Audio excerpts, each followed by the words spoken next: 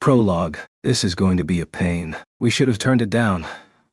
Everything happened because of the villagers' simple request. They wanted us to do something about the monsters around town. The dragon zombie's rotting corpse had badly polluted the surrounding mountains. Once we took care of that problem, the monsters that had been thriving in the polluted mountains set their sights on the village. The idea was that once the monsters learned that the village was a dangerous place for them, they would just stay away. So the village hired us as temporary guards to keep the monsters aware of the threat the town posed. Honestly, I'd wanted to turn the job down, but they'd done so much for us that I ended up accepting it out of a sense of obligation. Considering all they were doing to help Raphtalia with her illness, we couldn't just leave them in the lurch, so we made our way back to the mountains.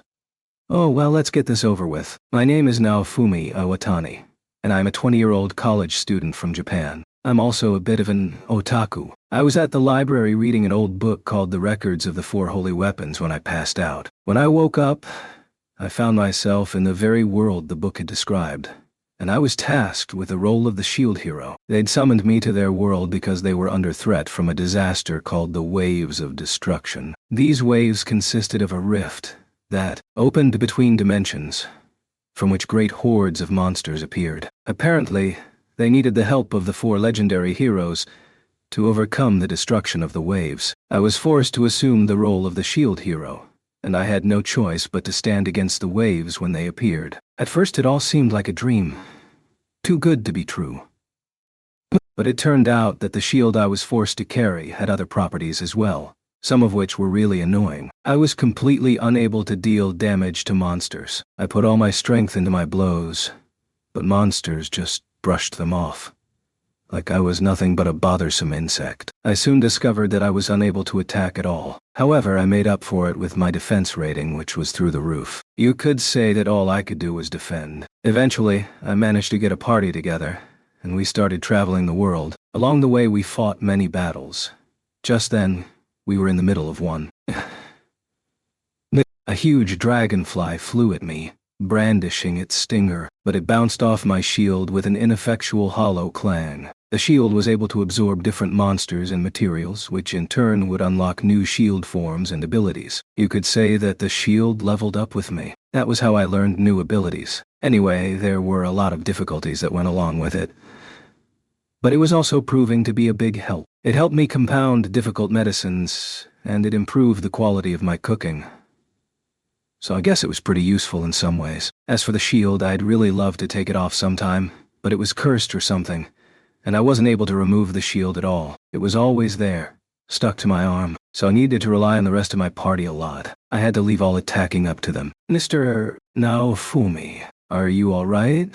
The girl with the raccoon ears and tail cut down a poison fly and turned to me. Her name was Raphtalia. She was a raccoon-type demi-human. After I was framed and chased out of the castle, I bought her as a slave. When I first bought her, she looked like she was around 10 years old. But demi-humans' bodies grow as their levels rise. She matured very quickly as we fought different monsters, and now she looked more like a 17-year-old girl. She was very pretty. Well, she was cute anyway. Personality-wise, she was very serious. Watching her, you got the impression that she was constantly evaluating possible routes of action, that she was always trying to determine the correct path. Before I was summoned to this world, there had been a large wave of destruction, and she had lost her family and village in the ensuing chaos. I think that's probably why she was so motivated to fight against the waves with me. I'm leaving defense up to you. I know. Luckily enough, Raphtalia trusted me. I had watched her grow up before my eyes,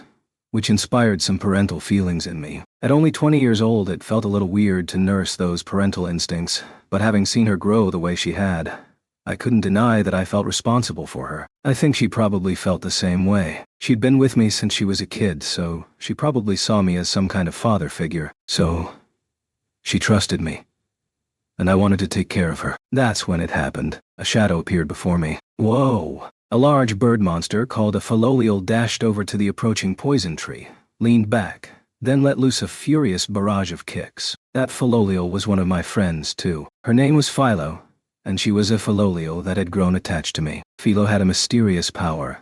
She could turn into a human. When she's in human form, she is a little girl with blonde hair, blue eyes, and little angel wings on her back. But her real form, well, She was a Philolial but not a normal one. Her Philolial form was like a mix between an ostrich and a giant owl. Apparently she was actually a Philolial queen. She was strong enough to pull a heavy carriage, and she ate more than enough to compensate for her effort. She was always putting things in her mouth. Don't let her cuteness fool you. She can really pack a punch. Her personality was innocent, free, and pure.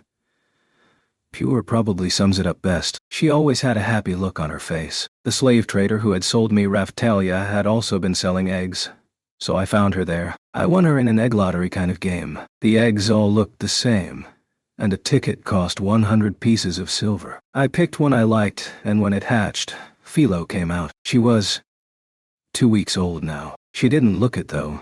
She looked much older. I'd raised her too. Looks like we're almost done here, Mr. Naofumi, but I want to keep fighting. Once we started fighting, the plan worked within an hour. Most of the monsters had fled to the mountains and learned to keep their distance. You all right, Raphtalia? She was moving slower than normal, thanks to the curse. The curse had been very strong.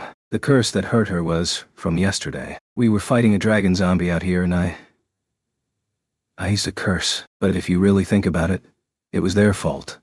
The 3 other heroes. They'd started this mess. When we were fighting the dragon zombie, the Shield of Rage from the Curse series unlocked itself, and I used it. The curse was strong and unwieldy, and it turned its fangs on Raphtalia, my friend. The curse had swallowed me completely, and she had to sacrifice herself to save me from its grasp. She was seriously hurt in the process. So even though I couldn't attack on my own, I had started standing at the front of the battle line to protect Raphtalia. As for my wounds, they really aren't so bad, Mr. Naofumi. Good. It's kind of nice to have you worrying about me. I'm really sorry. Promise you won't say that anymore. She smiled to show that she didn't care, but it only made me feel even guiltier. Are you okay, big sister? Yes, I'm fine. Aren't I, Mr. Naofumi? Yeah, sure. But don't overdo it. You don't have to. Anyway, thanks for caring. Apparently she wasn't hurt too badly, which was good. Well, that's the end of our work for the day. Tomorrow we are heading back to the castle in Melromark so that Raphtalia can get some real treatment. We set off down the road back to town. When we left the mountains, there was a road that ran over rolling fields back to the village. Master! What's that? A wild Philolial A appeared. A wild Philolial B appeared. A wild Philolial C appeared. A blue-haired girl appeared by the Philolials. Damn it. What was a girl doing with wild Philolials? I cursed under my breath and watched closely. But she just looked like a normal little girl. Hey you, are you from the village? I thought I'd ask, just to be sure, but the Philolials responded before she did. Gah! The Philolials looked at Philo. They were astonished. Philolials A, B, and C took off running. Ah! The girl stretched her hand out after the fleeing Philolials. What was with that girl? Was she playing with the Philolials? Well, after spending all this time with Philo, I had a pretty good idea of how you could expect Philolials to behave. She was probably feeding them or something, since they like to eat so much. At first glance, the girl seemed to be pretty well off. Maybe she was the daughter of a rich merchant? What was that? The Philolials ran off and left her alone, so I guess she didn't own them. I guess they were wild.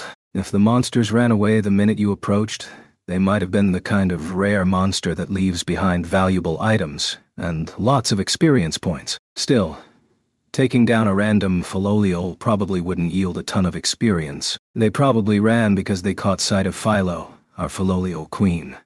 Boy, those birds sure look yummy. I think so every time I pass one of them on the road. Those are the same species as you. Philo was licking her beak in slobbery anticipation. I guess everything looked like food to her. So she'd go cannibal that quickly, huh? Creepy. If we chase them now, we can get them. Master, leave them alone.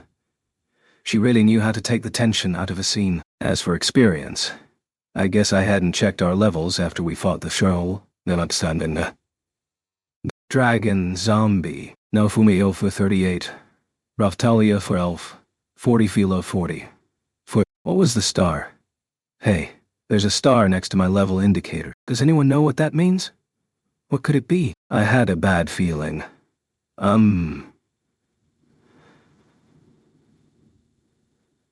don't know. I decided to check the help screen. I still didn't get it. The information might have been buried in there somewhere, but I wasn't able to find an explanation for the star. I guess we just have to come back to it later. Huh? The little girl that had been with the Philolials had noticed us, and now she was walking in our direction. Wow. Is that a Philolial? You mean Philo? Can she talk? The girl and Philo were looking deep into each other's eyes. Yes, it's always been my dream to talk with Philolials. I hope we can talk a lot. The girl, apparently very interested, kept talking to Philo. She looked around 10 years old. Her hair was blue, but it was all a bit faded. Maybe it was actually navy blue. She had pigtails and gave off an eccentric, powerful impression. You could tell she came from a good family. Master, what should we do? Good question. What should we do? It almost sounded like this rich girl wanted to take Philo. If I managed to get along well with her family, then maybe I could steer this in a more profitable direction. That wouldn't be so bad. I did not introduce myself as the shield hero, but rather as a holy man with a bird god-drawn carriage. People had approached me many times to see if they could buy Philo from us. Of course, I wasn't planning on selling her, but I used that as a starting point and steered the conversation in such a way that I could usually get the customer to walk away with some new, expensive accessory. And because I hid the fact that I was the shield hero, most people were very friendly when I approached them. From that perspective, it might be smart to try and arrange my business to keep the public on my side. It couldn't hurt to have some people that owed me favors. And yet, this girl could tell that Philo was a Philolial. She knew it from a single glance. A talking Philolial, right? What's your name? Philo. Philo, right? My name is Mel. Nice to meet you, Mel. Yay. Hey, Philo. Wanna eat this? The girl called Mel pulled some kind of jerky from her pocket and offered it to Philo. She must have known how much Philolials like to eat. Yay, thanks. Philo greedily stuffed the jerky into her mouth. Mel giggled happily at the sight of Philo's puffed cheeks. She started to pet them softly. She liked Philolials. I could tell that much. I could tell that she was different from those other people that had been interested in Philo. They only cared because Philo was rare. She looked like she actually wanted to be friends with Philo. Honestly, it couldn't hurt to network a little, so I'd encourage Philo to be friends with her if I could. Philo, we still have some work to do in the village, so you can just hang out here for a while if you want. Have fun. Okay, you want to come? Yes. So Philo and Mel ran out into the fields to play. We went back to the village and kept doing all we could to wipe out the sickness there. I asked the doctor if he needed any help, and he set me to work compounding medicines. Setting out my materials, I got to work. The work went faster than I'd expected, and pretty soon I was finished. There was a part of me that genuinely wished I could ease the villagers' suffering. Hopefully the village would return to its peaceful ways before long. I looked out at the fields and could see Philo playing with kids out there. Your Holiness, could you... The village chief appeared at my elbow and handed me a bag of money. Your Holiness, thank you for your help.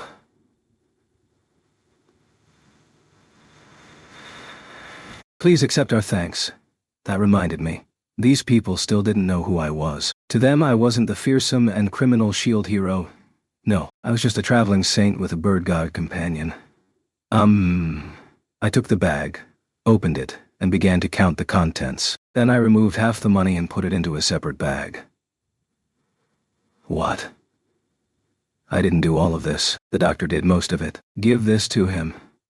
Oh, yes. If the doctor hadn't been there, we would have been in trouble. Alone, I don't think I could have stopped the spread of the disease. So it was really all thanks to him.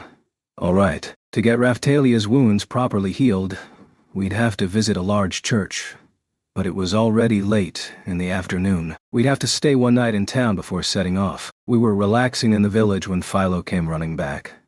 Hey, I made a new friend. That's great. Was it that girl we met on our way back from the mountains? Wait, did she have any friends to begin with? Shouldn't this girl be her first friend? Not her new friend? Raphtalia was less of a friend and more like a mother, or at least an older sister. Yeah, that girl, you know, she's been traveling to the same places that we have. Really? So she's a traveler, huh? She sure was dressed nicely for a traveler.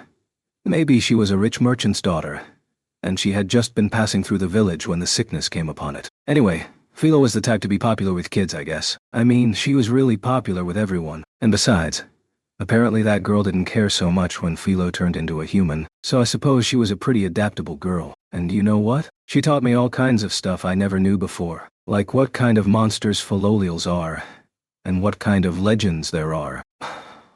Wow, I just needed to chime in from time to time to keep her satisfied. Philo wasn't the best conversationalist, so it was hard to get a handle on what she wanted to say sometimes. Here's an example.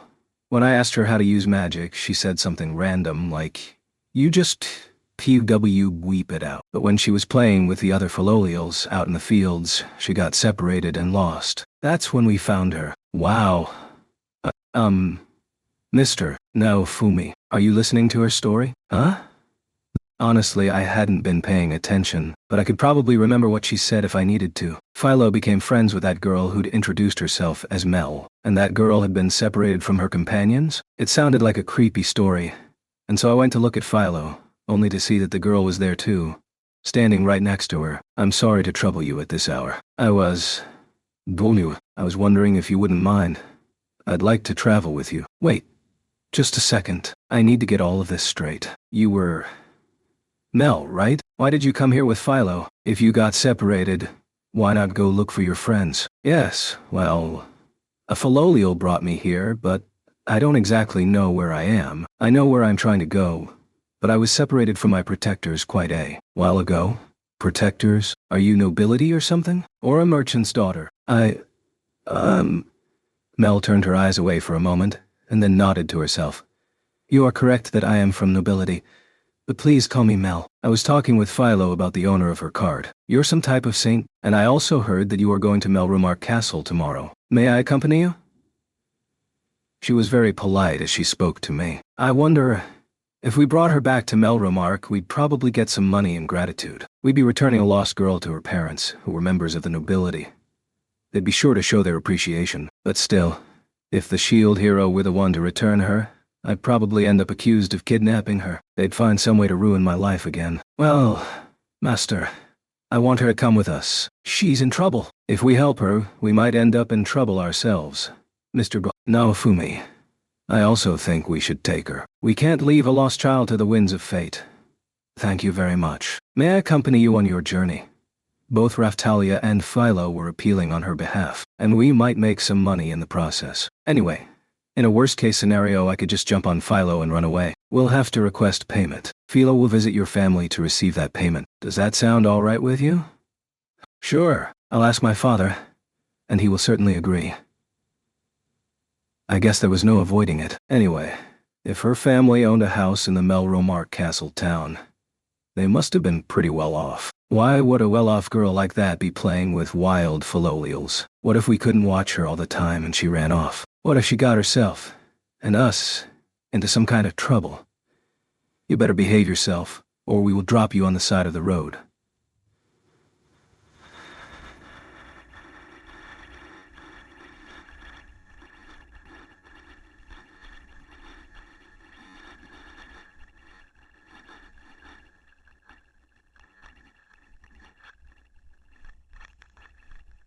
Thank you very much, Holy Saint. And that is how we ended up traveling with Philo's friend Mel on our way back to Melromark Castletown. We climbed into the cart that Philo was pulling and set off on our journey back to Castletown. Thank you for all you've done. Please come back again. Later. The whole village came out to see us off. On my way out of town, I couldn't help but wonder, would they still treat us this way if they knew who I really was? Just thinking of it made me feel strange.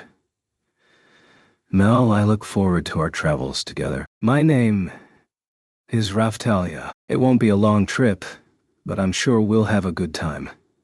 Yes, I'm sure we will, Miss Raphtalia.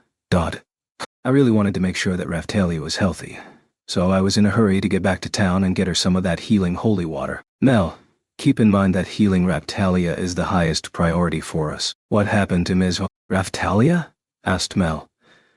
We were fighting some evil, vicious monsters up in those mountains, and she ended up cursed. So that's what happened, right?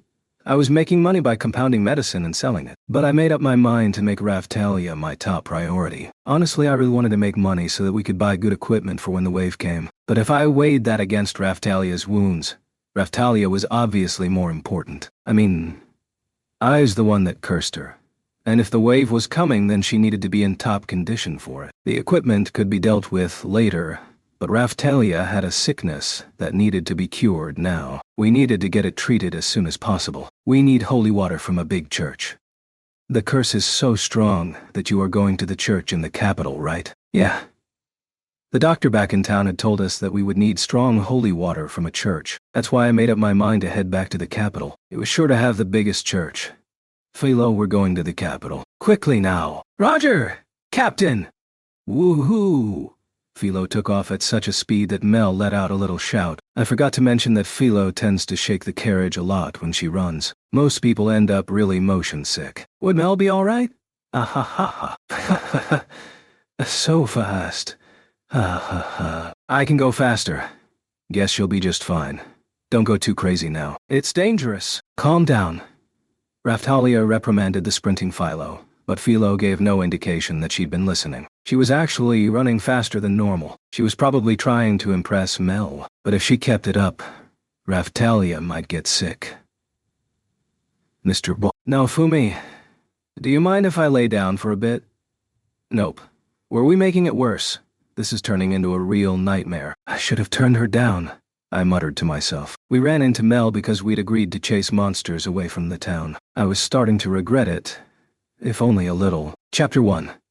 Philo's friend. The fire was crackling. We'd set up camp for the night. We were on schedule to arrive at the Melromark Castle town the next day. Ha ha ha. Oh, Philo, you're so funny. Wait, I got you. You got me. Philo was in her human form, and even though we were out in the wilderness, she was so hyperactive she was running in circles. It was fun to have a sleepover with your good friends. I'd done that before on summer vacation school trips to the seaside, or during lock-ins in the science room, so I understood how fun it could be. But still, these two liked each other way too much. It only made sense. Philo hadn't ever really had a real friend that was in the same age range as herself. But Mel was from nobility, so they weren't really on equal standing. Mel was more like Philo's owner. When you looked at them, they looked like close friends. So I guess Mel didn't really care that Philo was a monster. When we were riding in the carriage, Mel had made a few fiery speeches about Philolials, about which she seemed to know quite a lot. But she said that she had been on some long trips before, and so she'd probably ridden in Philolial carriages a lot. That was probably how she came to like them. Calm down. Okay. Mr. Naofumi, why not let them play? Isn't it good for Philo to have a friend? I guess it was almost unbelievable how loud and obnoxious Philo could be with a friend in tow. Mel, I'm going to show you my treasure. Yay! Philo had a bag that she always kept hidden away in the carriage. She took it out and showed it to Mel. I wondered what it could be. I kind of wanted to know, what would Philo consider a treasure? I'm sure it was just trash. But if she was filching from my stash, I'd have to lay down the law, Master. You want to see too? Sure. Philo waved her hand to call me over, and I peeked inside the bag. It was filled with pieces of a broken sword, and some junky-looking jewels from when I failed at an accessory-making attempt. Some glass beads. Connectors. It's so sparkly and pretty, isn't it? Yes, it's beautiful. Mel looked a little confused. In her defense, it was a bag of trash. She was probably drawn to shiny things because she was a bird. I think I'd heard somewhere that crows like to steal shiny things. Was Philo doing the same thing? What's this? There was something else mixed in with the trash. I reached in and took it out. A brown hairball? It was a large, soft ball, but when I pressed it, I could feel a number of smaller, hard objects moving inside. More than anything else, the object smelled terrible. I had a really bad feeling about this. That thing there came out of my mouth. It came from out of her mouth, out of Philo's mouth. Had she been a cat, the object would have been a hairball. Had she been a human, it would be vomit. But Philo was a bird, and birds throw up pellets? In other words, the hard things were pieces of monster bones mixed in with Philo's own feathers and other indigestible materials. Gross. What was she thinking? And to think, I touched it. I threw the pellet ball away. Hey, that's my treasure. That's no treasure. That's excrement. If you put that in a bag again, I'll throw all your treasures away. But Mel was watching our exchange with a bewildered look on her face. We finished talking, and I made dinner. For dinner, we had the meat of a monster we met on the road. I skewered it on wooden sticks and roasted it over the fire. Master, you're such a good cook. It's true. You're very good at it, and the food is always delicious. Nell, you should have some, too. Raftalia passed a stick to Mel, who took it gratefully. I mean, all he did was stick it over the fire, but it's so good. She ate it slowly and thoughtfully. I thought for sure that she would protest, eating such barbaric food, but apparently my fears were unfounded. Was it because of all she'd been through on her travels? I was judging Mel from her appearance. She was probably just an outspoken, brave girl. Anyway, we finished eating, and there was nothing left to do but sleep. But it was still a little early for that, so we were stuck with some free time. I was pretty used to staying in the wilderness by then, so I thought about taking out the magic book and sitting down to study some more. A little time went by, and Philo and Mel started to calm down. They probably wore themselves out and fell asleep. Raftalia was taking a nap so she'd be fresh for her watch. She still had to cover half the time. I just wasn't comfortable with the idea of leaving Philo and Mel in charge. Even if it was a book for beginners, it was still filled with many different kinds of magic. It covered things like First Guard and First Heal. I still couldn't really use them myself, but those spells seemed to be earned of the beginner level of magic. I was reading about spells to raise your attack power and agility. There were so many I wanted to learn, but the grammar was so difficult that following the descriptions proved nearly impossible. I occasionally threw new logs onto the fire, and time slowly went by. Raftalia slowly blinked and looked sleepy. Did I wake you up? No? Shall I take over? If you want to. All right. I found a good place to pause my studies and then took her up on her offer. Mr. Naofumi? What is it? Philo and Mel are. She pointed a shaky finger at the now silent figure of Philo, who was now a giant bird again. Philo was asleep, alone, and the clothes that Mel had been wearing were tossed about the ground around her. Where was Mel? I thought for sure I'd find her half naked, asleep on Philo's stomach. But when I looked, she wasn't there. Even her shoes were lying there. But where was she? You don't think... I knew Philo could be a pig, but... Mr. Naofumi, remember when you threatened those bandits by telling them that Philo ate people? You don't think that she... No way, she wouldn't. But we're talking about Philo here, but I guess I could believe it. Did she think that friends were people you could eat when you felt like it? Raftalia. Should we pretend we didn't see anything and hide the proof? Wait, what are you suggesting? If Philo ate a person, and a noble's daughter at that, do you think we should take responsibility for that? I wanted to avoid that responsibility if I could. I mean, I recognize that it's wrong, but still, that damn chubby bird. She really knew how to make a mess. Funia. Philo's head suddenly shot into the air as she woke up and blinked. What happened? Master? Big sister? Where's Mel? Mel? She's sleeping in my feathers. Huh? I don't see her. I just checked a minute ago. I was sure that she wasn't there. Mel, wake up. Mel, wake up. The feathers on Philo's back ruffled and stood up before Mel poked her face out of the fluff. What the? No way. No matter how you looked at it. Philo couldn't hide an entire person in her feathers. That didn't make any sense. But there she was. Anyway. What is it, Philo? Master was asking where you were, so I woke you up. I was just on Philo's back. It's so warm. Why did you take your clothes off? Because it's hot. They really gave me a scare. Anyway, how did you get so deep inside there? Philo's feathers are super fluffy and thick. Stick your hand in here and see. Okay. The time had come. It was time to see what Philo's body was really like. Mel was calling me over, so I reached out my hand. Whoa, it's really deep. I pushed both my arms in all the way to my shoulder before I finally felt something like skin. It really was very warm in there. If it was that deep, I could understand how Mel was able to sleep in there without anyone noticing. I don't understand how there can be that much space. I know. Let's take all the feathers off and see what it's like under there. We could sell the feathers too, might even make some money. No, but, holy saint, you shouldn't threaten Philo. It was just a joke. Oh boy, I'd gotten another glimpse of just how weird Philo's body was. Chapter 2. The Fruits of Peddling. The next morning we were ready and waiting for Castletown Gate to open. I soon discovered that trying to pull a carriage down the city streets was no easy task. We needed to find a place to stash it. The only place I could think of was the weapon shop. So we made our way there. The owner of the weapon shop was a true rarity in the world. He was one of the only people who believed in me and tried to help me. Even after I'd been framed for a terrible crime, he sold me weapons at a fair price. I knew that I could trust him. Hey, old man, sell us some weapons and armor, would you?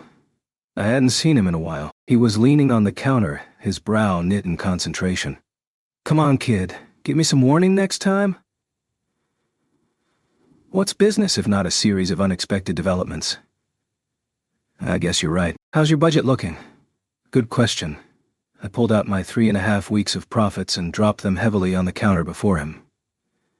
There were 3 bags, stuffed full of money. I haven't counted it, but that's all silver. Come on, kid. Count it for me. Pretty good, huh? That's from my traveling merchant life. This must be a hobby of yours. Trying to give me a heart attack, that is. Unfortunately for you. Fine, then. Let's get to counting, shall we? Sure. The old guy and I started counting coins. Raphtalia joined in too. Hey, princess, what's wrong with you? Are you hurt? You're moving differently than you used to. Yes. Unfortunately, I was cursed quite badly in a recent battle. Without meaning to, I stopped counting and looked over at Raphtalia. Ah. A curse. Those can be real trouble. Guess you're in recovery? Yes. Once we leave your shop, we're heading for a church to get some holy water. I see. Did we fool him? No. He had no reason to suspect me in the first place. It seemed like a lot of money, but when I started counting, I realized that there was actually a lot of bronze mixed in. Calculating the actual value, it wasn't as much as I had been hoping. This is all worth almost 50 pieces of gold. You sure know what you're doing there, kid? You don't have to tell me twice. I'd always prided myself on my business acumen. Still, I'd made all this money off the misery of others. It didn't put me in great mood. We have some stuff to sell too. Some equipment we lifted off of some bandits we met. Philo had been wandering around the shop looking at products. I snapped at her, and she quickly ran out the door and pulled in different items from the cart outside. Can I bring Mel back home? Asked Philo. Sure, but get back here before noon, and make sure that her parents show their gratitude. Okay. Holy Saint. Thank you for all your help. I'll see to it that you get what you are owed. Thank you again for your assistance. Philo finished dragging in our loot, and then she left to bring Mel back to her family. That was fine. She had only come with us, so that we would bring her home, and I couldn't see there being any further complications. We'd only spent a day together, but still, I felt like I'd started to get a handle on just what kind of girl Mel was. She had been very polite, and getting in her parents' good graces certainly couldn't hurt. When Philo was on her way out, I told her to run away at the first sign of any trouble. All right, so you want to trade this stuff in? I turned back to the weapon shop owner and returned to our negotiations. There was a pile of equipment between us. We had managed to steal it from some violent bandits we had encountered. Kid, you've got your hands in all sorts of honeypots, don't you? With that, plus all the money, how's our budget looking? Let's see here. You're talking weapons and armor for her, and then armor for her, and then armor for yourself, right? He crossed his arms and started mentally tabulating. Don't get me wrong. I'm glad that you bring me all your business. But you know that you can try some other shops too, you know? What's that supposed to mean? Nothing in particular. The other heroes have stopped coming around, so it made me think that there must be some other shop out there. A better shop. It wasn't impossible. The other guys already knew all about the world from their games. So there was a good chance that they knew a different store. One with better prices and equipment. But his shop was supposed to be the best in Castletown. So if there were a better place, it would have to be in another country, right? You have any ideas? Maybe if you went to our neighboring country, there might be a shop with better equipment than mine. If I have to gamble on a hunch, I'd just as soon take my chances with you. There you go, kid. I won't let you down. Worst case scenario, I'll just have you make me whatever I need. Those Like skilled hands you've got. Good eyes. When I was younger, I was the apprentice of a famous blacksmith to the east. That's what I'm talking about. That's why I like working with you. For your skill and your efficiency. I'm on it, kid. I won't let you down. The old guy jumped over the counter and started pacing his shop, considering all the products there. For the little lass, I'd think that a magic silver sword would serve her well. Of course, I'd include a blood-clean coating also. After some discussion, we agreed on a price of 10 pieces of gold.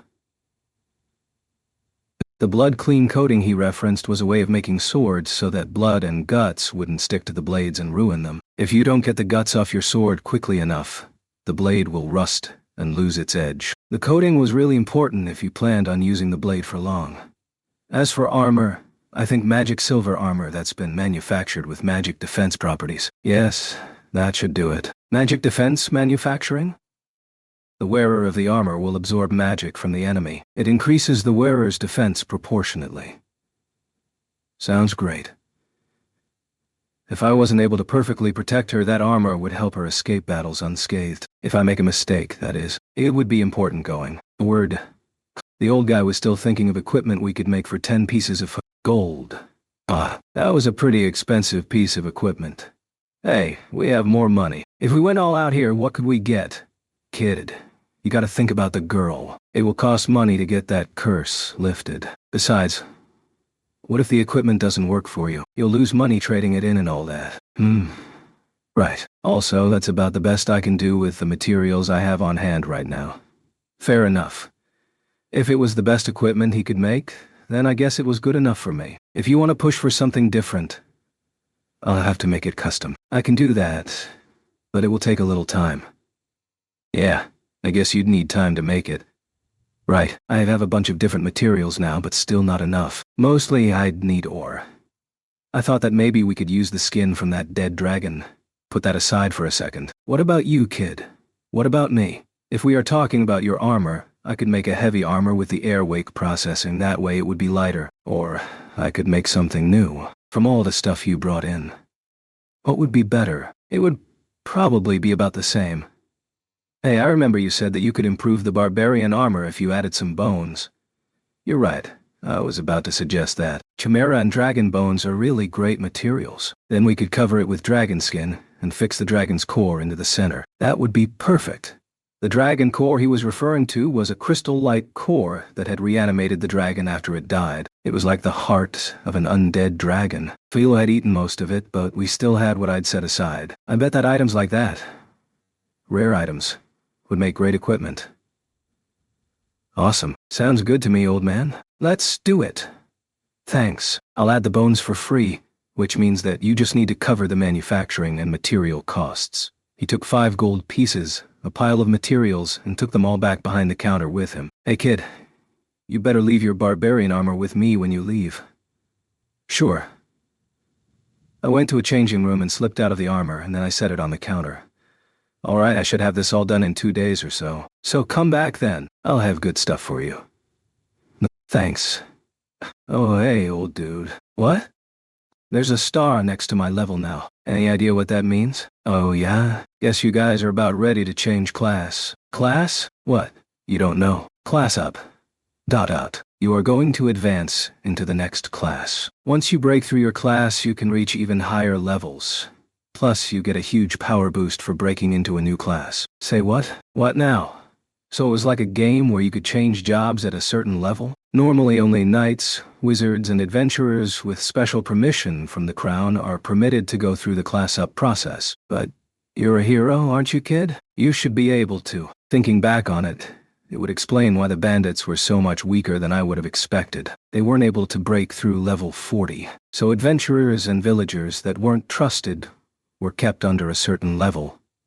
That's how they were able to keep the peace. They controlled everyone's power. That reminds me, when we've been fighting the bandits, I think the bodyguard had something similar. When you go through a class up, you have to decide what direction you want to take your growth. It sure worried me when my time came. Once you get that star, your options really open up. It's a big deal. Where can I do it? Where can I class up? Haven't you already been there? The room with the dragon hourglass.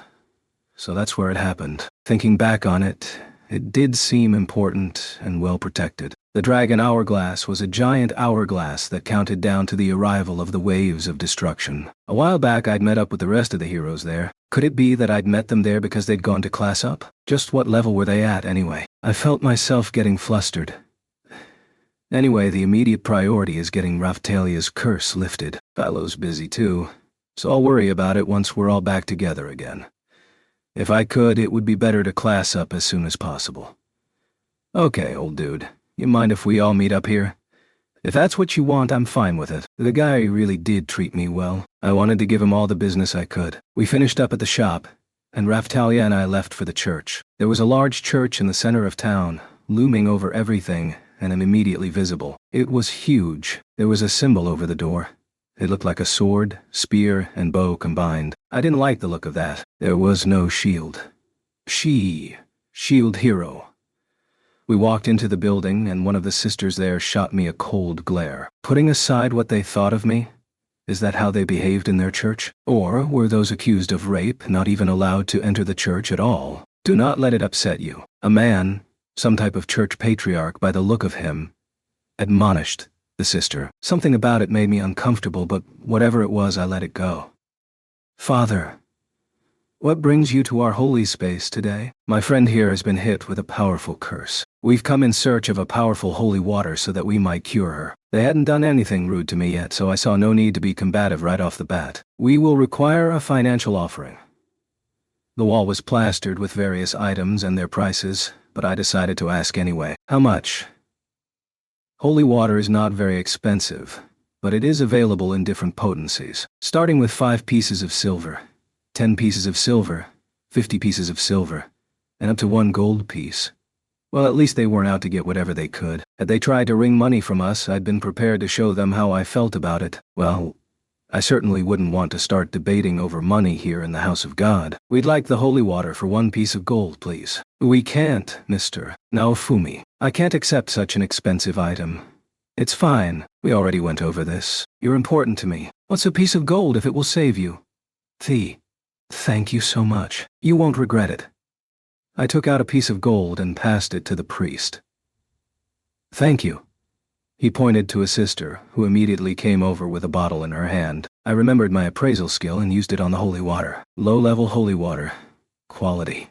Poor. I glared at the priest. He looked taken aback, then took the bottle from me. The color left his cheeks. Why did you bring this cheap holy water? But The Lord is merciful. If you have done this to appease your own sense of justice, then you must repent immediately.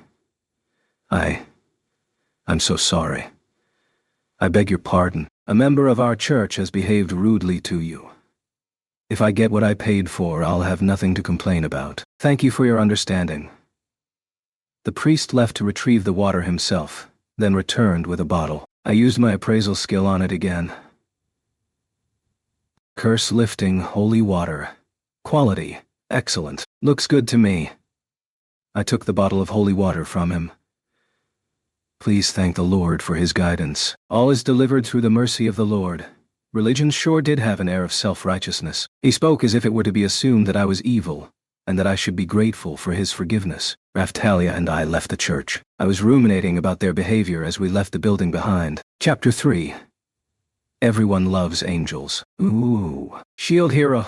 We were leaving the church when I heard a shout I couldn't ignore. I turned to see a young boy of 14 or 15, dressed like a soldier, running in our direction. He was nearly out of breath. We were in Castletown, so when I saw soldiers running in my direction, I was prepared for bad news. I didn't think.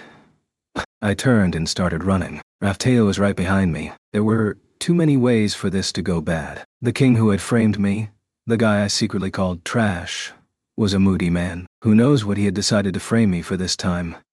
Wait?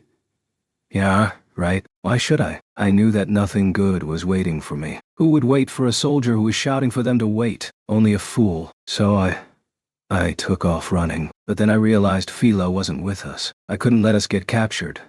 But I also couldn't escape town with our carriage if Philo wasn't there with us. Wait!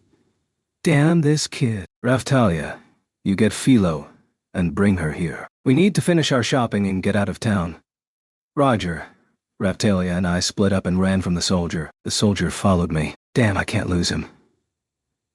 The soldier was very persistent. I crawled down a small alley and came out into a crowded main street where I was finally able to lose him in the crowds. Now I just needed to get out of town before he caught me. But how would I meet up with Raphtalia and Philo? If I could make it to the weapon shop, I'd be able to meet them there. Or so I was thinking when... What the? I turned to see a crowd led by Motoyasu. He was pointing at me and running. The crowd parted for him. Damn. If they saw me now, what good was it that I'd escaped? Nafumi, I found you. That was Motoyasu Kitamura. He was the spear hero. Summoned to the world just like I'd been, but from a different Japan. He was the favorite of that bitch. The princess who'd framed me, and he was really living it up here, doing whatever the hell he wanted. He was probably the most attractive of us heroes. He was light-hearted, always hitting on girls. His head was as empty as you'd expect. He'd really made my life here into a nightmare. You, what are you doing? What the hell? Don't try to pin anything on me. Playing dumb? Good luck. We already know. We know that you're the owner of that fat bird. Fat bird? Philo? Give us the bird. We'll kill it. Ha! What are you talking about? That was all your fault. You should have been more careful before you approached her. Once, a little while ago, Philo had given Motoyasu a hard kick to the crotch. Sent him flying. It had felt good to watch him flip through the air. Still playing dumb? That fat bird of yours was after me the second it saw me. What was he talking about? Was he imagining things? What are you talking about? Like I said, that fat, stupid bird of yours tried to run me down. I looked at Motoyasu. The armor was as nice and shiny as ever, but the crotch was missing and covered with a cup. This was hilarious. Ha! The guy was traumatized. Ha! Oh boy. This just kept getting better and better. I'd have to give Philo a treat later on. She'd known what I really wanted and taken the day to give me this present.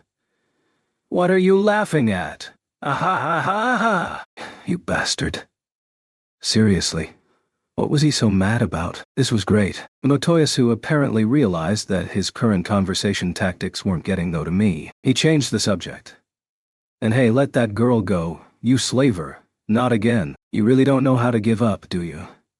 There had been a time, in the past, that Motoyasu had tried to save Raphtalia from me. That she was beautiful must have been a motivating factor. He challenged me to a duel I had no hope of winning, and he was right. I lost.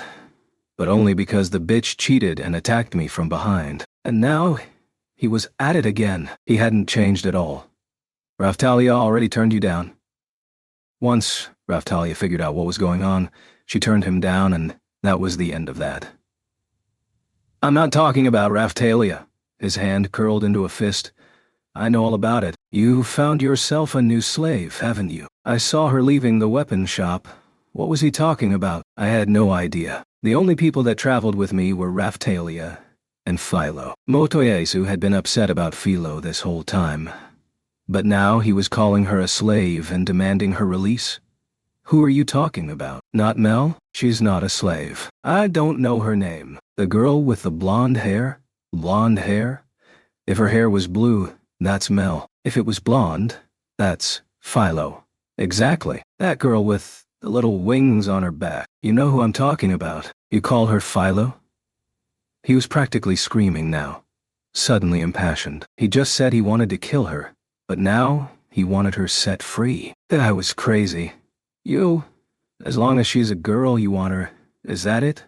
No, he shouted again. I've never seen such an ideal girl. What? Who would think it? There really is a girl out there that's just like Fleon of the Magical Lands.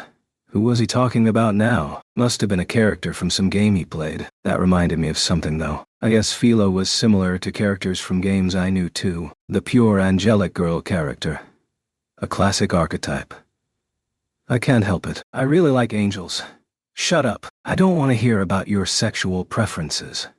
This world is the best. My heart was fluttering the second I laid eyes on her. Motoyasu was very excited. From the look on his face, you'd never know he was the same person that had just been screaming about a giant bird. His eyes were shining now, He was enraptured. The other members of his party were looking annoyed. That must be why they were standing there silent. I know that you own that girl somehow. Let her go. God, you're annoying. Okay. So he was saying that I needed to hand Philo over, just because she happened to be his type. I wished he'd keep his jokes to himself. You think I'm just going to go along with that request? If you won't, we'll fight until you agree. He readied his spear and pointed it at me. What? You want to fight here? Stop that. Think about your surroundings.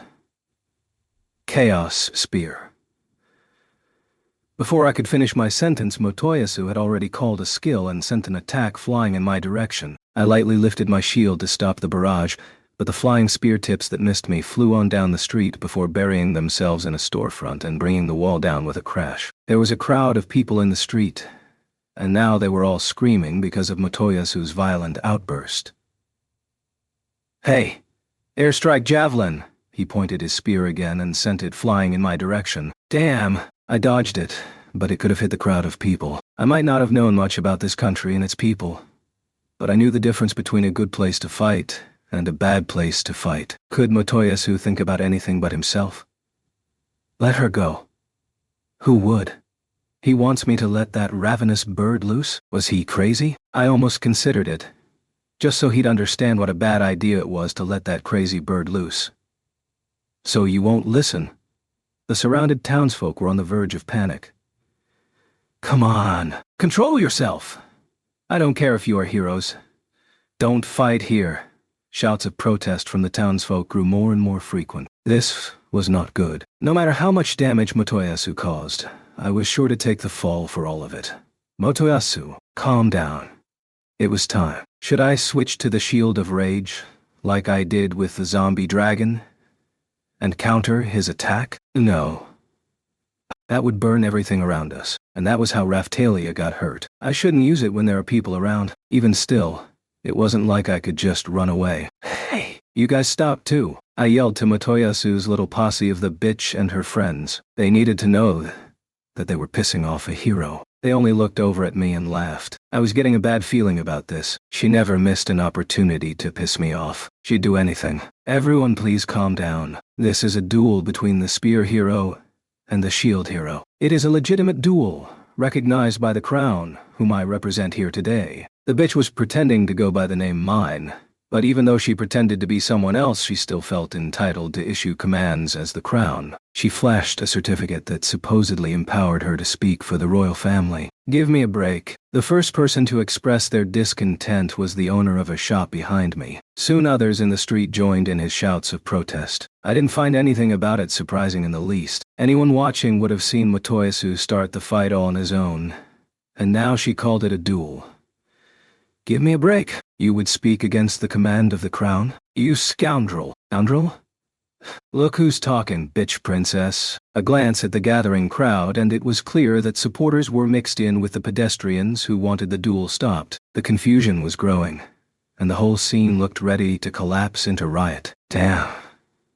This was not looking good. The worst part was that I had just finished escaping my pursuers. They were probably still around here, and if a big duel started, they were sure to find me.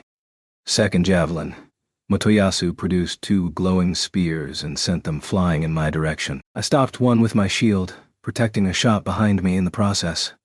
But the second one grazed my arm and left me scratched. First heal. I could heal myself with magic, but I couldn't hope to win a duel by only defending. What should I do? Without Raphtalia or Philo, I didn't stand a chance of winning, and Motoyasu knew that I couldn't attack. He was doing this on purpose to humiliate me. Did he only start duels that he knew he would win? The jerk. If it was going to be an unfair fight from the start, I wouldn't have any choice but to run. Unlike last time, they didn't have Raphtalia as a hostage, so I didn't have anything forcing me to fight him. Or so I thought. Please stop that. Spear hero. The soldiers I'd been running from appeared from the crowd and positioned themselves between Motoyasu and me. This area is heavily trafficked by our citizens. We cannot permit you to duel. Here. Yes, we can. The bitch immediately snapped at the soldiers. She flashed the certificate and continued. Your assistance is not necessary here. This is a duel between heroes, and the interference of a mere soldier will not be tolerated. That bitch. She was rotten to the core. The soldier's eyes swam with confusion. Even if she was hiding out, she was the princess, after all. Certainly they didn't care about protecting me. Even still, the country and its people. I'm a soldier to protect them. If the personal affairs of someone, even if they are heroes, threatens the people of our country, I must put a stop to it. What's that? It felt like a cool breeze blowing through. Things might be different this time. And so, because the shield hero is unable to fight, I will take his place. I will be his sword. Huh? Motoyasu and I both fell speechless. A mere soldier wanted to cover for me as my sword. He was going to challenge Motoyasu? I will too. A kid who looked like some kind of wizard appeared from the crowd, walked up behind me, and leveled his wand. He seemed to be some kind of soldier as well. Imbecilic fools. You would challenge me? Do you understand my position? What the bitch really wanted to say was that even if they survived the duel, she would make sure they were taken care of later. Your position is irrelevant. We are merely carrying out our orders. The bitch's face turned red at the answer. Insolence. You think you can ignore the will of the crown? I will not permit the personal disputes of heroes to be settled here. A soft voice came from the crowd, followed by its owner. Everyone reacted as though someone with the proper authority had finally arrived. I'd never seen people act that way since I'd come to this world, so I was surprised as well. All the authority figures I'd met since I came here were scoundrels, rather than stopping a duel. They were more likely to instigate and enjoy it, like mine, who was second in command. Who would speak out against her? I turned to see. It looked like a mere child. Wait, no. It was Mel. She was flanked on both sides by Raphtalia and Philo, who both looked unsettled. They were walking in my direction. What are you doing here? It's been forever, sister. Sister. Mel reached into her pocket and pulled out a certificate. That's... Everyone was speechless when they saw the paper, and they let their heads droop. What was it? Who had more authority than the bitch? Spear Hero, please try to understand. I would appreciate it if you can put your disagreements to rest today. But please look around you. You would fight in a crowded town square? Are those the actions of a hero? Motoyasu sighed and slowly calmed down. He seemed to understand the situation. Mr. Naofumi. Raphtalia came running to my side. Are you all right? Yeah, but what's up with Mel? She's that thing's sister? Holy saint, but that's not who you are, is it? Allow me to reintroduce myself. My name is Melty. Thank you for bringing me back to Castletown. It was a very enjoyable trip we had together. Mel gave a curtsy. Shield Hero, what happened here? I don't know. Motoyasu once again challenged me to a duel. He wants to steal my party members away. Again, Raphtalia knit her eyebrows in disbelief and shot Motoyasu an annoyed look. Motoyasu ignored her and looked over at Philo. What's your miss? Philo, don't tell him the truth. I had to jump in to save her. This guy is making you pull heavy carriages around, isn't he? Let me save you.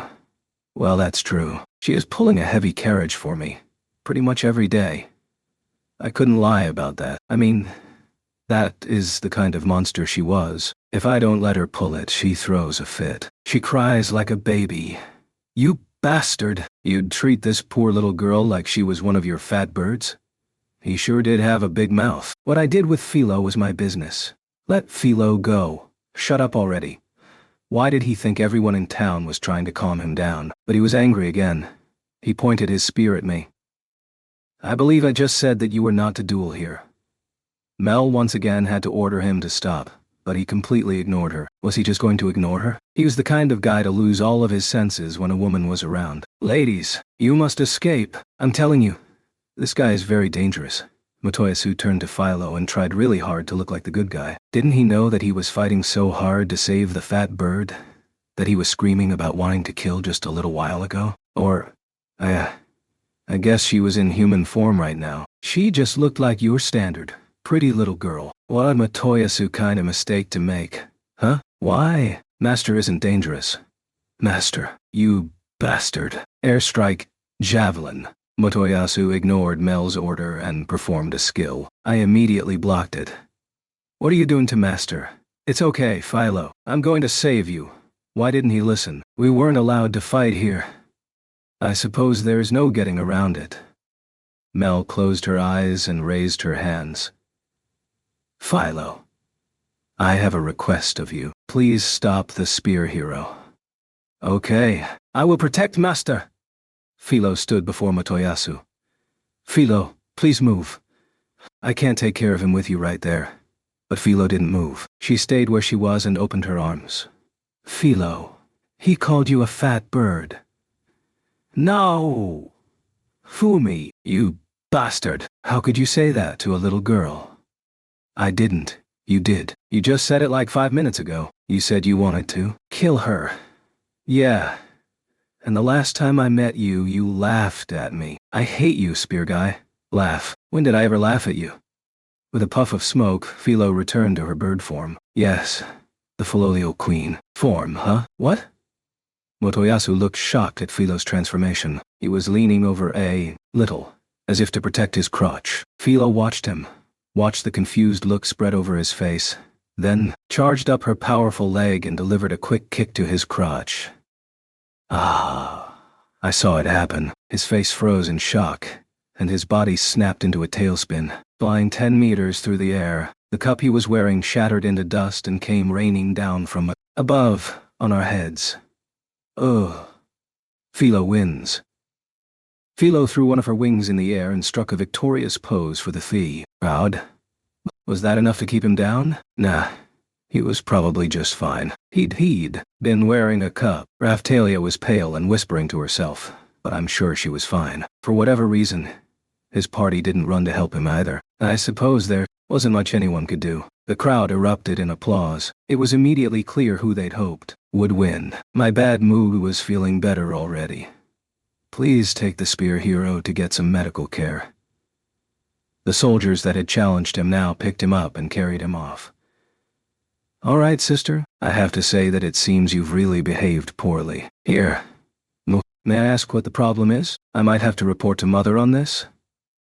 I am simply doing what I must to support the heroes as requested. It certainly didn't look that way. You cannot judge by this single, isolated event, Melty. Can't I? Your barbarous behavior stands out on the reports. You would turn on me, your superior, your older sister? I could ask the same of you, sister. The bitch shot us all hateful looks. What kind of relationship did they have? From where I was standing, it sure looked like Melty held more authority than the bitch did. The bitch noticed that Motoyasu and his party members had slunk off. She quickly followed them. A good excuse as any to run away. Master, didn't I do good? Philo came running over to me expecting some kind of praise. There was no getting around it. I reached over and rubbed her head. There. That's the second good kick you've given Motoyasu now. Udor. Good work. That was one of the best moments of my life. Yeah, I kick him every time I see him. Yes, you do. You're great. Why are you congratulating her? Raphtalia was angry, but I wouldn't backpedal on this. Philo really had done a good job after all. I swear, these heroes. Melty held a hand against her forehead and sighed.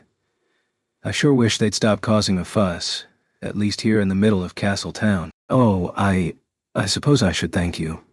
Sure, but not here. Let's find a quieter place to chat. I looked around for a good spot and, sure enough, the crowd was watching us closely. That only made sense. We shouldn't talk where everyone and anyone could overhear us. Okay. Shield hero? The soldier that had stood up to cover me was now giving me a pleading look. Yeah. You guys are coming too, aren't you? Not that I know what you are up to. We were never trying to capture you, Shield hero. I hope you will believe me. Considering the way they'd chased me and their obedience to orders, I wasn't really sure if I could trust them, but I suppose it couldn't hurt to hear them out. Chapter 4. The Volunteer. So, yeah. This weapon shop is one of my favorite places in town. I give the guy all my business. You remember it, right? Yes? Hey, kid. Think I could trouble you for an explanation? A bunch of stuff happened and I'd like to borrow your shop for a meeting. I don't really care what happened, but this is my place, not yours. Do me a favor and find another place for your meeting. The weapon shop was the only place I could think of where we could speak undisturbed, so after all the drama in town I marched everyone straight there. There aren't really any other places. Like what else? The Monster Trainer tent? Come on, kid. The Monster Trainer is really... The old guy knew. He knew what really went on in that tent. If you're going to take a bunch of kids to a place like that, then I guess I have no choice but to let you hang out here. And so there we have it. The owner's permission. Now then, who are you? Your name was Melty, right? Yes. I am the first heir to the throne of Melromark, the second daughter of the royal family, Melty Melromark. Huh? Let's see. The bitch is the oldest child, right? So why would the second daughter be the heir to the throne? My older sister has had personality issues for many years now. After causing problem after problem, it was decided that I would be the heir to the kingdom. Normally that would sound crazy, but when I thought about just how awful the bitch really was, it started to make sense. Even still, something seemed off. Could Melty really share blood with that crazy bitch? How did the Trash King produce a daughter like her? It was hard to believe. Philo. What? You can't hang out with this girl anymore. Mr. Naofumi. Why are you acting like her father yet saying such awful things? Come on. She's the bitch's sister. If she'd managed to become the heiress before her sister, she must have been good at manipulating people. At that young age, she might be even more manipulative than her bitch sister. Was she after Philo? Or even worse, was she working for Motoyasa? Had she coordinated this whole run-in just so that she could swoop in and earn my trust? She could have. She might have had her eyes on us since that eastern village with the epidemic. She earned our trust and infiltrated our group, and she'd been planning on capturing us when we delivered her to the castle. If Raftalia hadn't caught up, who knows what might have happened. And... sorry, but I think that's enough talking for now. I simply cannot trust you. Or I should say that I can't trust you anymore, now that I know who you really are. Please listen to what I have to say. Have you heard the things your own father and sister have said? I'm sorry, but there is no way we can talk. I can't trust you. Even if I told her the truth, there was no guarantee that she'd believe me. Just think about it. She was the Trash King's daughter. I couldn't just tell her to believe me. I'll accept the help you just provided us in the street as payment for bringing you back to Castle Town. Now get out. But you... Before the second princess could get angry, a knight opened the door to the shop and poked his head in. Ms. Melty, the king has summoned you. Please come with us. All right. I thought she'd throw a tantrum, as children do. But the younger princess instead gripped the frills of her dress, took a deep breath, composed herself, and followed the knight out the door. Bye then, Philo. Okay. Later. There would be no later, though. I wasn't going to give Philo away to some princess, or to Motoyasu. I swear, everyone in this whole damn kingdom drove me nuts. Mr. Naofumi, shouldn't you have at least heard what she had to say? Yeah, kid, she's right. Sorry, but I just can't trust the royal family. Shield hero. What? Oh, you guys are still here? I thought they'd left with the young princess, but I turned to see that the soldiers who chased me through the streets were still there. Just how many tricks would I have to put up with? These soldiers were in on it too, no doubt. I waved them away, but they didn't budge. Get out of here. We don't have anything to talk about. I'm not moving until you hear what I have to say. Oh, come on. All they were going to say was, give Philo to the princess or something like that. Fine, spit it out. If I didn't let them talk, they'd never leave. When the waves come, when the wave is here, I'd like to fight with you. What? What was he saying? I stuttered in disbelief and stared at the young soldier. Myself, and many other lower-ranking soldiers, were very impressed by the way you conducted yourself during the last wave. Also, I come from Ryut, and I feel the need to repay all that you've done for my family and friends there. Is that so? Yes. And, well, A number of us were impressed with your actions that day. We came to realize that if anyone fought to protect others, it was you, the Shield Hero. We formed a group. We want to fight with you. With me? I don't think your commanding officers will be too excited about that. The knights and leaders of the kingdom had never shown any desire to cooperate with me on anything. Once, during the first wave, I'd been fighting off a horde of monsters when they decided to rain fire down on me from afar. You're right. They won't be happy about it. But you protected us when we needed it. We want to follow your example and help others. And so you came looking for me? The guards posted around town are all in agreement. We've all talked it out, and we agreed that whoever found you first needed to stop you and tell you how we all feel. You don't say. We aren't supposed to fight against the wave directly. That's not our role in the battle. Even still, we believe our #1 priority should be protecting our citizens from harm. What a refined philosophy to have. If only the other stupid heroes shared it. So, please, Shield Hero, when the next waves comes, let us fight with you. If you just want to fight against waves, I don't see why you need to fight with me. There had to be some other reason they were offering me their services. There was probably some system of advancement within their military, so that soldiers that proved themselves in battle would earn promotions quicker than their compatriots. If that was true, then battling side by side with a hero against the wave was sure to improve their standing. And even if we were heroes, no one could hope to face down a wave by themselves. They knew that I needed whatever help I could get. In the status magic bar, there was a category under party members called Battle Formations. It probably referred to something we could use during the wave. It would make sense if we used it when battling the wave. It seemed like the proper way to go about it. It was probably something similar to online MRPGs, where guilds and clans could fight one another. In this situation, the enemy wouldn't be another guild. But it seemed like they were talking about a similar setup. If not, how were one person and their immediate party supposed to face down a whole wave of enemies? That would be about as reckless as a person could be. Sure. When we got to the boss monster, the high-level ace players, in this case that would be us heroes, would have to step up and defeat that monster. But what about the rest of the other, weaker monsters? You'd think that plenty of normal people and soldiers could take care of them easily enough. The last wave pretty much proved my theory. The last wave occurred near a village named Ryut, and the knights and soldiers were able to arrive quickly. That settled it easily enough. But the country was big. If the wave occurred somewhere far away, the damage would be incalculable. If that happened, there would only be a few of us there to protect people. Whatever. Setting aside the actual battle formations and strategy for a second, I wanted to know why these young soldiers wanted to fight by my side. Was it because I was the weakest of the heroes? If there was a lot of competition to get in with a hero during battle, it only made sense for them to come to me first.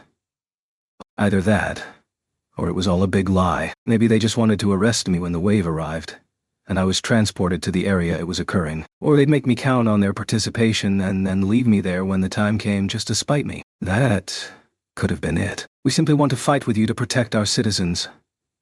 Of course, he could say whatever he wanted.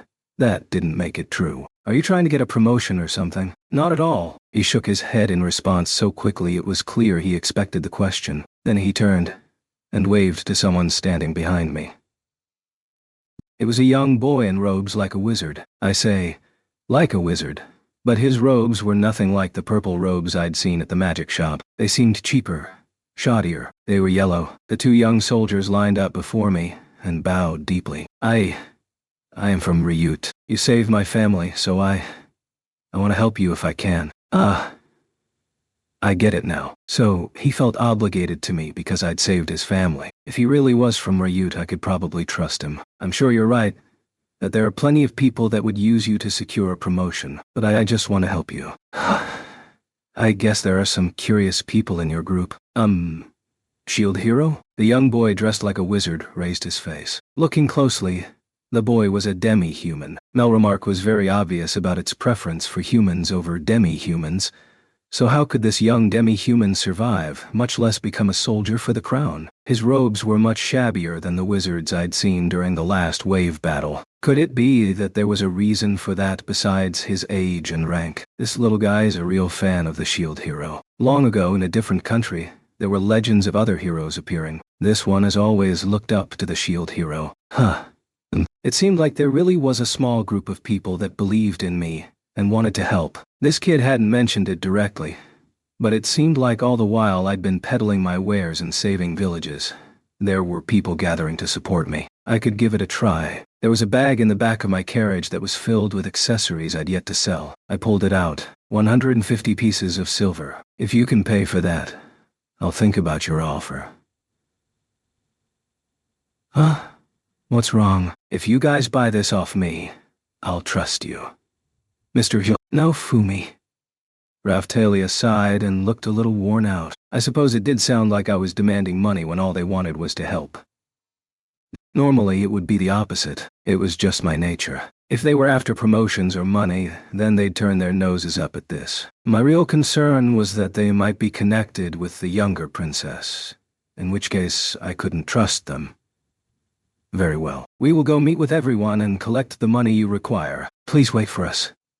The young soldier I'd been talking with made the declaration and ran off. Kid, I tell you, you're awful.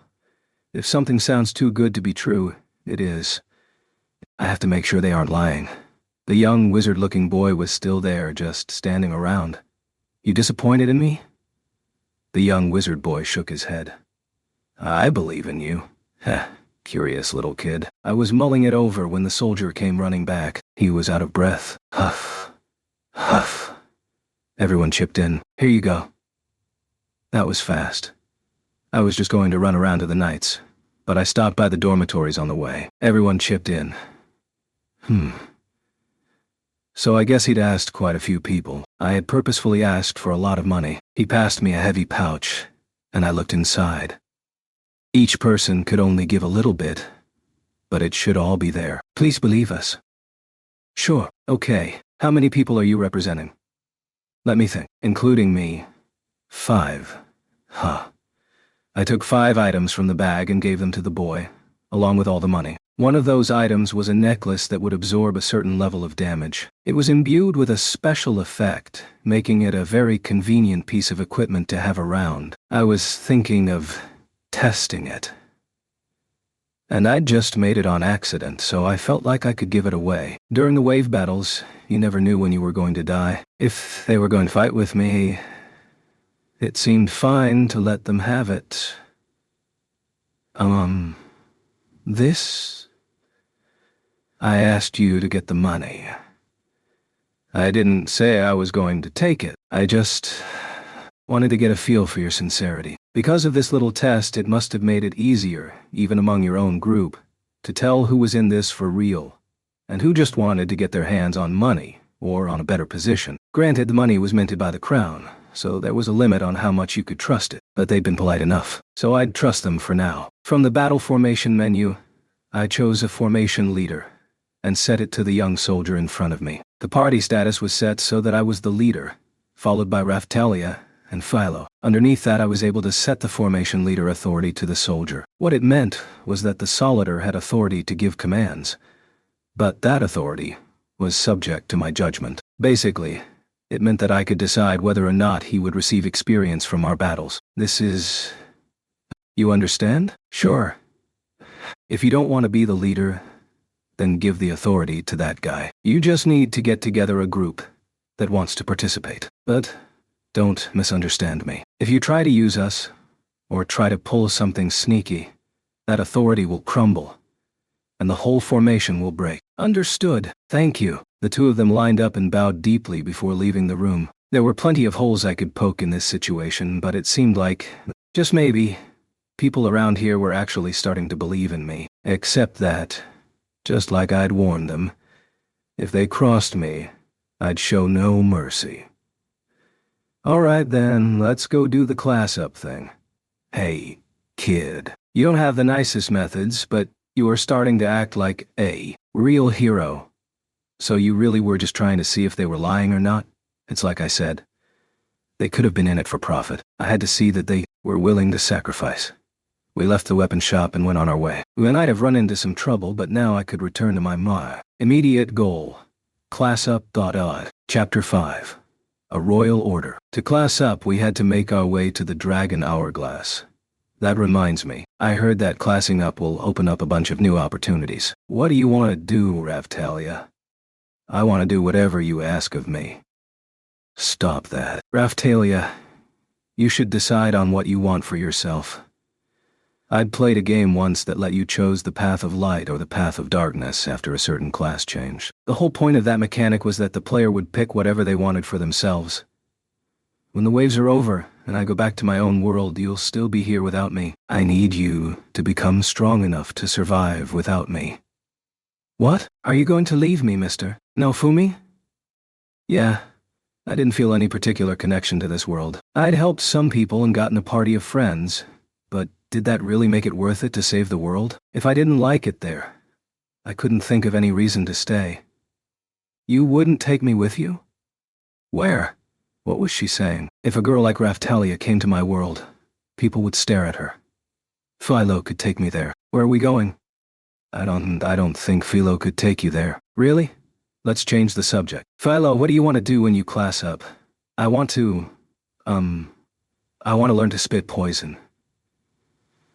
Now there's a phrase for the history books. What did this stupid bird want now? Was it because we'd fought a lot of poison-type monsters lately? Did that make Philo think that it was cool or something? Like the bioplant and the dragon zombie? You're already spitting poison. I just meant that she had a sharp tongue. She just babbled whatever she wanted without thinking about her surroundings. Really? She narrowed her mouth to a slit and exhaled sharply. Did I do it? That's not what I meant. Anyway, let's get going. We thought about the impending class-up and made our way to the Dragon Hourglass, our hearts leaping in our chests. The Dragon Hourglass was situated very prominently in the center of Melromark's castle town. There was a great view from the grounds. It was a very sunny spot too, and there was usually a crowd of people lounging around in the afternoon sun. I was thinking over the location on our way there, and soon enough we arrived at the Dragon Hourglass. Just like always, it stood silent in the building, a heavy and important atmosphere floating over the hush. You must be the shield hero. Just like the last time, I was greeted by a grumbling sister of the faith. Yeah. And to what do we owe the pleasure? We'd like to class up. In that case, we will need 15 pieces of gold from each of you. 15 pieces of gold? Was she crazy? What could possibly justify a price that high? The sister remained calm and unmoved, though her eyes seemed to be laughing at us. Was she waiting for us to say that we couldn't afford it so that she could laugh in our faces? You said 15 pieces of gold each? With both Raphtalia and Philo, we wouldn't have enough money to cover it. But there was still time until the next wave came, so I guess we would just have to focus on making money with the time we had left. Raphtalia, you class up first. What? Just big sister. Yeah, enough money. So there isn't much we can do about that. You can class up the next time we come here, so just relax. I'll get you a treat on the way home. She sighed in exaggerated discontent. I'd been meaning to treat her to something anyway, ever since she delivered that good kick to Motoyasu. So it was good timing. I took a bag filled with 15 pieces of gold, Raphtalia's portion, and showed it to the sister. The sister's face suddenly flushed, and she ran to retrieve some documents from the desk at the front of the room. The shield hero is prohibited from classing up. What? What's that supposed to mean? It is a royal order. The shield hero and his party are prohibited from classing up. That trash king, he sure did know how to piss me off. First they set an illegal price, and then when I show that I can still afford it, they say that I'm prohibited from even trying. Give me a break. If I couldn't class up, what could I do? Why would I have to fight on without a job change? Was this some kind of new game-playing strategy for hardcore gamers? Give me a break. It is the rule. And besides, the shield hero has, right from the very start. Oh, never mind. From the very start, what? When I jumped to my feet, some knights that had been mulling about the back wall all snapped to attention. Geez, fine. I put all my strength into my legs and pounded my feet loudly as we walked out of the room. I should have spent longer with the younger princess. What if she had really wanted to help me? She was in line to inherit the throne. And if she really did want to be on my side, she might have been able to do something about this stupid rule. And besides, if they were putting the brakes on my ability to class up, that was a good enough reason to go see her anyway.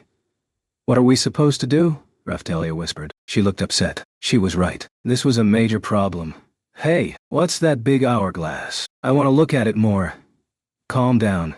I decided to look at the help menu. I found the section on Class Up. I better read up. Class Up is a ceremony to increase the possibilities for party members of a hero. The ceremony is performed at the Dragon Hourglass. We suggest you wait until there is a star by your name before attempting to class up.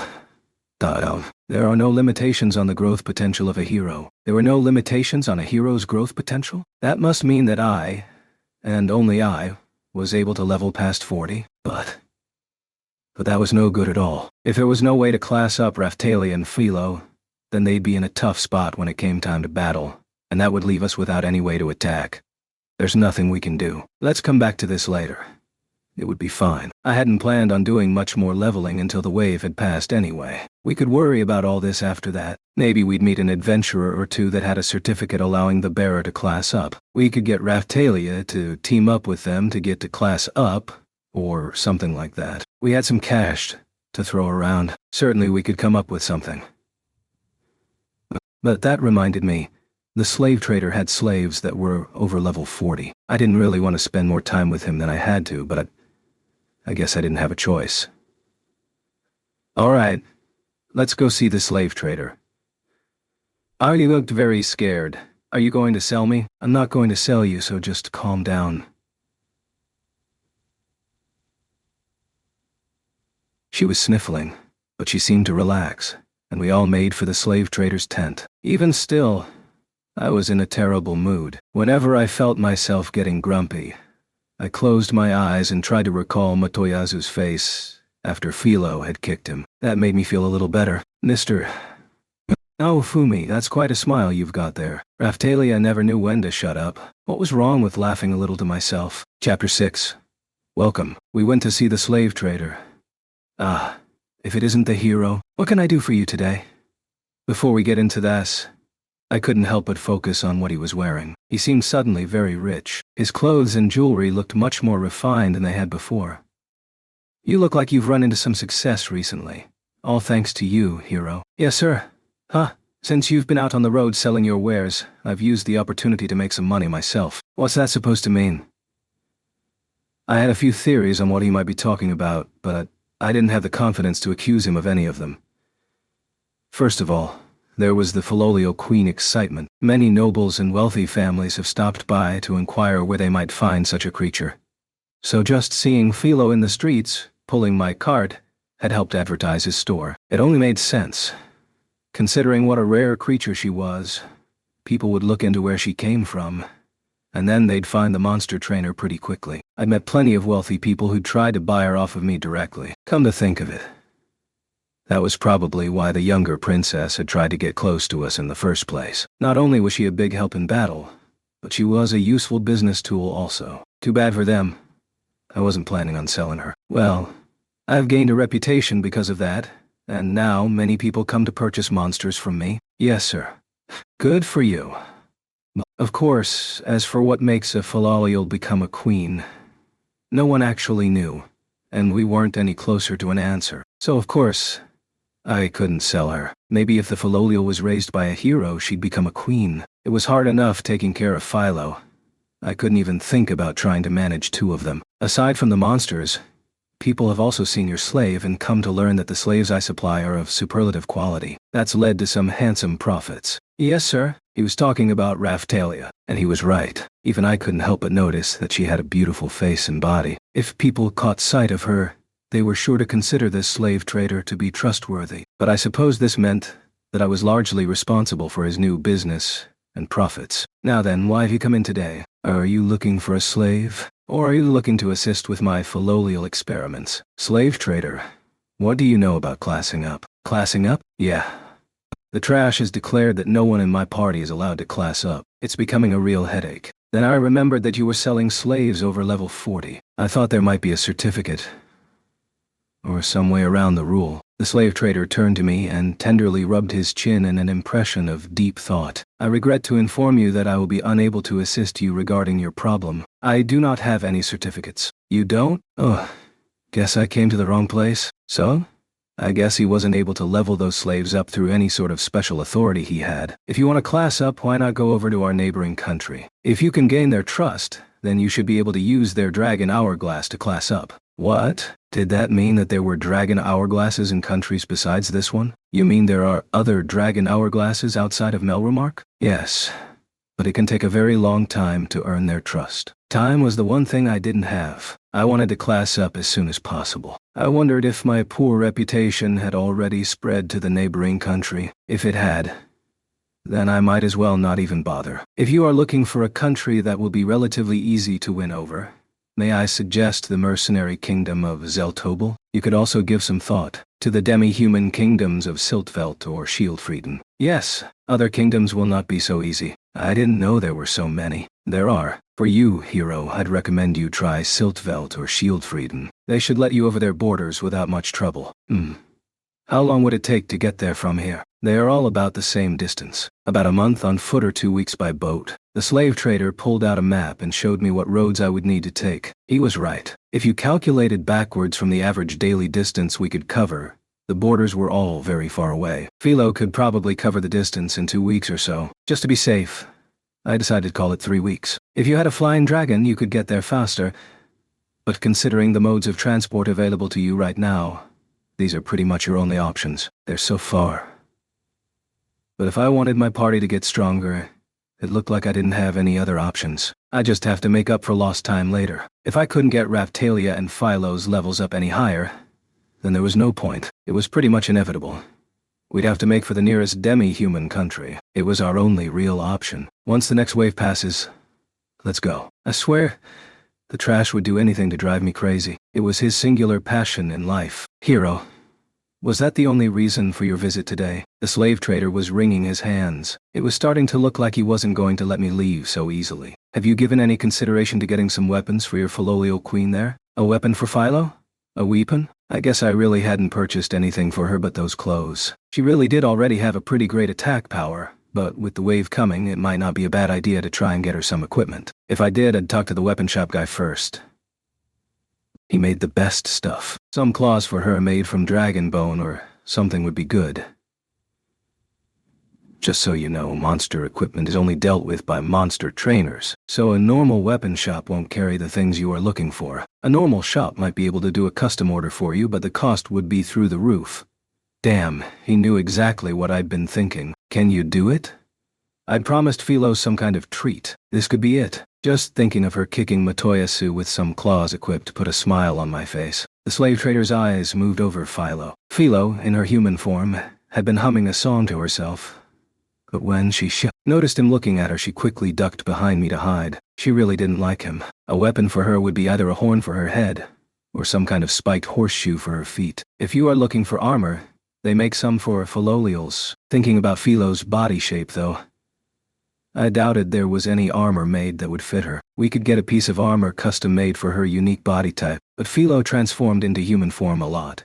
And if the armor couldn't change shape with her, then changing in and out of it would be a real pain. What do you have in mind when you say horn?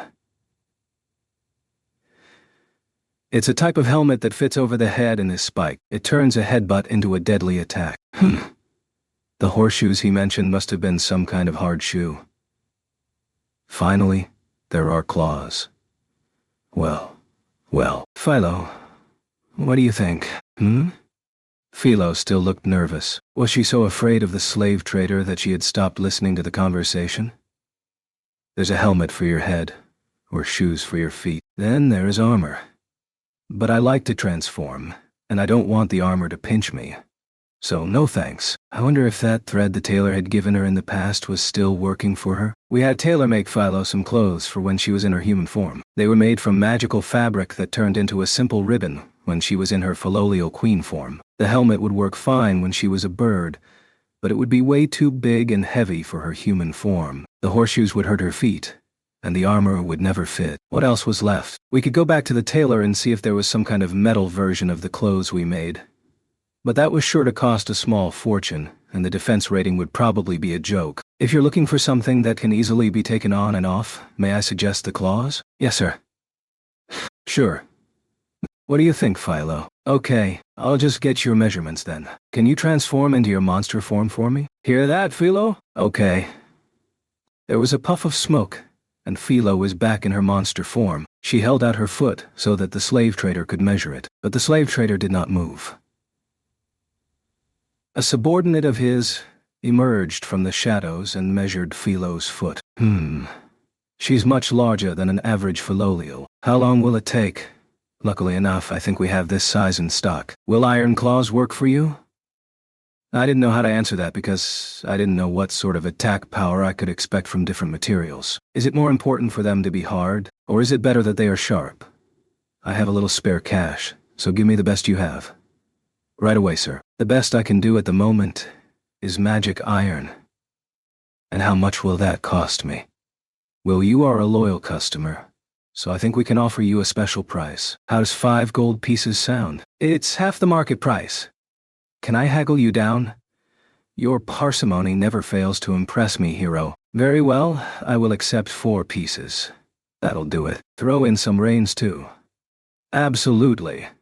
The slave trader was looking very excited. He was easy enough to manipulate, but I was getting the feeling that I was being used too. In that sense, he was very skilled at business. I'd have to be on my guard. He brought out a pair of large claws from the back. They were made of metal, and were just large enough to fit Philo's feet. I can't believe you keep claws that big in stock. They are actually designed for flying dragons. It's the largest size we carry. So they weren't for Philolials. They go on my feet? Yeah, those are your weapons. The claws were lined up on the floor. Philo stepped into them. They look like a perfect fit. They really did. All you had to do was tie the strings over her feet to keep them on. Philo raised one of her feet into the air and wiggled it to get a feel for the claws. They feel so wee-eared. Get used to it. With those on, your attack power will be way higher than it used to be. Her legs were already really strong. If her attack power went up even higher, I found myself mentally replaying the scene of Philo kicking Motoyasu. It has been such a funny thing to see, but if she kicked him with these on, she'd probably rip him in half. It was funny to think about. But if it really happened, he'd be in real danger. Philo, from now on, when you see that guy with the spear, you can only kick him if you are not wearing those claws, okay? But why? Because he wouldn't get out of it with just a pair of smashed balls. Sure, he was a jerk, but he was still a hero. Who knew what would happen if we killed him? Maybe it was even too late to try and restrain Philo. It looked like she was focused on exploring her new claws and was only half listening to me. Was she really listening? I gave 4 gold pieces to the slave trader. Thanks for your help. If you'd like to express your gratitude, you may. No thanks, but that reminds me of something. Is there anything she can practice using those claws on? Do I get to kick something? Unfortunately, I would be in a tough position if you were to kill any of the monsters I have here. Yes, sir. So I guess he was saying he didn't have anything that would survive a kick with those claws. And yet, if we tested them in the field, and it turned out that they were of poor quality, that would put us in a tough position. I guess we could go just outside the town gates and try them there, but the balloons were too weak to really try them out on. I'd like to try them on some strong monsters, but where am I supposed to find any? If you head for the Colosseum in Zeltobel, you should be able to fight whatever you like. But it's really far, right? Yes. That wouldn't work. We didn't have that much time before the wave came. We'd just have to try our luck out on the plains. I could have tried them out on the slave trader, but that would probably come back to bite me. Well, now that you mention it, I have something that might be just perfect for someone in your situation. The slave trader's subordinate stepped forward and spoke. Yeah, what's that? The nobility of Melromark has been using the sewers to raise a monster in secret, but it grew too large for them to control it. So it's under their control with a monster control spell? It had been acting on its own for so long that it found ways to get around being controlled. That didn't sound good at all. And the monster has gotten so big that the spell stopped being strong enough to control it quite a long time ago. How could they allow a monster like that free reign in the sewers? If a kid or something went inside to play, just think what could happen. It was like some kind of movie. The idea that there was a monster hiding out in the sewers. I couldn't explain why, but I was picturing some kind of alligator. No one has gotten hurt yet, but people are talking about hiring an adventurer to go down there and take care of it. I assume there is some kind of reward? Naturally. Yes, sir. I nodded along, deciding that taking the job would be a good idea. Very well then, this way please. The slave trader led me to the back of the tent. Soon we left the tent altogether and were at the entrance to some kind of large tunnel, which apparently was an entrance to the sewers. So he'd already been prepared to bring us here. What was that supposed to mean? This is a map of the sewer system. The slave trader handed me a map that had apparently had a spell cast on it. The target area was glowing. This will tell you where the monster you are hunting is at the moment. Yes, sir. Good. By the way, what level is this thing at? The owners stopped keeping track at level 50. Yes, sir. As for its current level, no one knows. So it was over level 50. Guess that meant that even monsters could class up before we could. But at the very least, it seems that owned monsters can't level up on their own quite the same way that monsters in the wild can. So its growth would have to be limited to how big it could grow on the food it could find in the sewers. Maybe. The sewers stunk as badly as you'd think. I pinched my nose as we walked. It stinks. Yes, it does. Both of you just deal with it. We're almost there.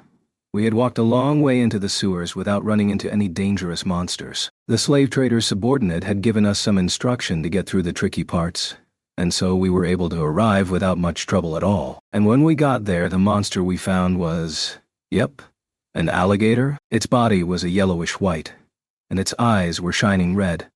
It looked really creepy down in the sewers. Altogether, it was probably around 6 meters long, which is huge. I mean, it wasn't a dragon, but it looked very strong.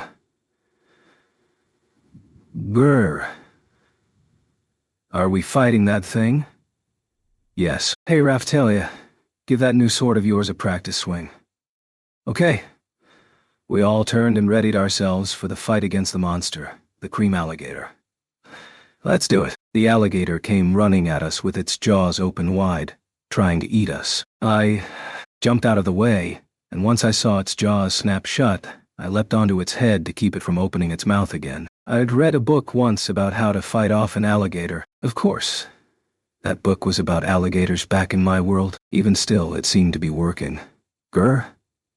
I kept my weight on the top of its head, but it was trying so hard to open its jaws that its eyes were spinning. But probably because of how much weight I was throwing at it, it wasn't having much luck. Now. Ah!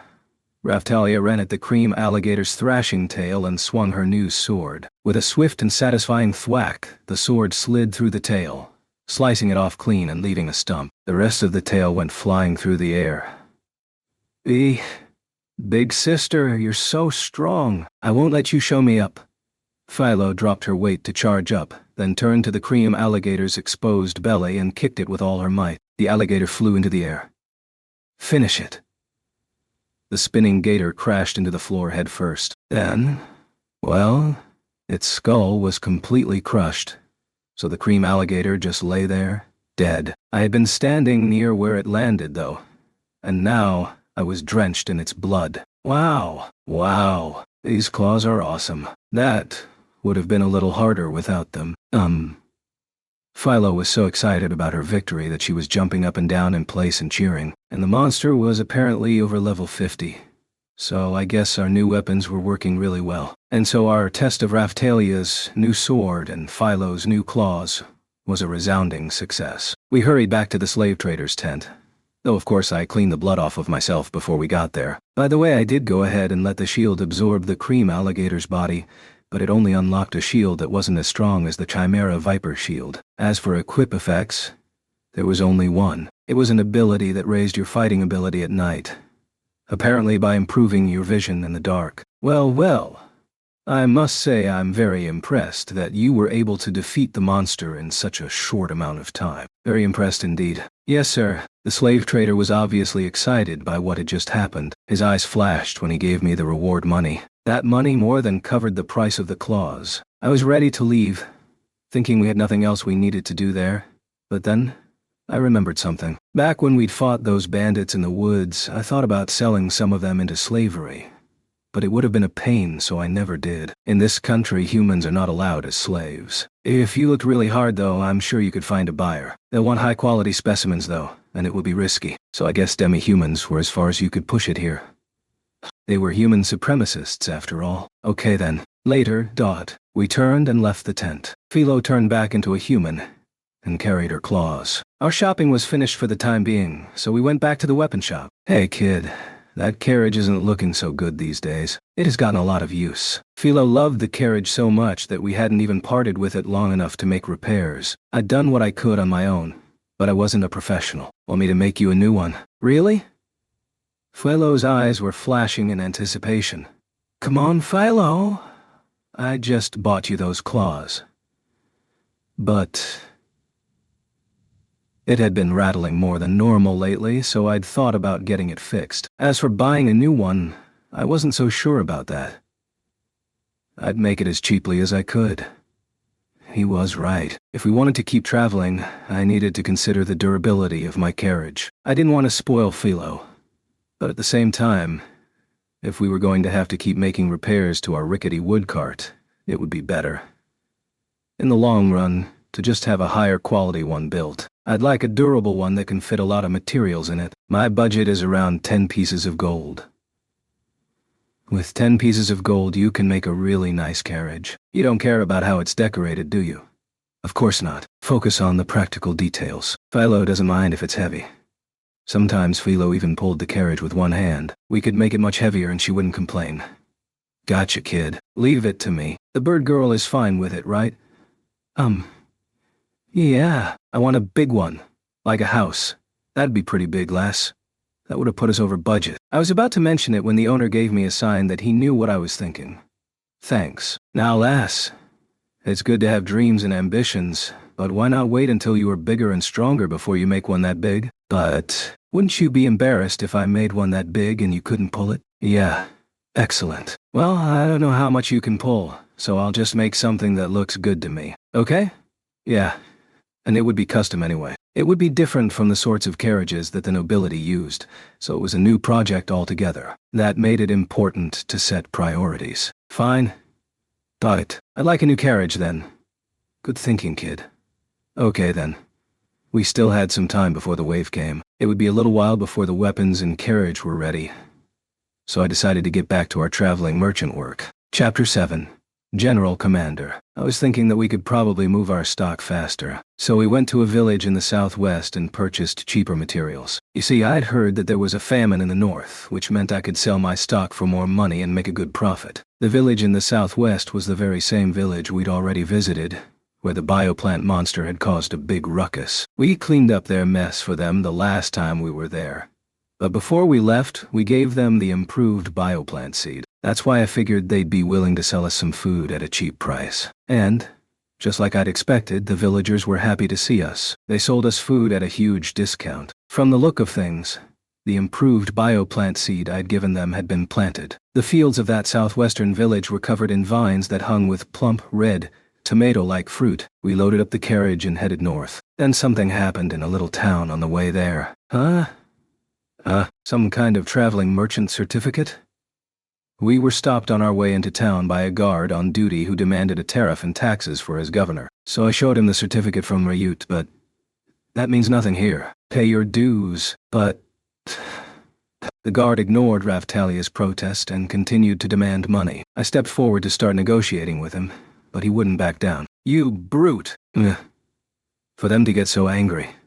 Something must have been going on. Since I started this whole traveling merchant gig, I'd learned a thing or two about how to get your way. The first of which was threats. If you had power, you could use it to force people to agree to things they normally wouldn't. You had to identify their weakness and use it to sell things at a higher price. This strategy worked the best on haughty customers. But looking at the way this guard was acting, he was taking us seriously. The next was negotiation. We form our relationships with people based on the ebb and flow of conversation. It works the best on people who aren't antagonistic. This guy was not exactly antagonistic. He was in a hurry. If neither of these methods would work on him, it must mean that, sounds like your governor is a pretty crazy guy.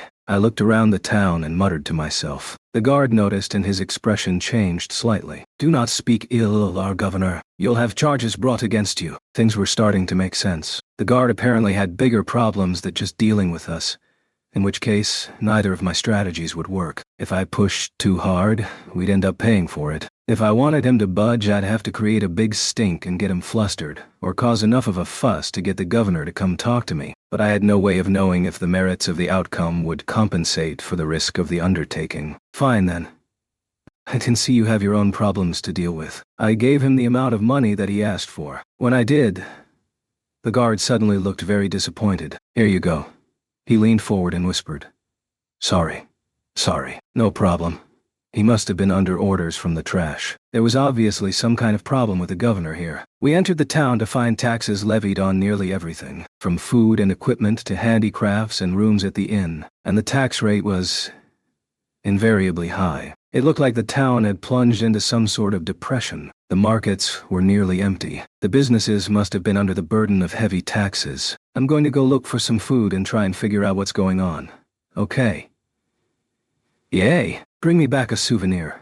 You have enough already. Don't tell me you still want more. Didn't Philo realize how overpriced everything was here? I left Raphtalia and Philo, who was in human form, in the inn and went out to a bar to figure out what was going on. Also, I turned my shield into the book shield and roughed up my appearance a little before I entered the bar, and there was someone I knew there. Someone I didn't want to run into, or so it seemed. He carried a bow, but for some reason also had a sword at his waist. He was dressed simply, and carried shabby equipment, and he was holding a small bow that could change shapes, like my book shield. If it were my first time meeting him, I could be forgiven for thinking he was a vagabond. He had some people with him, one of whom was wearing brightly colored armor. The guy with the bow hid in the shadows. That's right, Itsuki, the bow hero, was hiding out in the corner of a bar, deeply involved in conversation. Like Motoyasu, this one had also arrived from some alternate Japan. He was 17 years old, and had the face of a quiet piano player. He kind of looked mild-tempered. He hadn't noticed me yet. I wondered what he was talking about, so I slunk over without letting him see me and tried to eavesdrop. The governor is... It sounded like he and his party were gathering information on the local governor. From what I could gather, it sounded like the guy had set his taxes higher than what the crown demanded, and accepted bribes from some merchants in the area. He used the money to hire a bodyguard, and would severely punish anyone who spoke out against him. Everything he did to line his own pockets. All in all, he sounded like your standard corrupt official. Sounds like we'll have to teach him a lesson. Whoa! I was so surprised by Itsuki's words that I nearly lost my footing. But how should I go about joining the conversation? Here he was hiding out for no reason, and, putting aside whatever his plan was, just what kind of a general commander did he think he was? Did he think he was traveling the world to save it? Even accounting for lies and elaboration, I still hadn't heard a peep about what the bow hero was up to. Although, to be fair, I was traveling around as a holy man with a bird god, so I couldn't exactly deride him for hiding his identity. But in my case, I had a good reason. People had been lied to about the shield hero, and there was a terrible reputation I had to escape. Even now, if people found out who I was, they would be on guard. So it was in my interests to let them think I was a saint. People still whispered about the shield demon. Anyway, as far as I knew, there was no compelling reason for Itsuki the bow hero to keep his identity secret. Was it some kind of order from the crown? Even if it was, I never heard anything about the bow hero. So he was purposely lying about who he was. Very well then, everyone, let's go. They finished their conversation, and Itsuki led his party out of the bar. My best guess was that they were planning on heading over to the governor's mansion and causing a ruckus before revealing Itsuki's identity and telling the corrupt guy off. There were similar storylines in my own world and period dramas on TV. They always feature the archetypal traveling warrior who rights the wrongs of the world. It was easy enough to picture. The king would find out that the corrupt politician had been deposed, and he'd appoint someone new. It all made sense. Was he an idiot? Why go out of your way to get further involved? I carried out what I'd come there to do. Look for information on where I could buy foodstuffs for a reasonable price. Then I went back to the inn for the night. Philo's souvenir? Like I would buy souvenirs in a town where the cost of living is through the roof? Of course Philo had some choice words to say about that. but I didn't bother listening. The next morning the whole town was talking. Adventurers had infiltrated the town in the night and had removed the governor from office. Among the throngs of pedestrians moving up and down the street, Itsuki was standing around chatting up a beautiful girl. Oh, woo. No, really. Thank you so much. Oh, it's really no trouble at all. But it is a secret, all right? A secret? I don't think so. My suspicions had been confirmed. I figured out why I hadn't heard anything about Itsuki this whole time. He was the kind of guy that liked to hide his real abilities so that he could pull them out when necessary and drive everyone wild. If he really was able to enjoy that kind of game, he had pretty poor taste as far as I could tell. He was going out of his way to hide his identity just so he could revel in the joy of exposing himself. If that's not what he was after, why would he be standing there in the middle of the street? Or at the very least I'd figured out that he didn't have to run from anything like I did. So he wasn't doing it to protect himself. I could picture it all now. The evil governor demanded taxes they couldn't pay. So he took this girl away from her poor geriatric father as payment. I'd seen a period drama like that on TV once. Give me a break. I got out of town as fast as I could. We traveled for half a day or so before we came to a town near the border with a neighboring country. We were able to sell all the food that we hadn't sold off the day before, and it sold out very quickly. I guessed we were getting into areas affected by the famine, but there were a lot of people around that didn't seem to be locals. Maybe it was the way they dressed. I don't know. I can't put my finger on it exactly, but I could tell they were from somewhere far away. Hey, you guys. I'd heard rumors of a nearby country ruled by a despot, but the tyrant had recently been ousted from power. I felt like I was probably getting close. Were these people citizens of that country? Here for business? Some of them walked by, and a passing glance into my carriage excited them so much that they immediately ran over and started talking business with me. But they didn't want to use money. They wanted to barter with me. I could use medicinal herbs and stuff, sure, but I didn't have much use for lumber or wooden handicrafts. I climbed down from the carriage and started talking with them. I'd really prefer money. If they foisted their bundles of straw and twine and stacks of charcoal on me, I'd have no way to get rid of it. On the other hand, I could take a lot of medicinal herbs and process it all into medicine. I'm sorry, but we don't have money. The person speaking was all skin and bones. He looked like he might keel over at any moment. I'll get some food for you all. Eat it, and be on your way. There was no getting around it, so I borrowed a large pot from some villagers. It looked like the villagers were also on the verge of starvation, so they were more than willing to help. Thank you so much. Everyone gathered around the giant pot and ravenously scarfed the food down. While everyone was eating, I took the opportunity to ask just what was going on in these parts. They said that everything was fine until the despot was ousted. The tax burden was eased, and everyone's lives started getting better.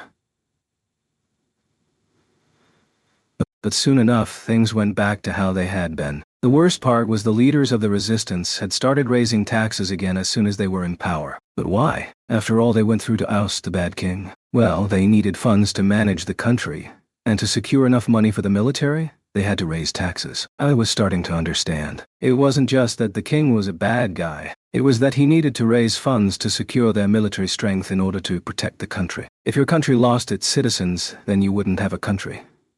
So you would lose your country if you didn't protect its citizens. In the midst of all that, if you only listened to the negative rumors about the king, well, of course you'd want to oust him from power. I didn't know anything about that king, but I couldn't help feeling an affinity for him. To be hated and ousted by your own people. Certainly there were times in life when you had to do things because you had no choice, whether or not your actions would be viewed in a positive light or not. But that doesn't apply to the Trash King. That guy was an evil idiot from day one. Even if the leadership changes, we still can't support ourselves. So we've brought all our valuables across the border, here to Melromark, to see if we won't have better luck in this more prosperous land. The poor king, he really was thinking of his citizens first. Whose fault is it that I'm this hungry? Shut up! You would doubt me? Yeah. Philo knew just what to say to piss him off, so I had to control her. She'd started to learn a little bit about how the world works, and she'd developed a dirty mouth in the process. I thought he looked... Raphtalia was whispering to herself and looking over at us with a strange look on her face. Maybe... Mr. Naofumi? Huh? Oh, it's nothing. Philo was running her mouth off, but if I had to make a guess from the rumors I'd heard It sounded like Itsuki had been assisting the resistance. Maybe his heart wasn't as pure as he wanted everyone to think it was. As for these refugees, were they sneaking across the border to buy stuff on the black market? By the way, it looked like market prices in the area were soaring. That was good for me. Itsuki, the little general that he thought he was, traveling around righting the world's wrongs. You'd think he would stick around to give some support. He was only using these people to satisfy his own little sense of personal justice. With how things are now, our country is at great risk of invasion. Anyone could rush in and take over, but we can't even afford to eat. Really? Maybe it was due to the waves, but it seemed like famines were breaking out everywhere. Oh well, I found the leader of the ragged group and gave him one of my improved bioplant seeds. What's this? If you plant it, it grows food very quickly. It actually caused a big problem down in the south, but I was able to fix it with a special technique of mine. It should be fine now, but you should still keep a close eye on it. If you don't manage it well, it could turn into a real headache. Oh wow. I'll come back through here in a while. I'll accept your gratitude then. The next time I came through the area, I was sure to get a warm greeting. They all obviously knew who I really was. Later, I heard that the citizens of that small country, suffering from famine, finally had some food to fill in their bellies. Chapter 8. Before the storm. The sun was setting, so we went back to the inn for that day and focused on treating Raftalia's wounds. I poured the holy water into a different bottle so I could use it to soak bandages, and then I wrapped those around her body. There was a soft hiss, and black smoke slowly snaked from the bandages. Her skin was looking much better, but apparently the root of the curse was still in there somewhere. If we kept up with her treatment, the wounds were sure to heal though. Are you okay? Oh yes, it's like itchy, and my muscles relax. It feels strange. Oh, I wanted her to get better as soon as possible, especially considering that I was the one who had hurt her. The places that you've treated feel much better than they did, Mr. Twine. Naofumi. That's good to hear. I wanted her to be completely healed. How much longer would that take? Hey, no fair. Big sister gets to cuddle master all by herself. Philo knew that we were trying to treat Raftalia's curse, but she never missed a chance to yell something annoying. We are not cuddling.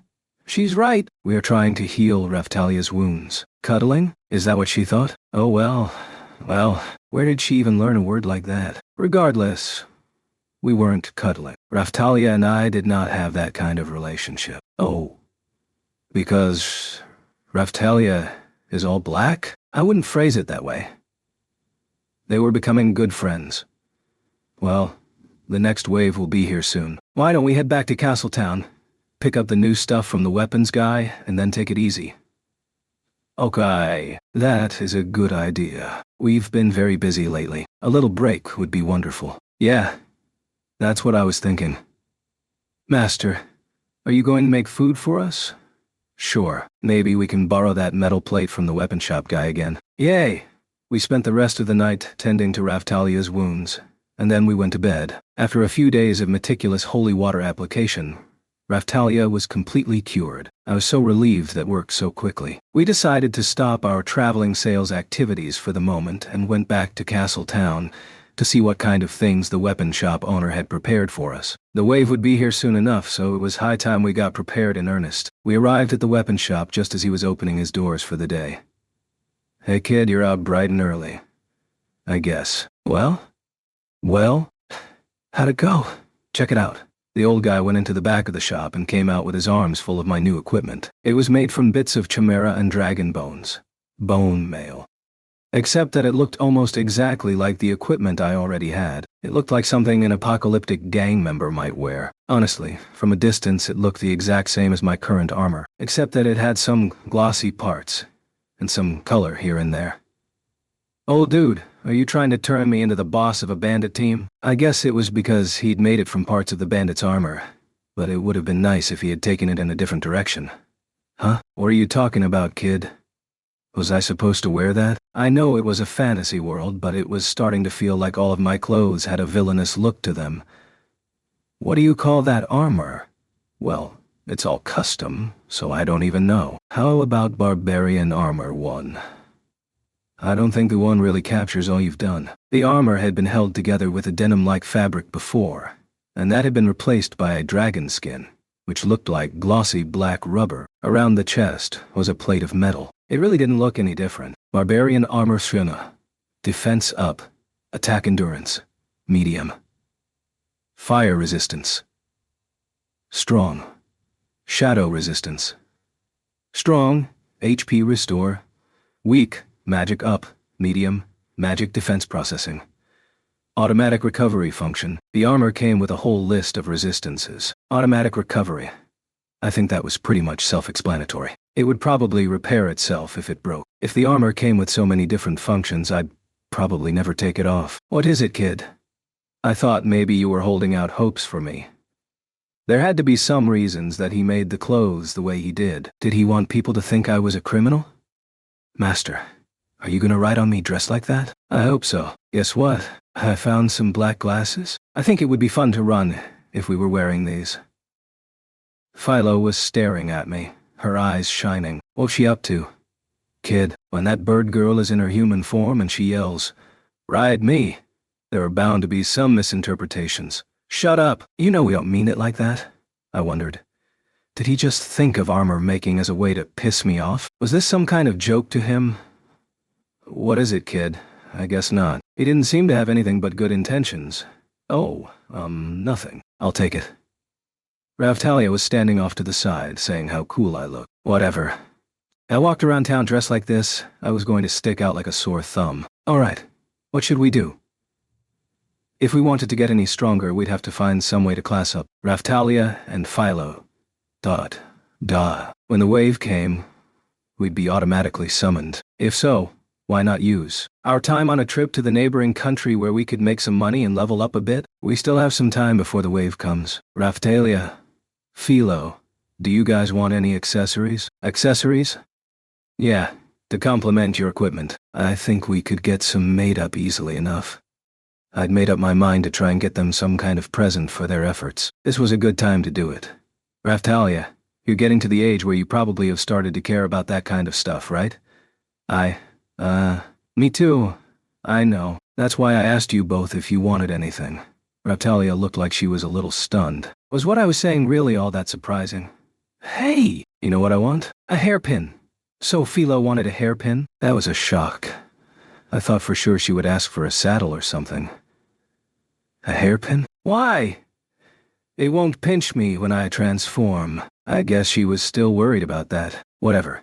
If she put it on her head, she would be just fine. And considering how young she looked when she was in human form, it actually wasn't inappropriate at all. Raftalia, what do you want? Me? She thought about it for a moment before looking at me and answering. I'd like a bangle, but I would like it to be imbued with equip effects. What? I would like something that will contribute to my abilities, Mr. Ball. No, Fumi. What was she hinting at? She had responded differently than I'd expected, and I couldn't quite follow along. I thought she would want a ring, or earrings, or a necklace, but she wanted a bangle, and it had to have equip effects. I'm sure it was my fault for raising her this way. Oh, okay then. I'll see what I can do. Me too. Okay. Chapter 9. Framed again? Oh, there he is. We left the weapon shop to find, for whatever reason, Itsuki Ren, and their parties all running in our direction. Ren was like me. No. Actually, he came from some sci-fi version of Japan where people could actually enter virtual worlds online, and he was summoned to this world as the sword hero. Like Motoyasu, he had a handsome face. Attractive. There was something almost womanly about him. His black hair had a shiny quality to it, and he was silent. Cool. What did it mean? They were all together here in the town at the same time? Itsuki, unlike the last time I saw him in shabby dress, was clad in good equipment. They must have noticed the miserable look on my face. Itsuki stepped forward and called out in a loud voice. It was you. I fulfilled an official request, and you swept in to steal my reward. What? Why did I have to steal his petty reward?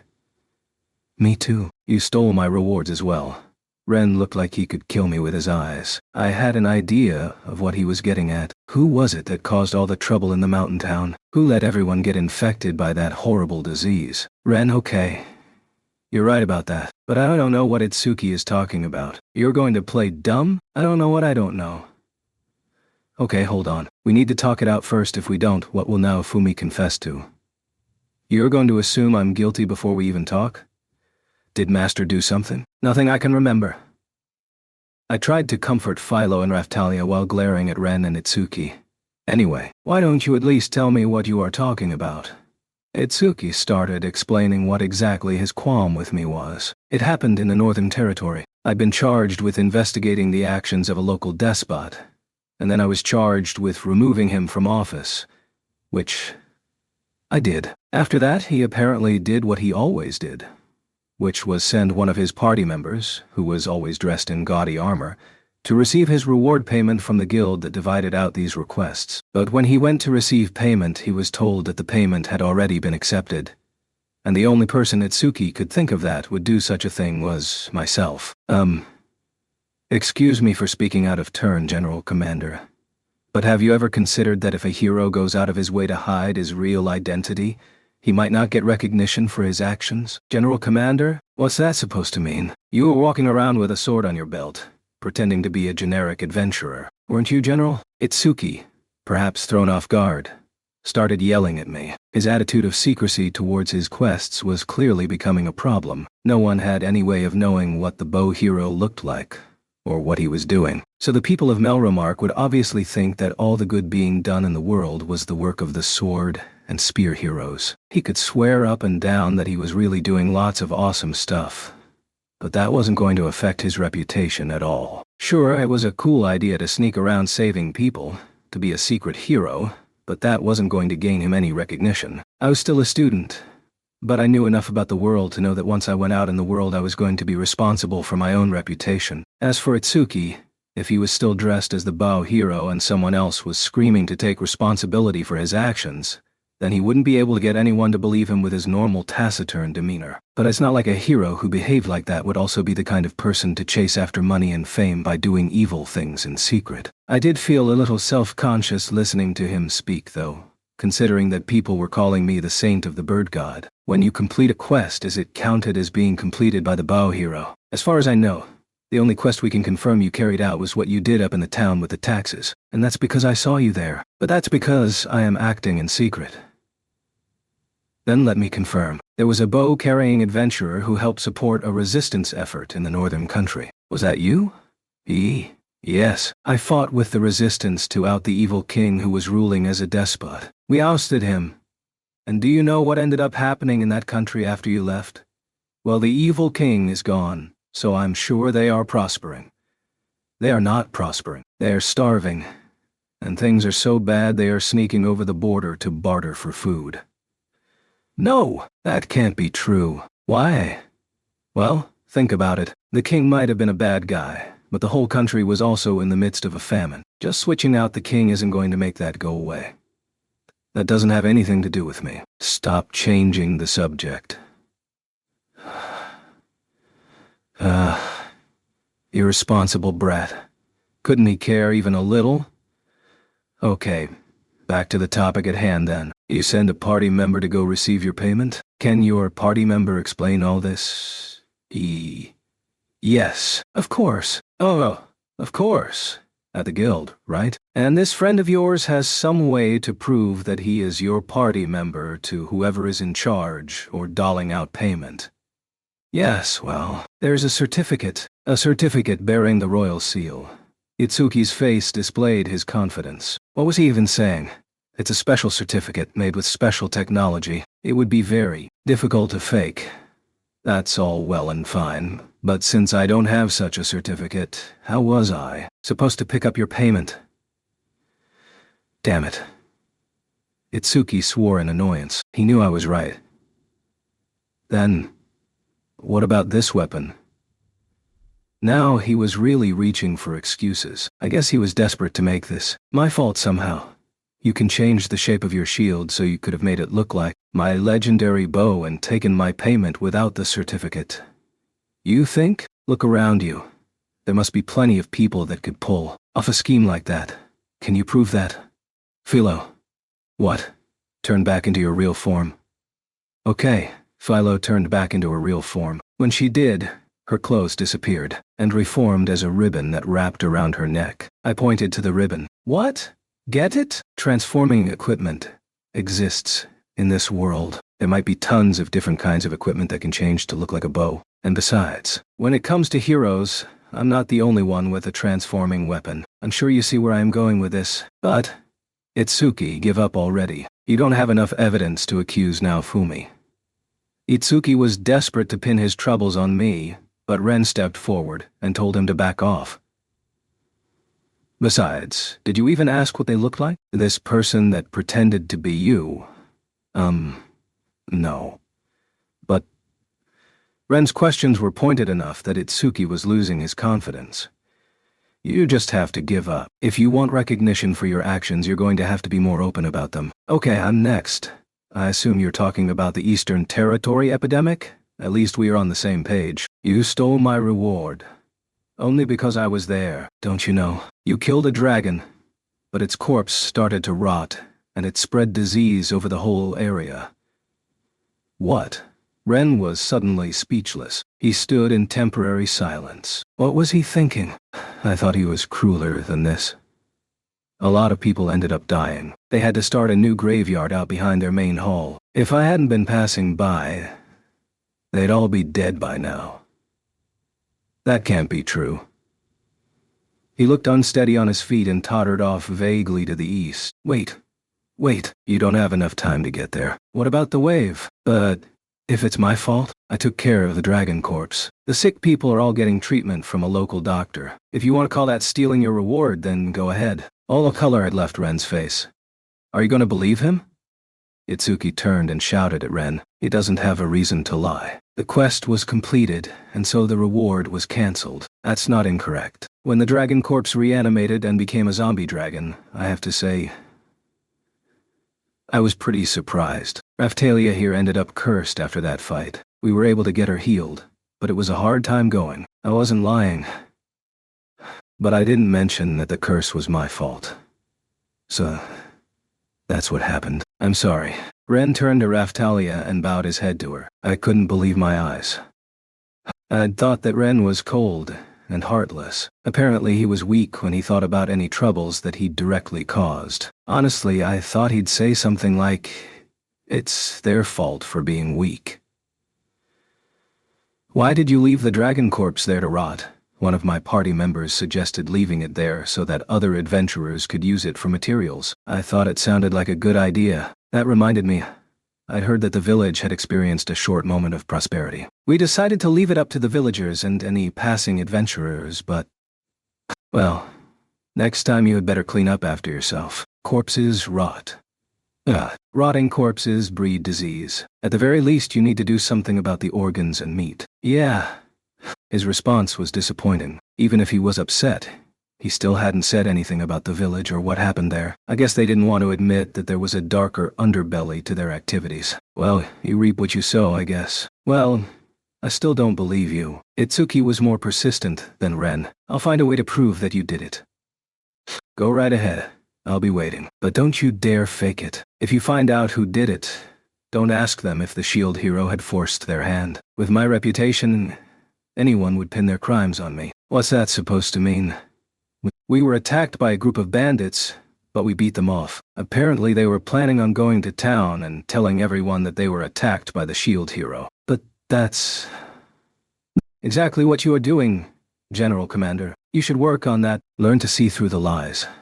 I don't know if Itsuki suddenly discovered stores of sympathy for me over my ruined reputation, but he was looking at me with an oddly sympathetic gaze. It drove me nuts. Why did I have to be the victim of his sympathy? I'll put the case on hold for the time being. I didn't do it. I swear.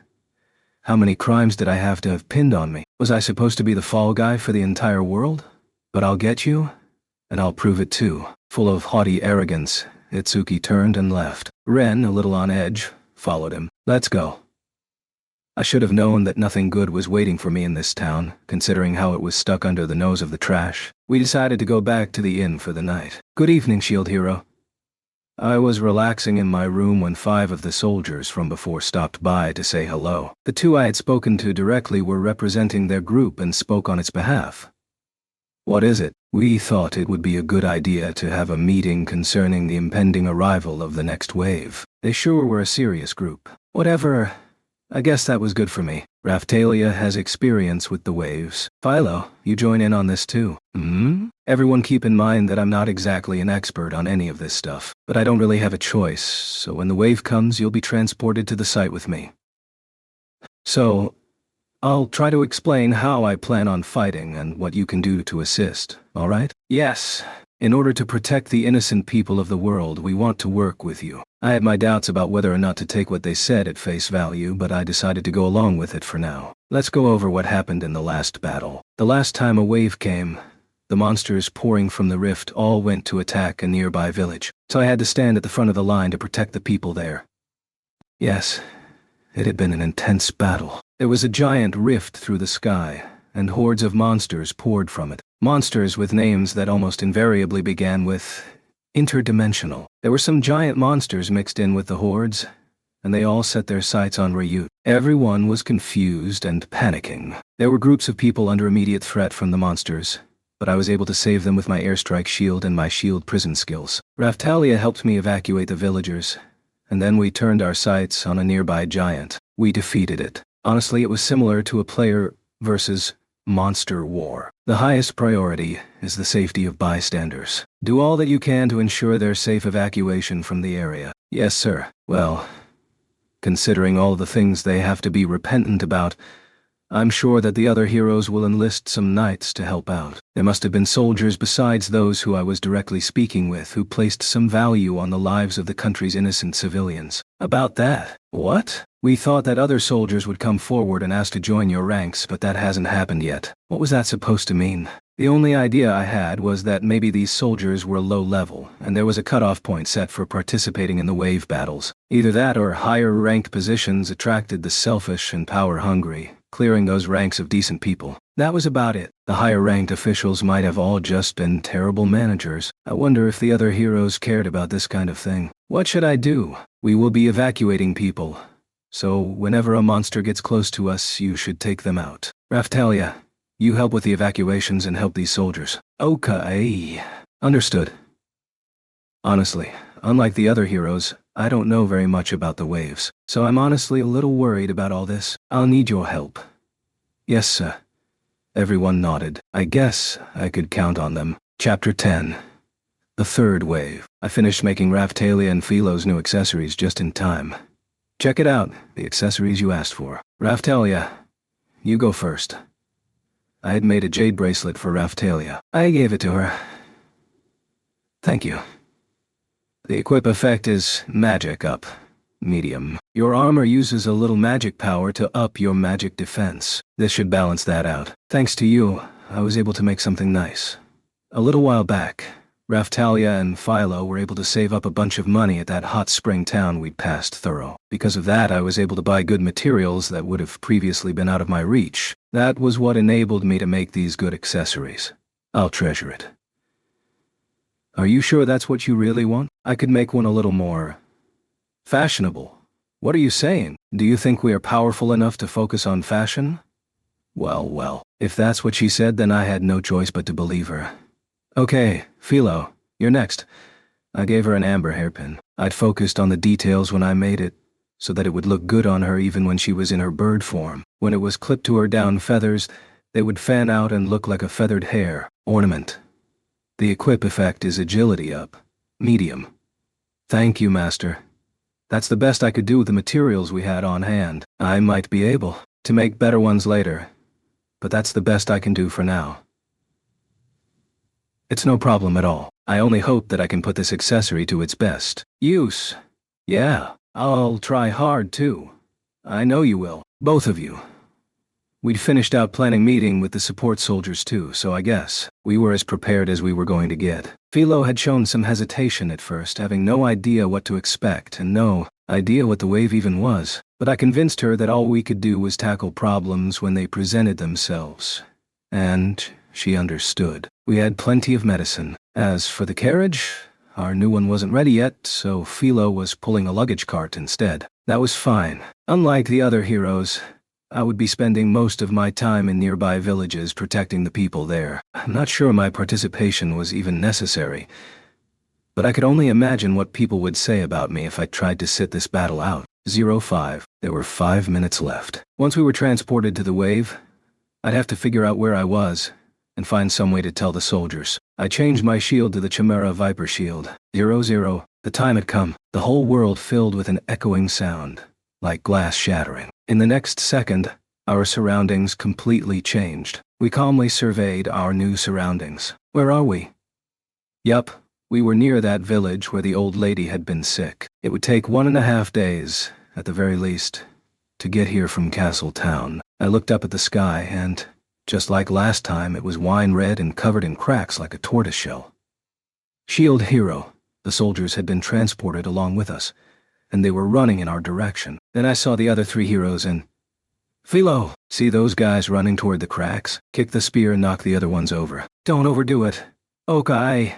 Just as I'd asked, Philo removed her claws and ran for the heroes. She quickly caught up with sword, bow, and spear. What the? Spear turned around to see, and just as he did, Philo kicked him, and he flew into the others, knocking them down. Ah! They all fell like bowling pins, giving us time to catch up with them. Having seen the bitch fly through the air, I was in a good mood. Philo really had held back, like I'd asked, and no one had suffered any serious damage from her kick. What are you doing? Spear was in a fluster, shouting at us all. I ignored him and shot a cold glare at sword and bow. That's what I want to ask you, you idiots. What do you want? Yeah! We have to destroy the monsters that are surging from the rift. I was beyond being angry with these foolish heroes. I was just annoyed. First you need to listen. We can take out the enemies later. I ordered my support soldiers to head for the nearby village. They nodded and followed my orders, running for the village. You are getting in the way of our mission. No, I'm not. Itsuki jumped back when I barked at him, shocked. He blinked. Everyone calm down. Let's think this through. I didn't receive any funding, so I'm not fighting against the wave directly. The best I can do is protect the neighboring village, so that's my job. Do you all understand this? Yeah. Sort of disqualifies you as hero. The group of heroes were glaring at me, but I ignored them and kept talking. Okay, Ren. Itsuki Motoyasu, your job is to take out the monsters that are our job is to take out the monsters that are coming from the rift. You can either take out the major enemies to do it, or you might have to attack the rift directly. I haven't done it, so I don't know. The rift is linked with the boss. Linked. That was gamer talk. Itsuki wasn't taking this as seriously as he should, but whatever. But you understand that my job is really important too, right? What? Ren didn't seem to understand. But hey, this world was basically the exact same as some game that he knew, right? He should understand everything about it. And hey, where are the knights? The 3 heroes all shut their eyes when I shouted. They'll come later. Maybe it was to help them find us. But there was a magic beacon of some sort glowing over us in the sky. They'd probably set their sights on that. We're a day and a half from Castle Town. They'll never make it in time, you idiots. Then what do you want us to do about it? You're asking me? I thought you knew everything. I pointed to the soldiers that had come with me who were now running for the village. Speaking of which, how did you get those soldiers to teleport here with you? Are you really asking me that? Don't you know about battle formation functions? You mean party members? How did you trick all of them into joining you? That's not it. You can appoint someone as a leader, and then make your party with that person subject to your leadership. If you do, they all get transported with you. Could it be? Were there things they didn't know about the waves? The soldiers had said that none of their superiors had sent out orders to join any of the heroes' parties.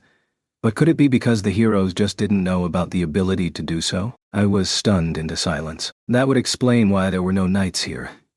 Well, let's check up front. Who here looked into their help menus to learn about how to fight in the wave?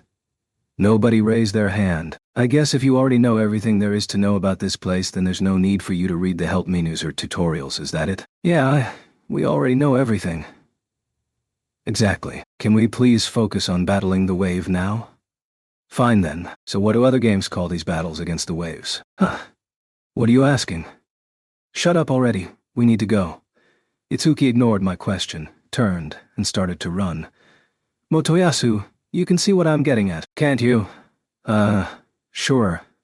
An instant dungeon? That's not it. It was a time attack wave. Ren. That's not it either, I said. Other games, didn't I? The game that he knew all about was called Brave Star Online, wasn't it? Guild Wars, team battles. Either that or large-scale battles. In the game that I used to play, there were major events every week or so when the players fought against each other. If you were to use the support troop system, then the game would make sure there were more enemies appearing than you could manage on your own. So during the last wave, had the knights not made it in time, not sure we would have been able to keep the damage down to the level we did. Look, even if you all have experience with the game system, you don't have any experience managing a large guild, do you? In large-scale battles, you had to prioritize cooperation. Though, of course, the ace players, the heroes, would lead the charge. But in order to keep the destruction to a minimum, we were going to need the cooperation of the locals. If they couldn't understand something that simple, then they were idiots. I've managed a team before, Motoyasu spoke up, but kept his eyes on Philo in her bird form. He probably didn't want to get kicked. Then why don't you understand this? There's no need to.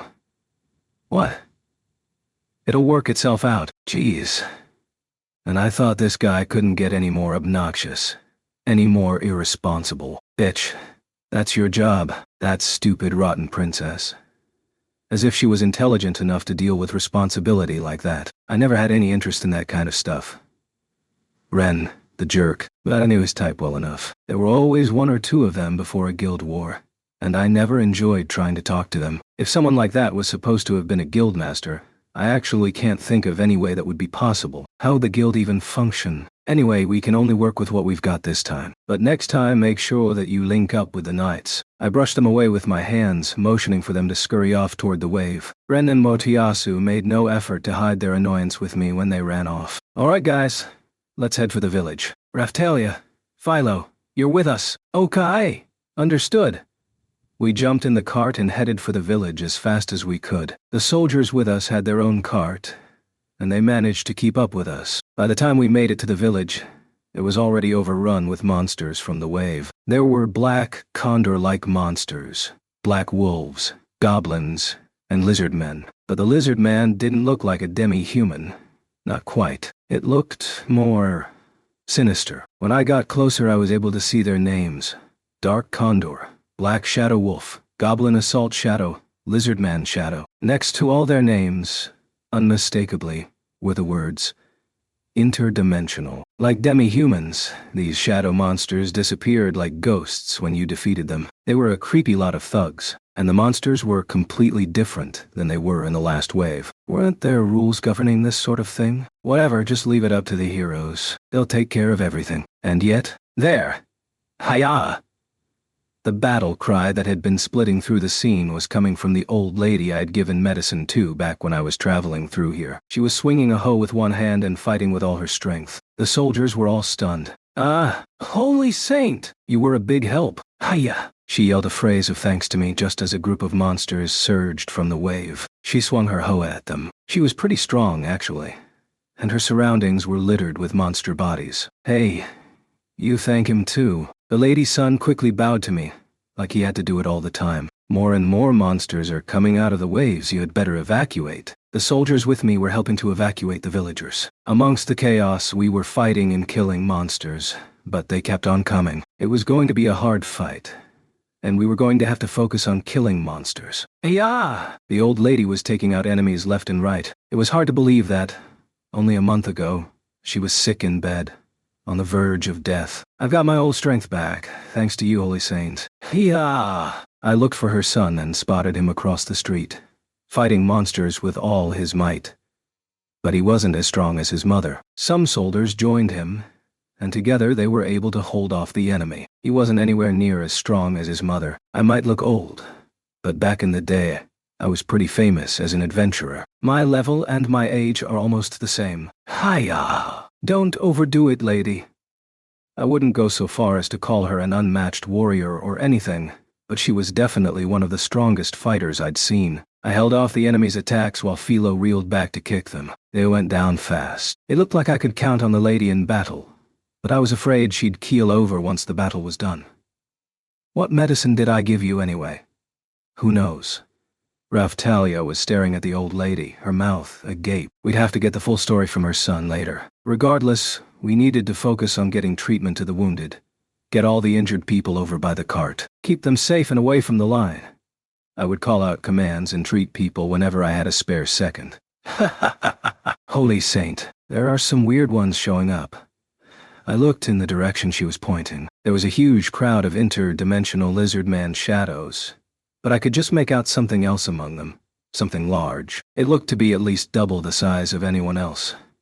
I'm going. The leader of my soldier supporters ran in the direction of the large monster. You idiot, hold back. The giant interdimensional lizard man shadow turned to the running soldier and tried to crush him with his giant sword. He dodged and tried to fix the defensive line, but there was no time. But then, without warning, the soldier's necklace started glowing, activating some sort of instant effect before shattering. Then the interdimensional lizard man shadow's sword rattled back in shock from the strike. What are you doing? Retreat. Oh, okay, damn. The burden on the volunteer troops was too much. One attack shattered his defense necklace. The giant must have had an enormous attack rating. I would have to use my shield to stop its sword and rely on support to take the monster out. Raphtalia, Philo. Come with me. We're taking that thing down. Okay. The three of us ran toward the giant monster. The interdimensional lizard man shadow swung its large black sword at us. I ran ahead of the girls and readied my shield. There was a loud clang, and sparks rained down around me. Poison Snake Fang, medium, activated, and poisoned the enemy. But it wasn't very effective. I suppose it only made sense that poison would be weak against these reptile-like monsters. But it was never my plan to poison the thing. Hi-ya! Raphtalia thrust her sword into the belly of the interdimensional lizard man shadow and stopped him in his tracks. Philo's clawed foot flew in a tight arc, connecting with the interdimensional lizard man shadow's face. A portion of his head went spinning through the air. The giant fell forward and hit the ground with a deafening crash. Whoa, the soldiers whispered in amazement. Thank you. If you hadn't given us those items, Shield Hero, we would already be dead. Well, you made it out alive. If I'd managed to save a life, then all that time I spent learning to craft items hadn't been a waste. I felt enlivened. All right, you all run to the next town and do whatever you can to protect it. We should be able to protect the village we were in now with 6 soldiers, that old lady, and the adventurers that had happened to be in town when the wave hit. But there was another village close by. If we didn't hurry over there, who knew what would happen to it? I'm leaving some medicine with you all. This won't be a smooth ride, but let's get to the next village over. The soldiers climbed into the cart I was pointing at. Go! Hiya!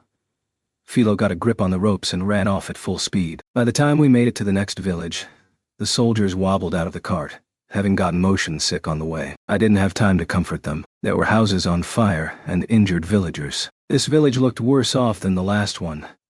Hurry and help those villagers. Yes, sir. We slaughtered monsters left and right and waited for the wave to end. Too late.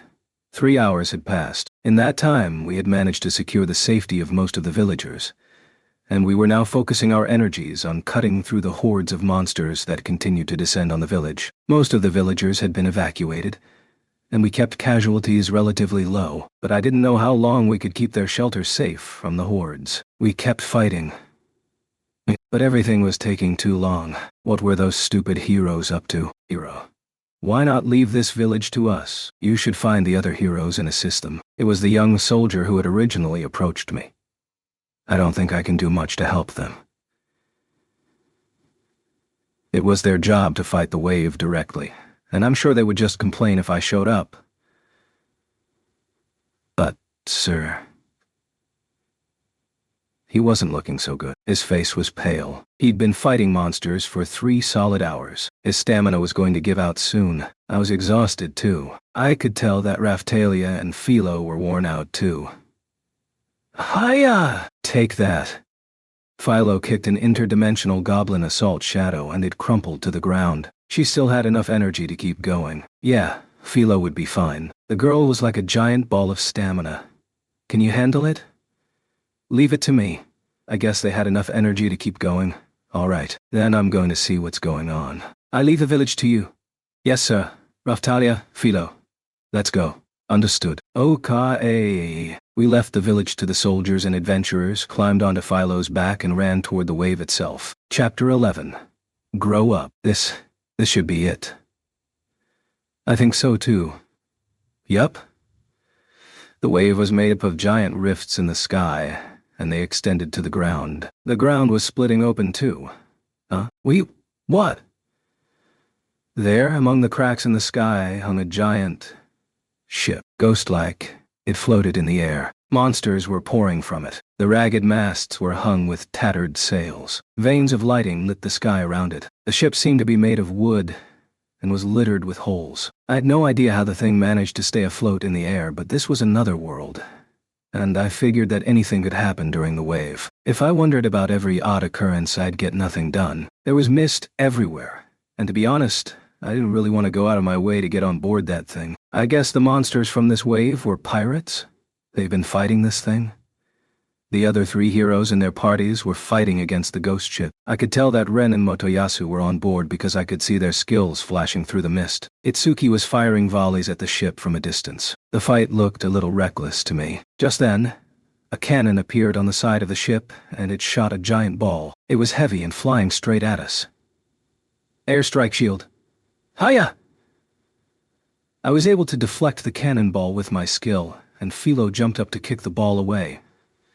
How long are you guys planning on hanging out here? I yelled at Itsuki, who was sluggishly firing arrows. Nena, Naofumi, what are you doing here? I thought you said you weren't going to fight. You all are taking your sweet time over here. We finished evacuating the villagers a long time ago, so I came to see what was taking you so long. And this is what I find? I thought you knew everything about this from your games. We have to destroy the ship, but for some reason Ren and Motoyasu insisted on boarding it. They split up under conditions like this. Putting that aside for a second, why would they all have different ideas on how to take down the boss? Damn. The ghost ship thing looked pretty ragged. What was going on with these waves? I thought it over a while as I watched Itsuki and his party fight. It looked like they had based their tactics around Itsuki's skills. The rest of his party was fighting with different weapons. Even if you are attacking the ship directly, shouldn't you be cooperating with us? The other heroes? I don't have time to go over all this with you. His answer annoyed me. The stupid general commander. Well, it looks like this fight could go on forever. You can keep throwing your skills at it, but it doesn't look like it's going to collapse anytime soon. Try something else. What was Itsuki thinking? Were his attacks even effective? If it were a game, he'd be dead already. Besides, the other two said boarding the ship as their highest priority, didn't they? I suppose it could have been a giant monster that just happened to look like a ghost ship. Wouldn't that be something? There were monsters that looked like houses, after all. They would start spinning and thumping when you got close to them.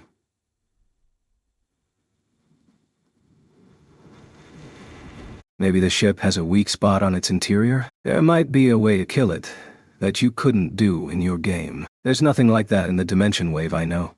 Get a handle on yourself, Itsuki. This isn't a game. Did he have any idea just how much damage these waves were doing? Seriously. Monsters were coming from the rifts this whole time, so the longer they took to defeat the wave, the more monsters appeared, and the worse the damage got. Let's get on the ship, find the weak spot, and bring that thing down. Damn. Again, you're always stealing from me. If it bothers you so much, come with me. Let's go, Philo. Okay. Philo ran and sprang into the air. I quickly released an airstrike shield that she could use as a step. She landed on it and jumped again, and we landed on the deck of the ship. Ah, wait! Itsuki and his party were chasing after us. Good.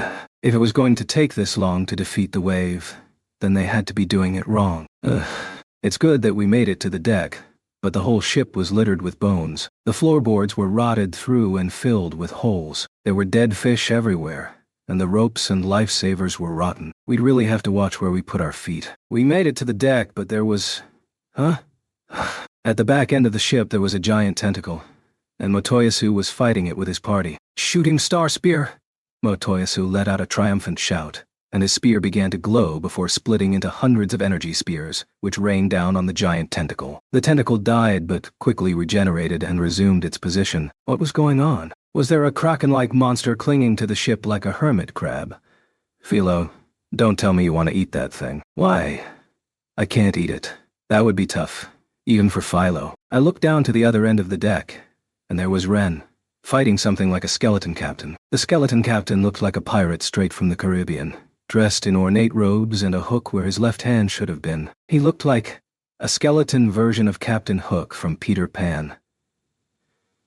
Shooting star sword, Ren's sword flashed, and the flashing light turned into a stream of stars that slammed into the skeleton captain. Damn, he's tough. Ren? One of Ren's party members ran forward and attacked the skeleton captain. The skeleton captain swung his sword in response. Ren and his group attacked again, and the captain stumbled back. Then Ren swung what looked like the final strike, and the captain fell apart. Who's it dead? But before he could catch his breath, the pile of bones rose into the air and reformed the skeleton captain. What? And the captain, his skull wrapped in a bandana, rushed to attack again. I turned back to Motoyasu and the Kraken. Philo, can you get us to the back of the ship? Sure. Raphtalia, hold on tight. All right. She wrapped her arms around me to keep from falling, and Philo dashed across the ship. From the stern to the bow, the deck was covered in tentacles, but Philo kicked them off, and we moved on. We made it to the stern and discovered the source of the monstrous tentacles. I was right. The Kraken was holding onto the ship like some kind of hermit crab. Did it have one head? More than that. It was hard to tell. Over where Motoyasu was fighting there was a head, but the eyes were rotten. Clouded. It didn't seem to be breathing. Philo had no problem eating rotting things, but could she not eat this because it was already completely rotten? Itsuki had been attacking the ship directly, but it hadn't fallen. Motoyasu was trying to kill the Kraken. Ren was fighting with the skeleton captain. They were split up. They were all over the place. Sure, they could have said that they didn't have a chance, but still, this was reckless. And it didn't seem like they were making any progress at all. What did all these enemies have in common? The only thing I could think of was that the real enemy was somewhere else. Why couldn't the other heroes, with their supposedly perfect knowledge of the game, figure out something that simple? Thinking back on all they'd said up until now, it seemed like they were operating under the assumption that what had made them successful in their games was going to work here. But they were all fighting differently. Ren! What? And Naofumi? What are you doing here? You're taking too long, so I came to find out what the problem was. Why do you keep on fighting that thing? If I can defeat this, the real boss, the Soul Eater, will appear. And you have to defeat him a few times, and then the boss will show up. Huh. Apparently he actually was thinking about his strategy. But why was it taking so long? Motoyasu.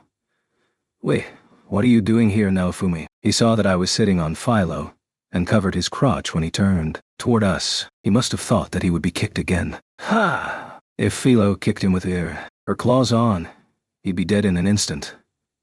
Mr. Motoyasu, don't listen to him. The bitch looked at me like I was garbage, and she warned Motoyasu to ignore us. You need to shut up. Do you have any idea who you're talking to? You can't speak to me that way.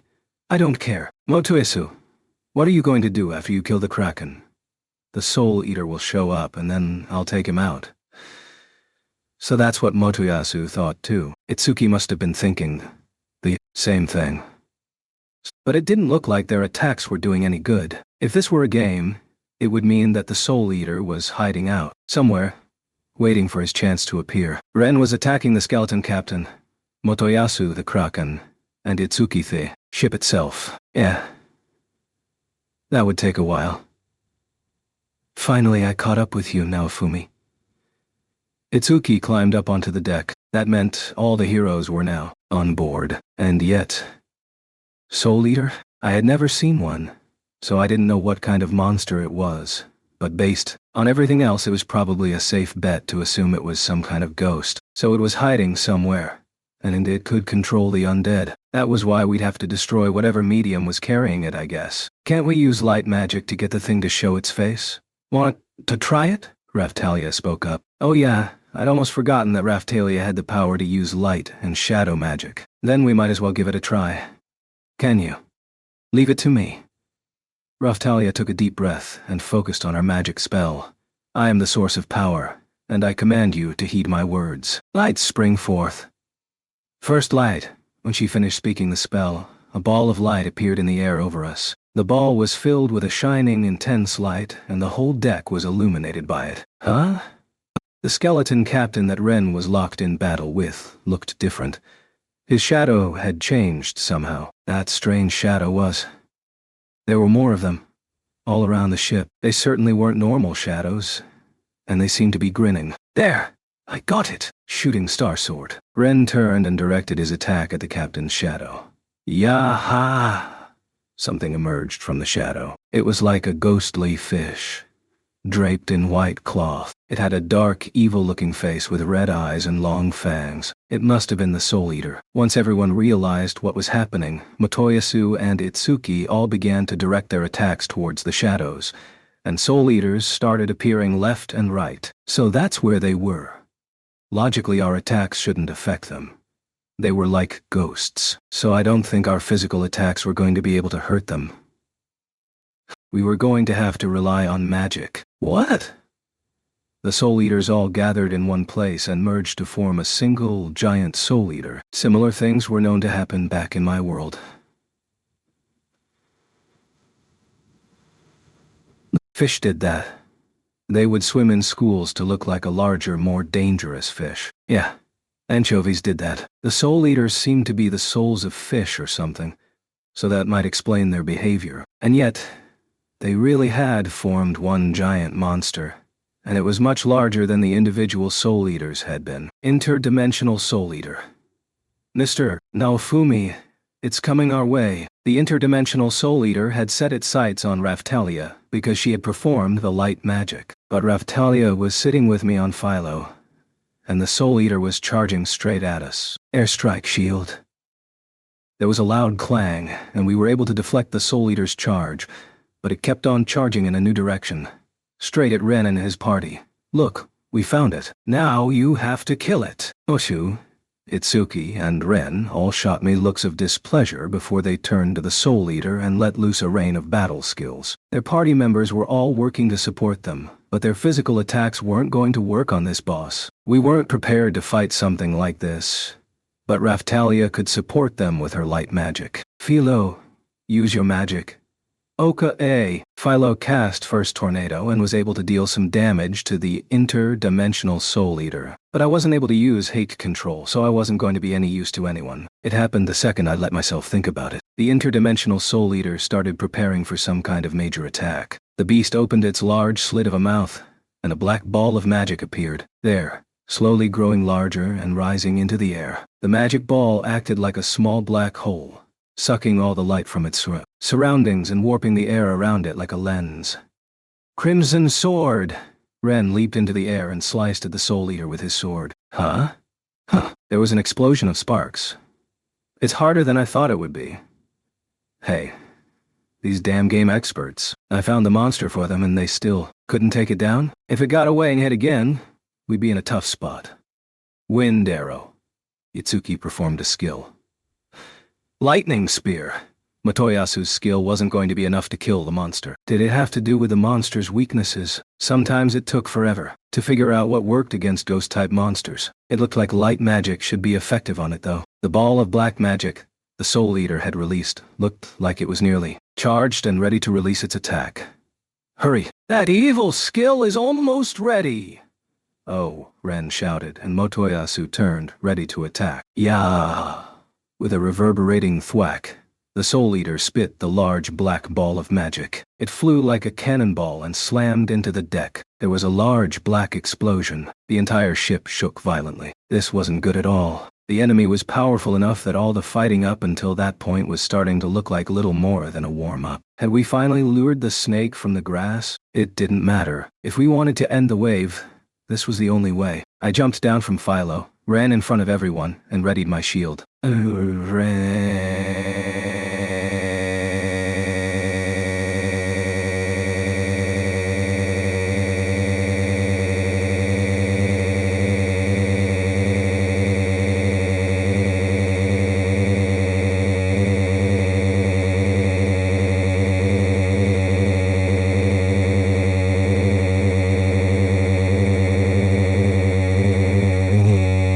felt the force of the explosion through my shield.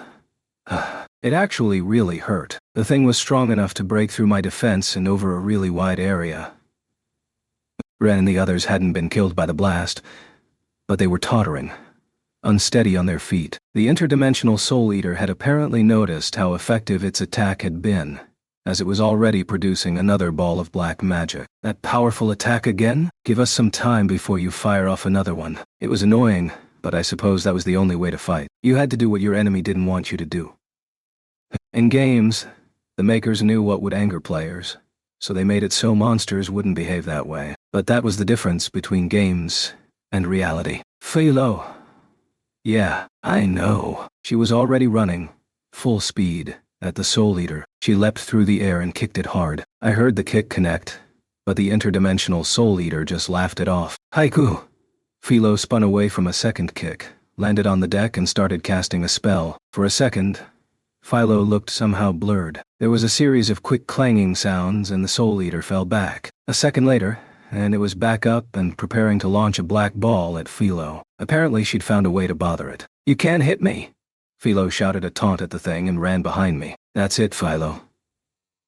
That's how we'll fight it. I readied my shield and cast a healing spell just as the black ball exploded before us. I blocked it with my shield, and Philo dashed to fit in another attack. Raphtalia was casting light magic spells the whole time. If she didn't, the Soul Eater would be able to hide from us again. Hey-ya!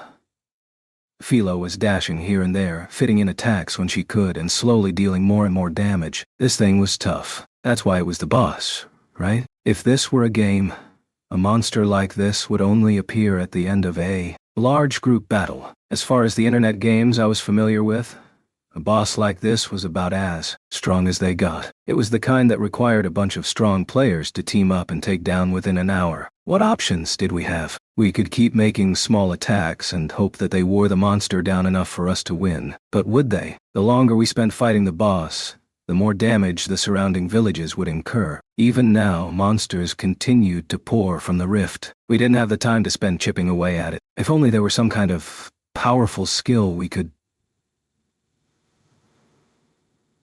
There was a way, only one way, but it might turn the tides. My shield had a power that, maybe, the other heroes didn't have. We didn't really have any other choice. Raphtalia had fallen back. I took her hand. What is it? Help me. She quickly guessed my intention. Okay, I am your sword. I'll follow you, even to the pits of hell. I'm doing it. Back away. I had gotten really irritated, and even thought I didn't want to use it. I was curious to see how much power there really was. Philo, if something happens, stick with Raphtalia, and keep away. Okay. I looked over at Raphtalia once more. Mr. Naofumi. She believed in me, but if I lost, Raphtalia and Philo would die. More than anything, I couldn't let that happen. I wanted to protect them. I really did. I wouldn't let myself be swallowed by anger. I couldn't. I swear. I readied my shield. Shield of Rage. The Dragon Core Stone has caused you to grow up. Curse series. Shield of Rage abilities increased. Shield of Rage ability locked. Equip bonus. Skill. Chain Shield. Attack. And Iron Maiden. Special effect. Self-curse burning. Strength up. Dragon's Rage. Roar. Kindred Ruckus. Wait, the dragon's final memories were playing before my eyes, as I'd used the core stone as material for the shield. A hero with a sword had stabbed it deep in the chest and forehead. And the dragon had lost consciousness then. The anger it had felt was like something I'd never imagined. It was the anger at having lost to a human. I was able to understand how wretched, how terrible that was for a dragon. Grow up? What did that mean? My shield melted and reformed. It looked like it was made of glowing embers with a giant, blood-red dragon in the center. My barbarian armor swan also changed form to match the shield. Was all of this because of the dragon core? The armor looked different now, and it was covered in a dark, black dragon pattern. The anger was so strong my vision was turning black. Everything was filled with hatred, anger, and the desire for destruction. This anger, this hate, It wasn't all coming from me. I could see all the rage there before me, glowing red, erasing everything but itself. It took all of me. No, not here. Not now. I had to fight for the people that believed in me. Not now. Chapter 12. Iron Maiden. Red Dragon Flame. The Shield of Rage 2 had grown into something else altogether. I turned it on the Black Shadow. When I screamed, the air around us seemed to crawl and tear, like it was screaming with me. Yeah. The interdimensional Soul Eater took its eyes from Philo and turned them on me. This wasn't good. Compared to the last time I used the Shield of Rage, the emotion was much stronger. I felt like I was losing myself. Was it because of the shield's growth? This grow-up that had been mentioned? My vision was wavering. Mr. Naofumi. Suddenly, a kind touch. It must have been Raphtalia. I couldn't lose her here. There were people out there. People depending on us to stop the wave. I couldn't let myself be swallowed by rage and hate. I couldn't let them down. I threw off the dark shadow and shook my head to steady my vision. The enemy was there before me. I stared at it and readied myself.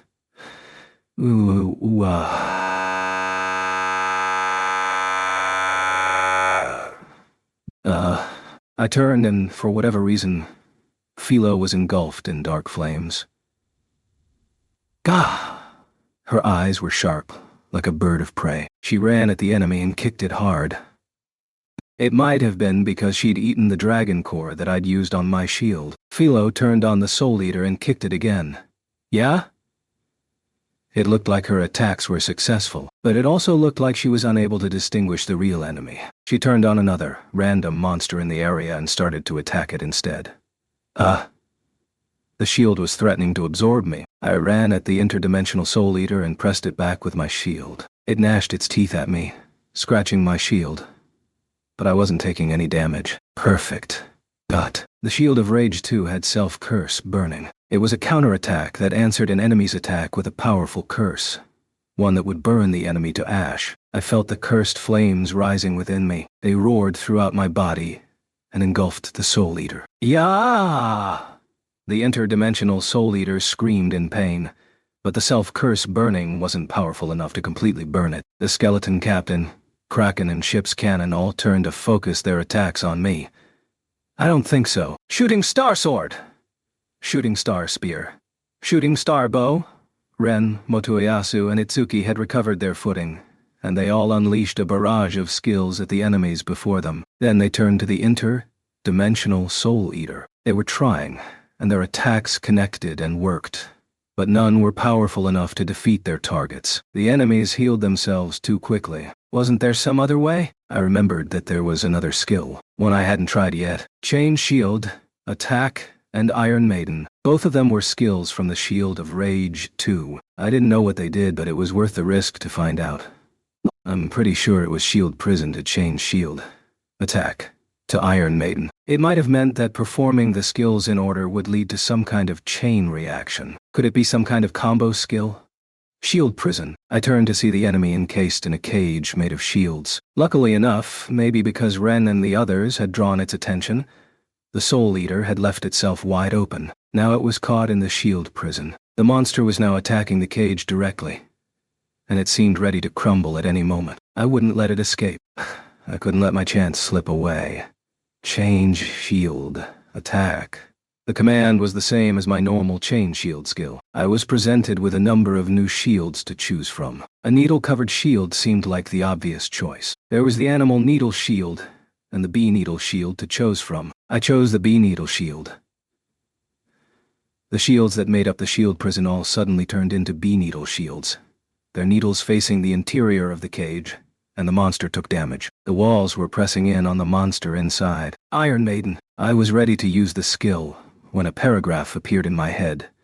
The punishment I have chosen to inflict on the foolish criminal before me is called the Iron Maiden. They will be pierced through from every direction, enveloped in their own screams, and will taste true pain. Iron Maiden! I shouted to activate the skill, and a giant iron torture device appeared in the air. Its door swung open, and the entire Shield Prison was pulled inside. With the door open, I could see the interior was filled with large spikes and the victim inside would have to prepare himself to be stuck through by them. When the door closed, whoever was inside would be impaled in every direction. The shield prison disintegrated, the door slammed shut, and the enemy was impaled before it was even able to scream. There was a loud clang, and the door of the Iron Maiden swung open. The Soul Eater inside was stuck through so many times it looked like a honeycomb. Weakened, it turned to escape. But the door slammed shut again, and the Soul Eater was once again impaled on the spikes. At the same time, my SP meter dropped to 0. The skill used up all of my SP. The Iron Maiden either ran out of time,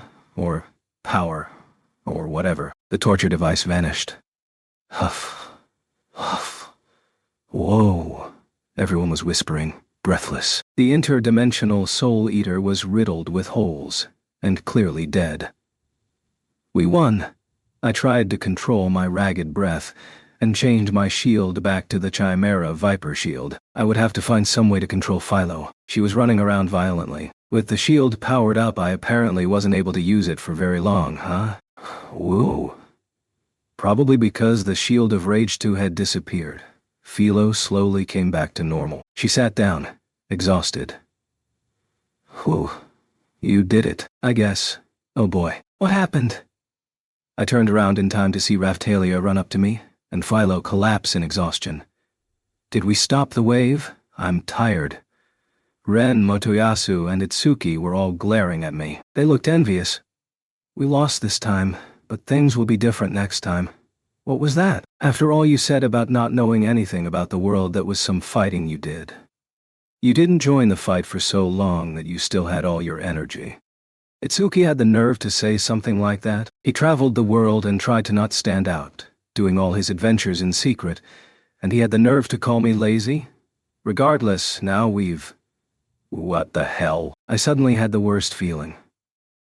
Every muscle in my body was tense. It looked like Ren, Motoyasu, and Itsuki felt it too. They were feverishly looking around the ship. One of Itsuki's party members was overcome by fear. He fell to the ground. There was an overpowering sense of dread. It was so powerful that the Soul Eater we'd defeated was nothing in comparison. What was going on? There was a shuffle, and a person's shadow fell over us all. Was it another enemy? This was getting ridiculous. I didn't have any energy left. Are you also threatened by these little monsters? It seems there is but one true hero among you. She was wearing a deep black kimono that was embroidered with silver. In my own world, it looked like the kind of clothing a wealthy relative might wear to a funeral. This whole world had seemed to be like the European Middle Ages, so it was weird enough to see someone in a kimono. Her hair was long and jet black. She looked Japanese, but also somehow ghostly. It's hard to describe, but she occasionally shimmered, like she was semi-transparent. She held a fan-like weapon. Without warning, a stream of light burst forth from it, flying over our heads. We all turned to see what was happening, only to see the light collide with another interdimensional Soul Eater that had been creeping up behind us. I would prefer to fight without your interference. The approaching battle is of sublime importance. The Soul Eater fell to the deck, dead from her single attack. It couldn't be true. We'd spent all our energy and time on a Soul Eater, and she just killed one with a single attack. The girl narrowed her eyes and looked directly at me before she spoke again. Well, from what I saw the last fight, it seems that you were a hero. The others seemed unable to fight at all, but you are different. Maybe. And what is your name? You ask my name without giving your own. Pardon me, my name is Glass. If I must elaborate, it wouldn't be wrong to consider me your enemy. I wasn't about to consider her my friend.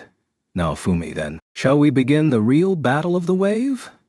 The girl named Glass opened her fan and rushed at me. Damn it! I just used the Iron Maiden and I wasn't in any position to start a new fight. If I used the Shield of Rage too, I would have to contend with its poison. I was barely able to hang on. Thanks to Raphtalia, I'd been able to control the poisonous emotions from the shield, but I felt my limit approaching. I won't let you. Ren, Motoyasu, and Itsuki all readied their weapons and aimed their skills at Glass. Shooting Star Sword, Shooting Star Spear, Shooting Star Bow. The three skills were flying at Glass when she looked down and let her lips curl, ever so slightly, into a smile. How cute. Circle Dance Zero? Reverse Snow Moon Flower. It was the middle of the day, but the wine-red sky began to glow and pulse. There was an attack coming. I ran to Raftalia and Phyla and readied my shield to protect them. We looked to the sky to see a blood-red moon hanging there, silent and powerful, like it had absorbed the shouts of its enemies. There was a flash of red, circular light, and the other heroes and their parties all fell. Something like a tornado lifted them from where they'd fallen, then flung them all through the air. Oh! They fell to the deck again. Damn! They knew a lot about the world, and they were all at a high level. How could they fall so easily? But if she was so powerful that she could defeat the Soul Eater with one hit, then how could we ever hope to stand against her? We'd used all our power against it, but it was looking like that fight had been nothing more than a warm-up. I'd thought that this wasn't a game, but the difference in our strength was so apparent that we really stood no chance. If this were a game, I would assume it was a battle that you were forced to lose. That losing would trigger an event of some kind. But this was reality. If we lost, there wouldn't be a secret event to save us. Life wasn't that simple. Besides, the people who already knew all about the game and used that knowledge to efficiently level up had just been defeated. Just like that. I'd spent my time trying to make money. What hope did I have of standing against her? Still, I couldn't lose. I had to win. For Raftalia, for Phyla. What a pathetic little bunch. I feel bad for your holy weapons. They must be crying. Her weapon was an iron fan. She held it open with both hands, and her fighting looked like a dance. This is certainly unexpected. Master, that girl is super strong. Philo's feathers were all standing on end. It's true, I can feel her power from way over here. She's much stronger than we are. Raftalia's tail was erect and puffy. She was obviously trying to control herself. I ran over to the fallen heroes and looked down at the fainted bitch. Those heroes she had depended on were like toys to Glass. But what were we supposed to do? Honestly, the Iron Maiden had used up all of my SPI'd. At the very least, I'd need a way to recover that. That's it. Otoyasu spoiled the bitch. Maybe she had some kind of tool that would prove to be useful. Or maybe she'd have a good item or two. There. She had magic water and soul-healing water. The selfish bitch. The first item would replenish any magic that you used when casting spells, and the other would recover any SP you used when you used a skill. Well, soul-healing water was so expensive that I'd never had a chance to try it, but I had heard that it would increase your concentration, and that would make your magic more powerful. I decided to try drinking the soul-healing water. It tasted a little like the nutritional drinks I'd made, but as I drank it, I could see my SP meter being replenished. Yes. So it really did restore SPI. Thinking back on it, Ren and the others had been using one skill after the other, so they must have had a way of replenishing their own SPT. Mr. Naofumi! Raftalia saw me rummaging through the bitch's pockets and yelled at me. But seriously, they weren't fighting, and I didn't really have any other option. How cheap? And you call yourself a hero? I'm fine with cheap. This woman has done much worse than cheap. I'm not very fond of her. Master, you look like a bad guy. Shut up.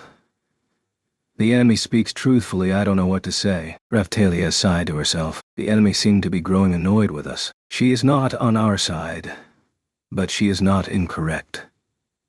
Whatever. I stepped ahead of the other heroes, and Glass readied herself for a fight. They weren't capable of fighting for themselves, so there wasn't anything I could do to further involve them in the battle. Glass seemed to understand that too. She had a samurai-like stoic character to her too. She probably only wanted to fight those who would challenge her. Very well then, I think our chat has gone on long enough. She opened her fan and rushed at me. She was fast. I immediately raised my shield. Just in time, I caught her attack with the shield, and it reverberated with a dull clang. Damn, it was so heavy. She'd only attacked once, but the shock had shaken my shield arm until it went numb. Her attack was stronger, much stronger, than even the zombie dragon's attack had been. If she could manage such a powerful attack with her fan, then Raftalia and Philo were in real trouble. Raftalia! Philo! Watch out! This one is strong. Understood. Okay. I am the source of power. Hear my words and heed them. Protect them. First guard. I cast supportive magic on the both of them, and the battle began in earnest. If we fight here, the fallen heroes will be in the way. My aesthetics do not tolerate unnecessary interventions in our noble struggle. Let us go somewhere else. As if she had understood my real intentions, she leapt from the ship. We followed her. This seems like a place where we may battle undisturbed. Here I come. If the fan's attack hit anywhere I couldn't manage to cover with my shield, it was strong enough to overcome my defenses, causing pain and leaving a wound. If I had the chance, I would cast First Heal to cover the damage I was receiving. But there was very little time. Her attacks came quickly and powerfully. More than anything else, she was intelligent. It was nothing like fighting a monster. She realized that her attacks were not as effective on me, and so she set her sights on Raphtalia and Philo. I won't let you. I used Shield Prison. I sent it over to where Glass was standing. Ha! Pathetic.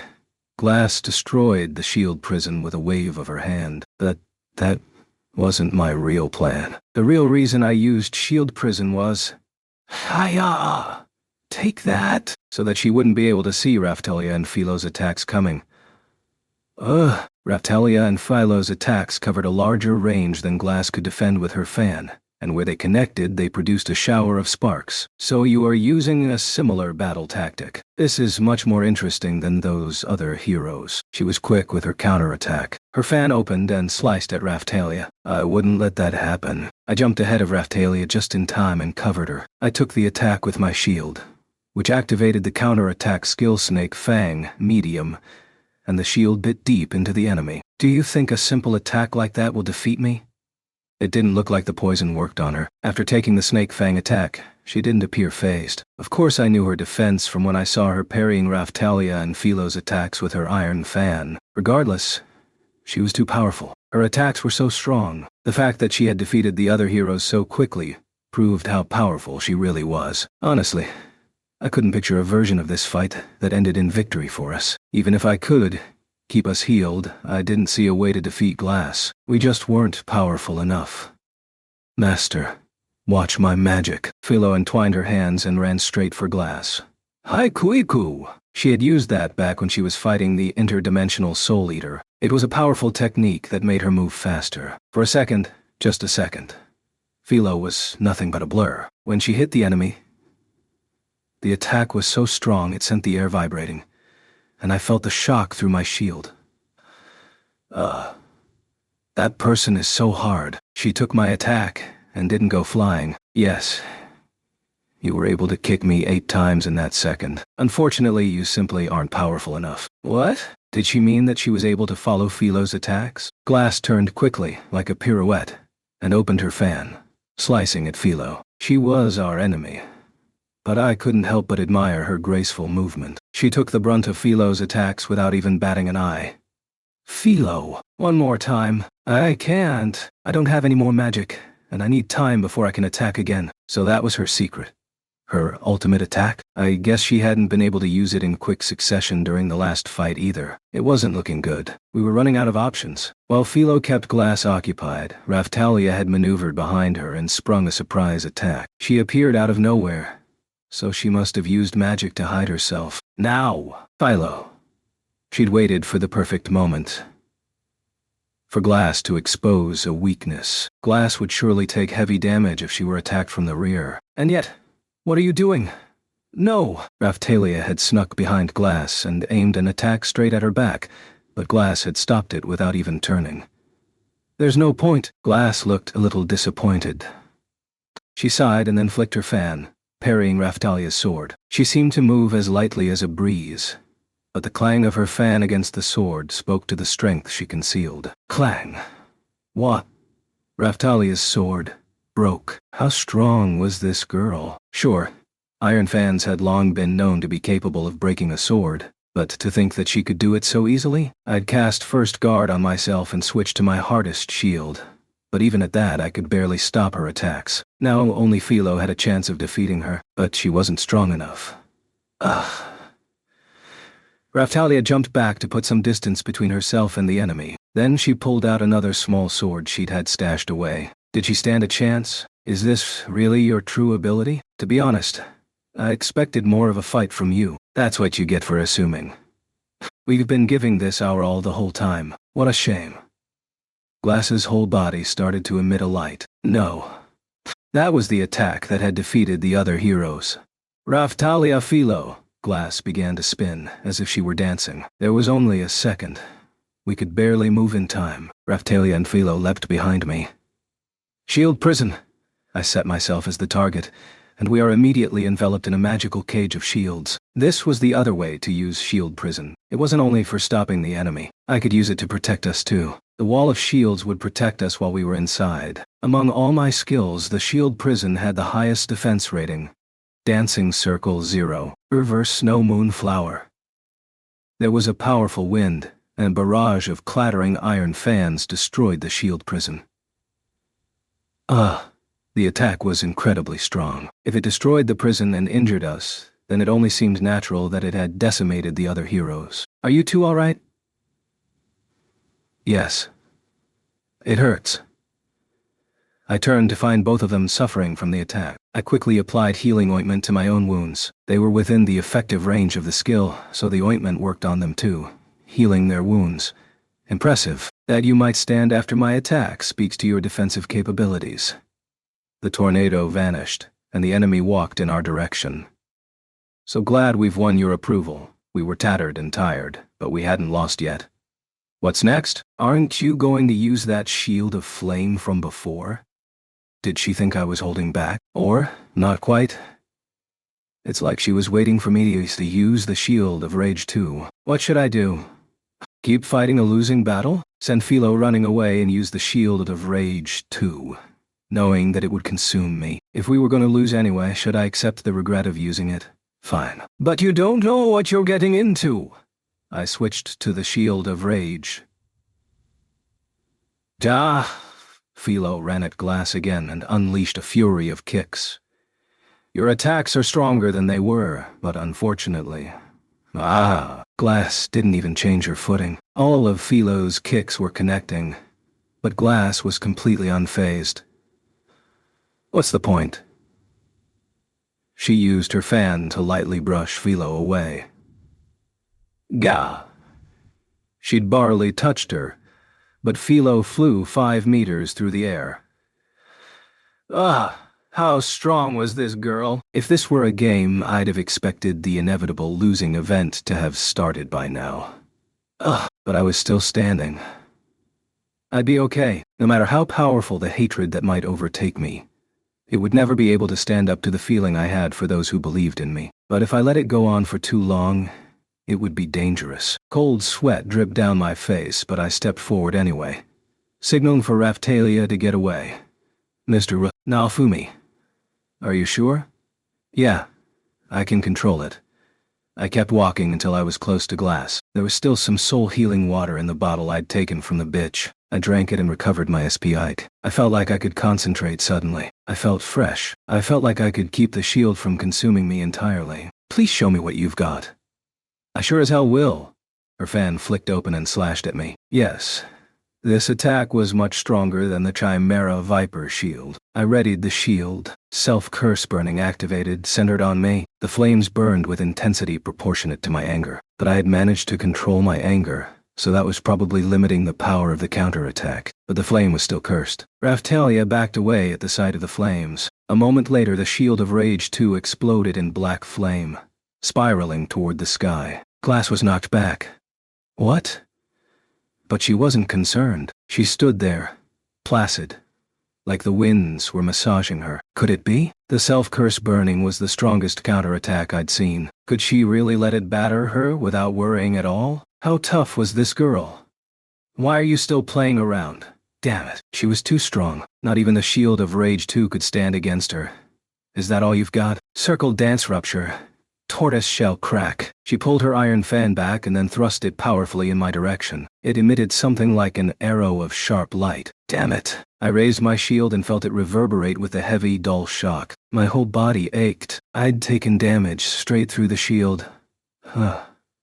So you can absorb an attack with that much power? Impressive. It was hard to stay focused through the pain, but I couldn't lose myself. Not now. That was some attack. It might have been a piercing attack. They showed up in games now and then. They had a chance of ignoring the defense rating of the target. Some attacks would even deal more damage to targets with higher defense ratings. Is that what the other heroes had meant when they said that shielders became less useful with time? Experience points in online game tended to get harder and harder to accrue as you leveled up. I don't know what kind of game the other heroes were familiar with, but as for the games I'd played, I could think of some examples of how it could be true. The first is the simplest. The enemy's attack power would eventually outrank the defensive capabilities of the shield. The next was based on dodging because as you leveled up there were more and more enemies that could kill quickly with one hit. The last was firepower type games, as the defense abilities of the shielders were not nearly as useful as the ability to quickly overpower the enemy with your attack power. I'd given a fair amount of thought to everyone's dismissal of the shield class, but none of those options seemed to be the case in this world. I couldn't figure it out, but I had no choice but to keep moving forward. I cast First Heal on myself to heal my wounds. I have discovered the weakness in your attacks. Glass spoke with extravagant confidence. The black flames appear in response to attacks in your immediate vicinity. If you are attacked from a distance, it will not activate. Then you shout to your subordinates to indicate the target. Damn. She'd figured it all out. She was a real Bushi, and her powers of observation were sharp. 2 waves back, it was a black beast. Then it was a chimera. This time it was an intelligent. It was a person. Just what were these waves? Weren't they just natural disasters? So that is all I must do to win. I defeat your party, and then attack you from a distance. It would be very easy. But honestly, such strategies aren't even necessary in a fight like this. Come at me with your strongest attack. It was like she was playing with me. She didn't even look like she was preparing to avoid my attack. I knew why. It's because she was playing with me. If she stood up to my strongest attack and took the full force of it without buckling, that was her way of humiliating me. But I wasn't going to lose that easily. I couldn't. Shut up already. Shield prison. Change. Shield. Attack. Glass was immediately trapped in the shield prison, and the shields quickly turned into shields that would attack her. And then, Iron Maiden. I used my newest skill, an instant kill. A massive iron chamber, shaped like a woman, appeared in the sky and pulled the shield prison inside. The door slammed, and the shields themselves were pierced through. How's that? But you're more powerful than I expected. The door swung open, and Glass was alive and well inside. The Iron Maiden hadn't damaged her much, and it dissolved into small particles and vanished. It vanished, leaving Glass standing there without a scratch, like nothing had happened at all. But there were no other options. Very well then, we will consider this wave ended, and we have emerged victorious. I bear you no hatred. However, before she finished her speech, the hourglass countdown icon in the corner of my visions quickly changed. 0:59. A new set of numbers appeared. The time? But it's much sooner than now. Raphtalia aligned her breathing with me and quickly chanted a magic spell. First light, a ball of light appeared right before Glass. Then it exploded in a great flash of light. Glass was stunned by the flash and stood there motionless for a moment. I immediately changed to the Chimera Viper shield and ran over to Philo. She had jumped to her feet, ready to go crazy, but quickly recovered her senses. Get us out of here. Wait, don't doubt her speed. We'll get away just fine. You would subvert the rules of the waves. I can't have you making time for yourselves like that. I'm tired. What's going on? I guess she couldn't seriously hope to fight. If the Iron Maiden didn't work, then I was out of options. Very well then. It's disappointing, but we seem to be out of time. Glass walked off toward a giant rift. Before she entered it, she paused, then turned. What? What? What did you want to say? I will withdraw for now, but you will not be so lucky next time. Do not allow yourself to forget that it is we who will emerge from the waves victorious. If that was your true strength, it is only a matter of time. What did she mean? We. She was making it sound like some kind of competition. I didn't understand. I thought that the waves were natural and were going to destroy the world. Thinking further, though, I realized that nobody seemed to know anything at all about the waves. We had to figure out what they were. At the very least, we'd realized that the enemy was intelligent and a force to be reckoned with. The trash and his bitch were really holding me back. We just figured out who our real enemy was, who the heroes needed to be fighting. Geez, enemies everywhere I looked. More enemies. Naofumi. I will remember your name, lick your wounds, and await my return. Don't bother learning my name. We aren't planning on losing to you." She nodded, satisfied. Then, she killed a Soul Eater that had been hiding near the rift before stepping inside and vanishing. Did she just kill her ally? Glass was a human, so was she not on the Soul Eater's side? At Glass's retreat, the rifts closed, and at the same time the hourglass countdown vanished from my vision. Who? We made it out of that alive, but who was that woman? Who knows? Philo was out of energy, and she lay sprawled on the ground. For a second, I wanted to join her. Well, we managed to close the wave. We did. I'm tired. Me too. Let's leave the heroes where they are and pick up the pieces.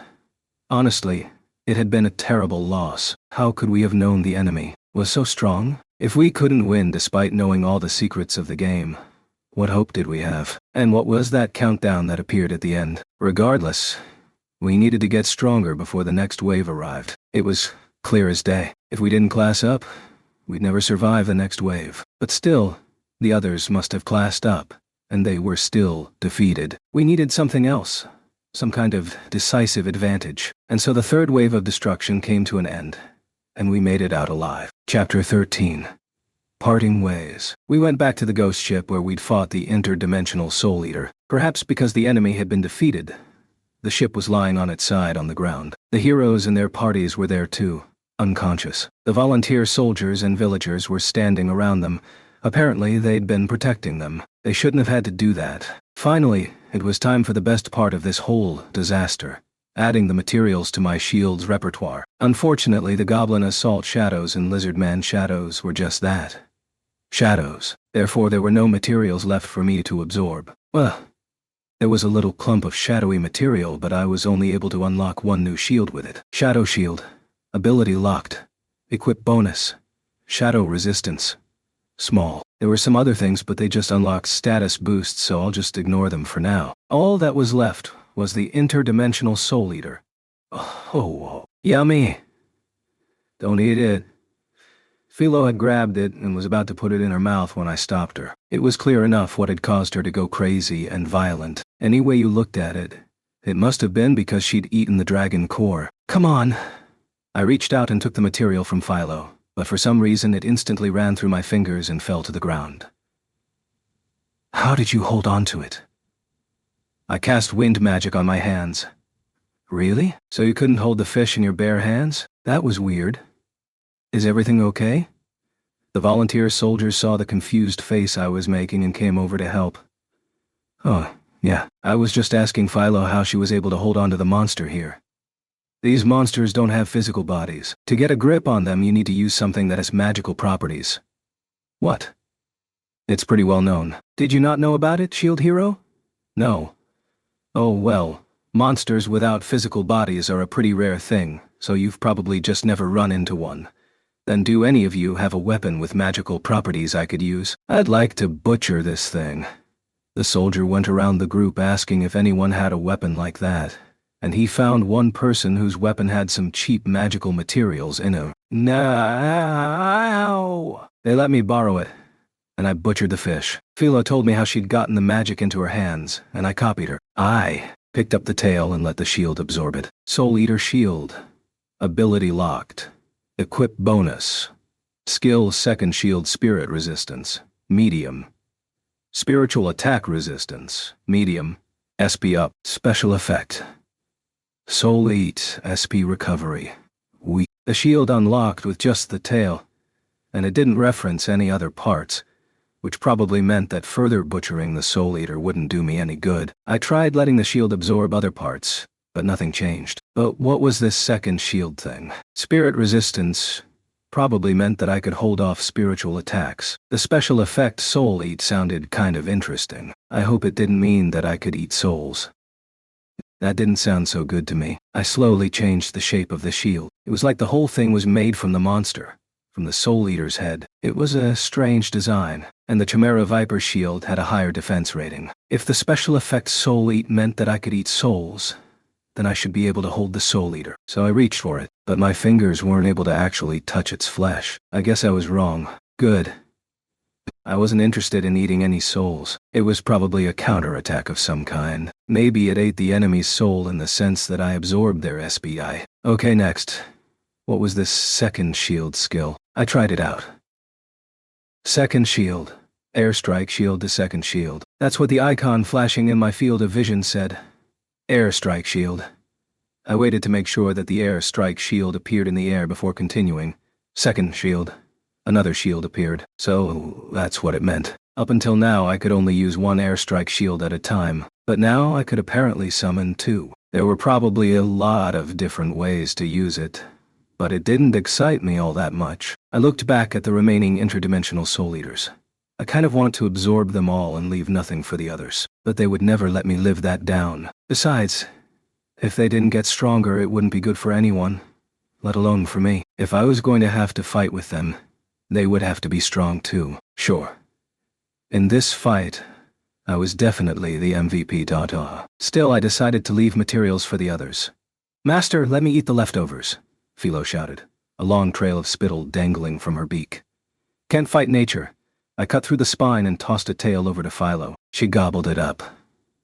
The bones are so slimy. Wait, did we run into any slimes? The rest of the conversation wasn't interesting, so I'll just cut it off there. Let's just say that I ended up angry because I didn't get to use them to unlock any shields. All right, let's head for the next village and see if we can help them rebuild.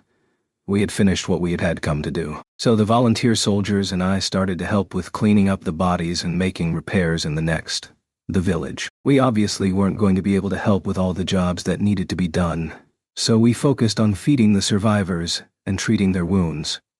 Thank you so much. We'll do all we can. The volunteer soldiers listened to my orders and obeyed them without issue. I guess it meant that I didn't need to doubt their sincerity anymore. A day had passed since our long and trying battle. Finally, the knights arrived. The leader of the knights was very upset that I had summoned the volunteer soldiers to the wave with me. You bastard! You think you can steal my subordinates and use them to form a private army? It's not the hero's fault. We came to him and offered to lend out services. He merely accepted our offer. What? And you call yourselves soldiers for the great land of Melromar? You'd sell yourselves to the shield? You fool. Are you really going to focus on scolding your subordinates when you are surrounded by all this tragedy? Do you have any idea how bad the damages would have been had they not been here? The villagers had gathered around to hear what was going on. They all nodded in agreement with me. And just so you know, those other heroes that you depend on so much, they were defeated along with their parties during the wave. And now they're relaxing in that building over there. No one had asked them to do it, but the villagers had gathered together and brought the unconscious heroes back to town so they could nurse them back to health. They had the medicine they needed, but it would still be a few days before they were back on their feet. Still, they were recovering quickly, and they'd probably wake up before the day was over. Hurry and bring the heroes to me. I will send them to an excellent hospital. Their wounds aren't as bad as the others around here. There are villagers in much worse shape. You should prioritize them. We must prioritize the heroes for the sake of our great country. No, for the world. This guy sure was impressed with himself. Regardless, I'd assumed they would behave that way. So we'd been prioritizing the villagers' treatment anyway. Yeah. Anyway, hurry up and get them out of here. The rest of us have things to do. Wait, shield. I waved them away, but the knights had been talking about the situation with the volunteer soldiers, and now they called out to me. What is it now? Your presence is requested at the castle. No thanks. You're a pain. You will come with us. I'd like to see them try to force me. We had more important matters to attend to. Why were they always in my way? I ignored them and turned to leave, but the volunteer soldiers stepped forward, petitioning. They bowed to me. Please, shield hero, please come with us. They had done everything I asked and obeyed all my orders. It didn't seem right to ignore them now. Besides, I did have that new carriage that I needed to pick up from the guy at the weapon shop. Geez. I scratched at my head and slowly turned around. Fine.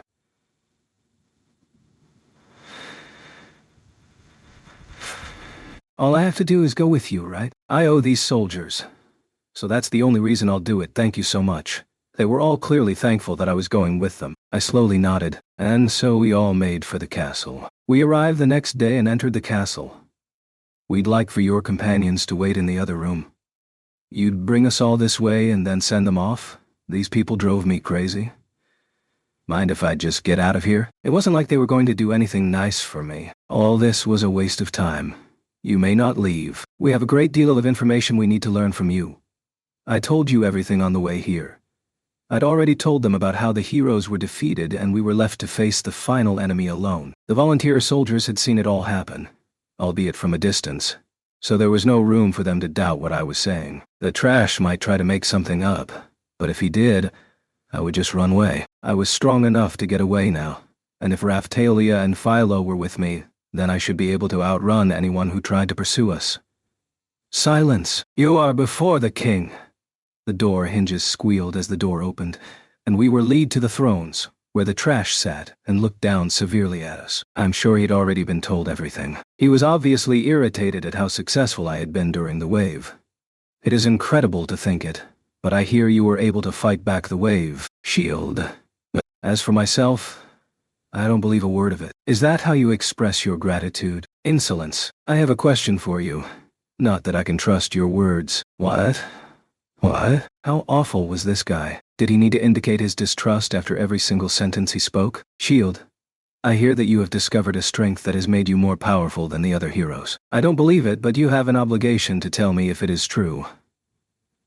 Speak now. Not that I believe you. He was so transparent, the fool. He was wondering if I was stronger than the other heroes. But he wasn't honest enough to ask me directly. He made me sick. The trash. Honestly though, I had no idea why Glass retreated after she defeated the other heroes. She'd mistakenly thought that I was the strongest hero, and so we started fighting. But then a counter indicating a time limit appeared, and she retreated. I could tell that the hourglass timer had something to do with what happened, but the rest of it was a mystery. What would have happened if the counter had run out? There were too many questions remaining. Eventually we would have to find the answers, but I didn't have time for that now. But still, I could tell what was going on here. I turned to the trash and smiled, jabbing my finger at the ground before me. If you really want to know, crawl down here and bow to me. The Trash King was so shocked he froze up for a moment. His face was hilarious. I wished I could have taken a picture. Did I stutter? Are your ears plugged up? If you really want to know, come down here and put your nose on the floor. What are you grunting like a monkey for? Or do you only aspire to be as wise as a monkey? The king is trash. Not that I would believe the words of a monkey anyway. As I parodied and mocked him, his face grew red and stiff. His eyes glared at me, full of hate. You know what? It felt great. You bastard, the trash roared. His shout echoed through the halls. The first enemy was the wave, and the second was the trash. But I wasn't going to lose to the trash. Don't you ever show your face here again? You're the one who asked me to come. You don't have to ask me to stay away. And so I said my final farewell to the trash. Chapter 14. On the road again. I'll have your head. The trash wasn't happy with my behavior. Oh, how are you going to get me to the guillotine? There was a clatter of armor as knights began inching toward me from their posts around the throne. Are you guys forgetting? I'm the one that defeated the enemy. The one strong enough to take down all the other heroes. I readied my shield and faced the knights. They all stopped moving. I was a hero after all. They did all know that I'd survived the wave where others had fallen, so why would they risk drawing close? Even if I was half faking it. What are you doing? Kill this insolent fool. Hey now. I turned back to him and spoke threateningly. Don't you understand? I'm strong enough to march into this castle, kill you, and make it out of here, unscathed. You see that, right? The Trash King looked very upset. If you don't believe me, I can demonstrate. I had learned that some tricks and threats were necessary to negotiate effectively in this place. I had to use the tools available to me if I was going to restrain the trash. Those heroes you depend on were defeated by the enemy. An enemy I then defeated. Now you want to make me into your enemy? He was so angry he was grinding his teeth. The only reason you can speak that way. I'll kill you if you touch my party members. I thought it best to tell him how that would play out. Iron Maiden was a very powerful skill. It had defeated the Soul Eater, so I knew it was capable of killing someone. At the very least, I could use self-curse burning and give them all some serious burns. Trash's face was pale. Apparently, he finally understood his place. Don't ever summon or speak to me again, Trash. When the waves are over, I'm out of here. Until then, I will do what I have to. But don't get in my way. I couldn't pull any punches when I threatened him. And I couldn't use my trump card either. I had to save that for when I didn't have any other options left. If I killed him here and now, nothing would change. Whoever was pulling the strings behind the scenes would just pop up and take his place. Still, if I had to fight the other heroes directly, I didn't know if that was a fight I could win. And if I had to fight them all at once, I was sure to lose. Later, I turned and left the throne behind. I won't forgive you. I won't forgive you, Shield! His screams echoed through the castle. That makes two of us, I shouted on my way out of the chamber. I left the castle and was walking down the stairs when I passed a woman who looked like she was from the nobility. She hid her mouth with a fan, and she was wearing an expensive-looking dress. I couldn't see her whole face, but I could tell she was pretty. I wonder how old she was. She was probably in her early 20s. Her hair was purple. That was a rare color. Thank you for all your hard work, Zir. Zir? Crap. I almost turned to look. The woman was followed by the younger princess. I ignored her and kept walking. I didn't have anything to say to the bitch's younger sister. MZ, Melty. I understand. Thank you. Yes. At the time I thought nothing of it and kept walking. At the time I wouldn't have thought, not even in my wildest dreams, that the younger princess would be the key that unlocked the door to a dramatic change. By the way, Raphtalia and Philo were waiting for me back in the room. Apparently they thought that I might cause a ruckus and had been planning to come after me. I didn't know if I should be happy they understood me so well, or if I should be bothered by it. I left the castle, and the first thing I did was stop by the weapon shop to see if the carriage I'd ordered was ready. Hey kid, the carriage is all ready to go. Well, that was fast. Old dude, you sure do work with metal quickly. You manage everything I ask of you so fast. I just organize it all. I have friends that help out with the actual work. I didn't actually make the carriage. Yeah, I suppose it only made sense that he'd get a local blacksmith to help him out. I was just thinking that you're one of those guys that can make anything happen for the right price. Kid, I swear it's depressing to hear you talk like that. I'm not young and skilled like you are. I'm not skilled. What kind of person did he think I was? It's parked out back. Come have a look. Right on, can't wait to see it. By the way, I was thinking about Raphtalia's... Before I could finish my sentence, Raphtalia reached out and grabbed my hand. What is it? You don't need to mention the sword. I have a backup sword anyway, so let's save whatever money we can for now. Well, if you really think so, then I guess we can. Philo's attack had gotten so powerful that she was doing most of the damage anyway. If Raphtalia could take on a support role, that should be fine. And she was probably thinking that we might find a better sword than the old guy could make for us. We made our way out to the back of the shop, and sure enough, a large metal carriage was waiting for us. The carriage was metal. Even the roof was metal. It reminded me of a little tin wagon my parents had bought for me in the past, only this one was life-sized. Wow.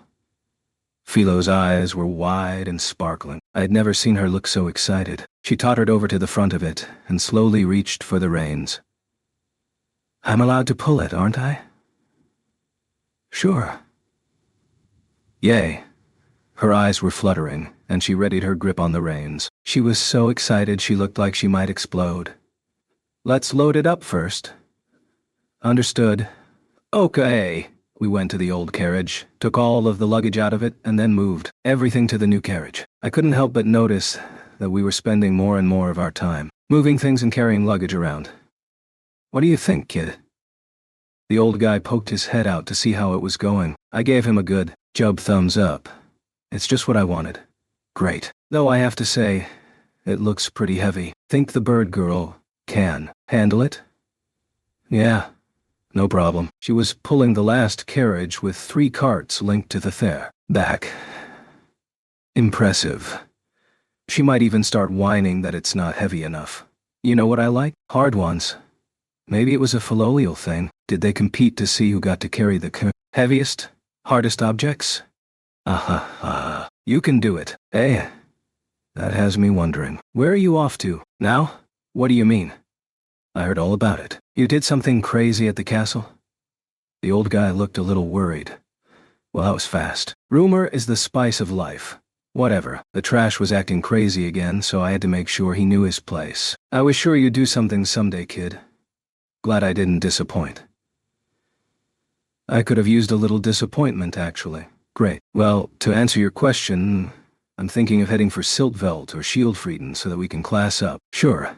I could have gone and threatened the trash to get permission to use the Dragon Hourglass in Castletown, but I needed to class up Philo and Raftalia, and I didn't want to put them in any unnecessary danger. I still didn't have a very good understanding of what the class-up process entailed, but the people who managed the Dragon Hourglass were apparently so concerned with it that they had invented all these rules and regulations to control our access to it. If it was going to be such a pain, then it seemed like the best idea would be to just head to another country where it seemed like we would have a free pass to do whatever we wanted. You know, kid, I've been thinking you'd head in that direction for a while now. Really? He was nodding at us in approval. I wonder what it meant. I'd suggest Shieldfrieden. Siltveld can get a little crazy. What do you mean? Well, they are demi-human supremacists, and they turn humans into slaves. They're kinda the opposite of Melra Mark. I see now. Considering I was human, it probably wasn't the best option. And yet, thanks for the advice. We'll head for Shieldfrieden. We finished loading the carriage and climbed aboard. All right. Well, I look forward to seeing you the next time you're in town. Sure, the next time I see you, I'll probably be looking for equipment that is good against ghosts and spirit-type monsters. I see. Sounds like you advanced enough to worry about monsters like that. I'll make sure I have the things you need. I'd like to gather materials to keep costs down. You can do what you want, kid. Just do me a favor and don't show up, needing everything within 24 hours. I'll tell you where you can get the materials, if you want. Got it. I'll make sure you have enough time. Okay.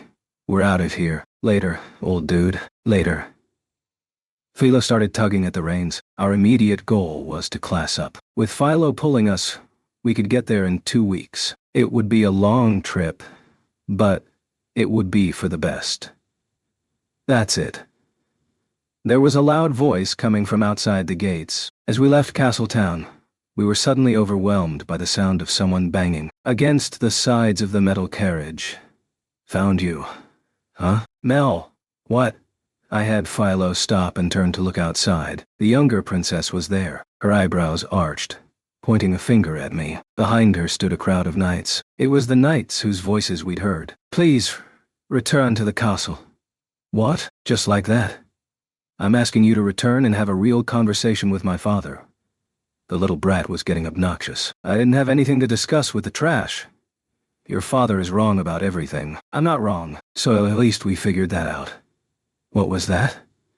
Did it take her so long to figure all this out? She was the bitch's younger sister. Why should I spend any time talking to her? Tell your father this. I can kill him at any time. Tell him to always be afraid. Why? Why do you have to say such horrible things? Please tell me. Because your father is a piece of trash. I won't waste my time talking to trash. Your parents are the worst. You. I won't forgive you. My mother was wrong. The shield hero is a jerk. One of the knights behind her stepped forward. You want to fight me? Philo. What? Let's go. But I want to play with Mel. You can't. But let's go. Fine. Bye, Mel. Philo nodded, turned back to the road, and took off running. Hey, why ate it? The shouts of the younger princess faded away. The Castletown really was filled with garbage. Other than shopping, there was no other reason to go there. Chapter 15. The Shield Demon. Mr. Naofumi, don't you think you should have spoken with her? That's easy to say. But think about it. She's the trash's daughter, and the bitch's sister. I can't imagine her as a reasonable person. That's true. But she did help us once. And before that, she was our travel companion for a time. Raftalia was right. She had helped us once, back when Motoyasu was running wild in town. But still, that was probably a strategy to steal Philo from us. If we'd let her keep talking, she probably would have had Philo seized. Philo was already pretty attached to her. Fine, if they chase after us, I'll hear her out. That's a good idea. She is Philo's friend, after all. Mel is nice. She pretends to be. Anyway, focus on the task at hand. We'll sell things along the way, right? Yeah, I mean, we have to pay for the travel and for all our equipment, not to mention Philo's appetite. Philo would help us get there, but we'd have to keep her belly full if we wanted to keep the speed up, and that would cost plenty. I'd been letting her eat the monsters we happened upon, but that wouldn't be enough to cover her whole diet. I don't know where all the money went, but I knew that we had to raise money while we had the chance. We could just set up shop in the villages and towns we stayed in on the road. Huh? In the back corner of the carriage, there was a large bag I'd never seen before. Wondering what it was, I opened the bag to find a single letter mixed in with a whole pile of items. Dear kid, I was too embarrassed to give you these directly. I went ahead and made you all some tools I thought might be useful. Use them if you like. The old guy from the weapon shop. It was so kind. So considerate. I reached for the item on top. It was a long sword. It was the same sword that Raphtalia had been using, the one that had broken. The old guy must have been inspecting us closely. He was very observant. I was honestly touched. I thought I might cry. Raphtalia. What? The old guy made you a present, but this is worth a small fortune. I don't know what to say. Raphtalia accepted the sword, her eyes welling up with tears. That guy really did seem to care about us. What else is in there? The bag was stuffed with things, and all of them were labeled with our names. The letter also included short descriptions of the items. He must have rushed to write it all out, as the handwriting was quick and hasty. So the first one was for me. It was an item for the jewel in my shield. It sat over the jewel like a lid of some kind. According to his note, it would help me look up information about the shield. Well, the shield was the whole reason I couldn't really fight for myself. Anything he did to make it easier to understand was a good idea in my book. It clicked into place over the jewel. The next one was for Raphtalia. It was another short sword. But why? I passed it to her. He says this one is for you too. Another sword. She quickly slid it from its scabbard. There was a soft pop, and it turned out that there was no blade on the handle. What was it for? Is it a stage prop or something? I don't know. The memo indicated that it was an experiment of his. A magic sword. He said it would work against shadow monsters with no physical body. He wrote the memo as if he expected us to know what he meant. Normally he would have explained it to us, but he must have been embarrassed because he forgot to write how it was used. Where was the blade? Did it mean that only shadow monsters would be able to see it? There must be a reason it is missing the blade. I'll try to look it up later. Yeah, I don't think he'd give us anything we couldn't use. All right, Raphtalia would do all the research about the magic sword. Next up, I thought it would be for Philo, but it was for me. Is it a glove?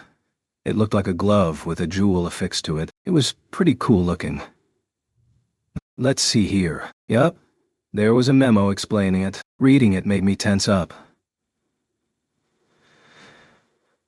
Well, it was supposed to help out if we were ever in a situation in which Philo couldn't pull the carriage. Apparently, if I put on the glove, I'd be able to pull the carriage too. The effect was somehow linked to my current magic power rating, so I guess it was some kind of power glove. Not that I wanted to pull a big heavy carriage around. If he wanted to be nice, he was going about it in the wrong way.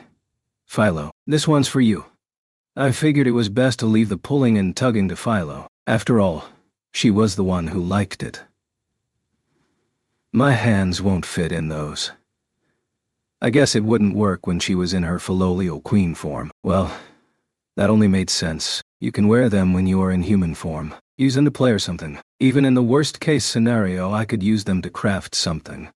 Okay. Seriously, I was surrounded by jerks left and right, but just knowing that there were people like the weapon shop owner out there, well, it made me want to keep moving forward. There was a good chance we'd run into Glass during the next wave. We would have to get strong enough to face her before that happened, which meant that we would probably need the old guy to make us some weapons before the next wave. I felt like my efforts wouldn't be futile. Like I had to get stronger for him too. Let's go. Yes. Yay. Here we go. We were back on the road. The next morning, after a light breakfast, we left the inn early. It was that kind of town.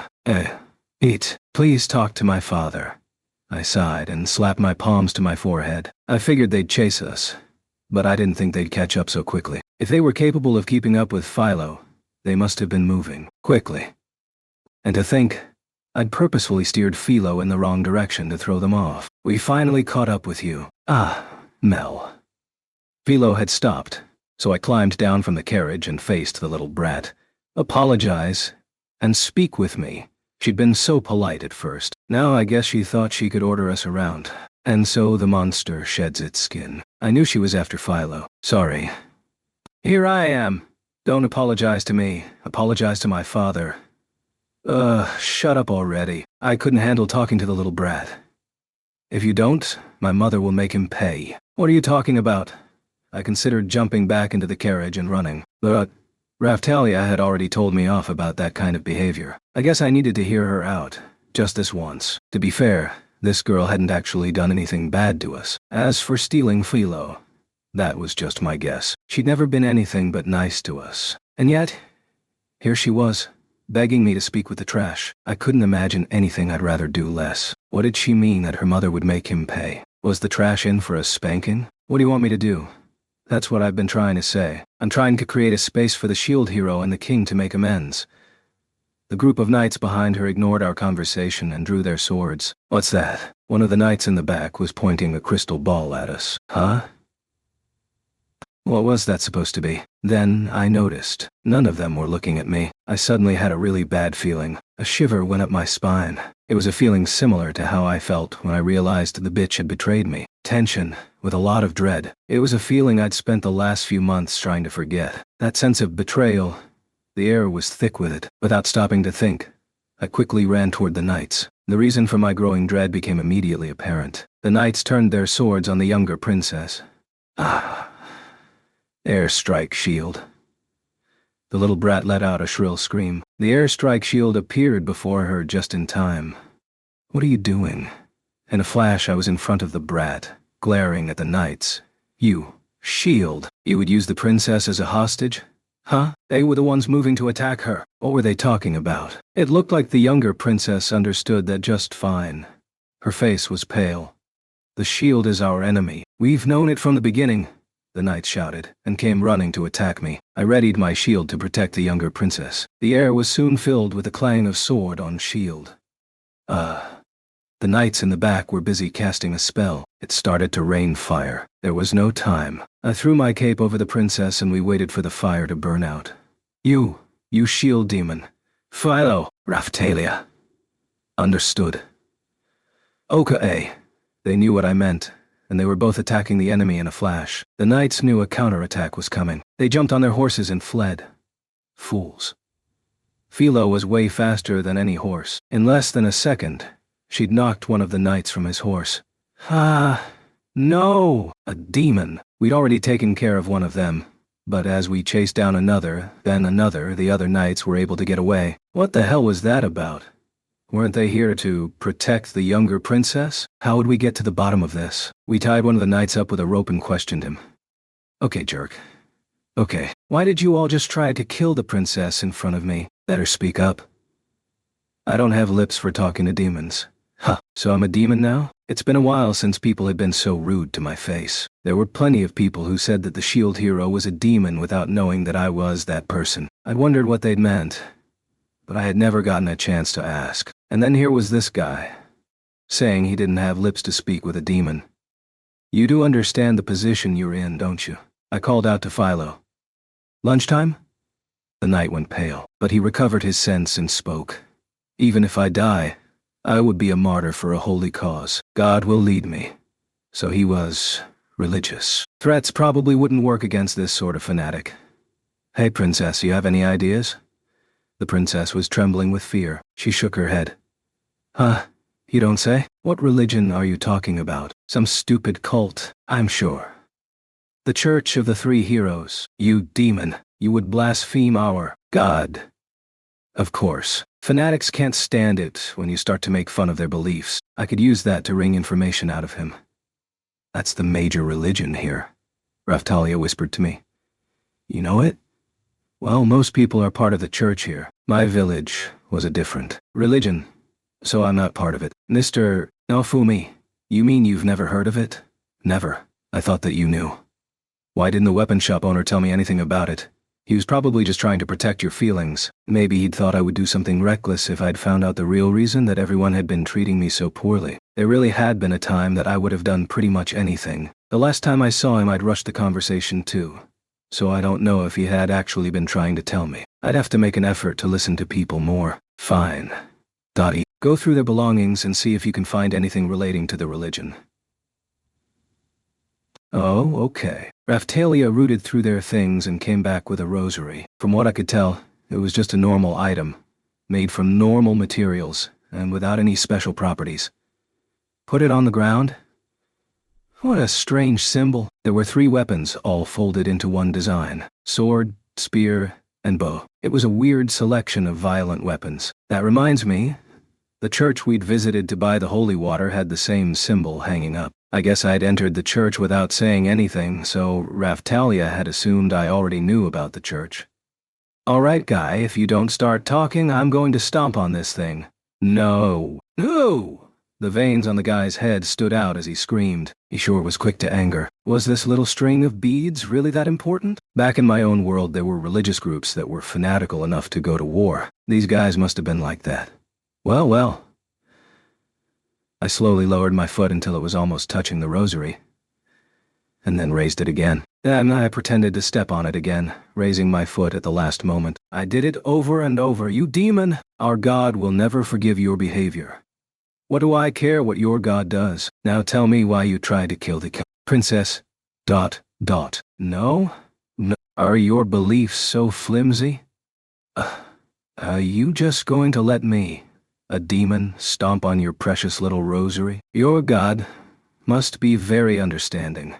It was the reverse of the Japanese Fumi. If they really believed I was a demon, they had no choice but to stop me. If you tell me the truth, I won't step on it. I won't be manipulated by you. Too bad. I ground the rosary under my heel, crushing it into the ground. What's he going to do? I should probably clear up the first misunderstanding. Hey, princess, who are these guys? Are they knights? She was still visibly shaken by the attempt on her life. Her face was pale, and she was trembling. Mel, Master and me are here, so it's okay. Philo. Mel recovered her senses and turned to me, whispering. These men are Father's knights. The trash. You mean he wanted to kill me so badly he would sacrifice his own daughter? Unbelievable. Did he really hate me that much?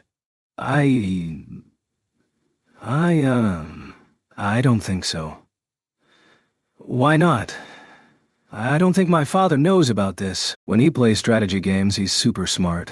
My mother can't even beat him. If this were his plan, it would be perfect. This plan, honestly, my mother wouldn't approve of it. I think you've got that backwards. From where I was standing, it all looked pretty bad. I guess we couldn't expect much from the mother either.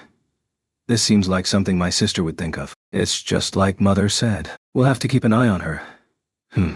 I might have been reading too much into it, but it sounded like there was some bad blood between these sisters.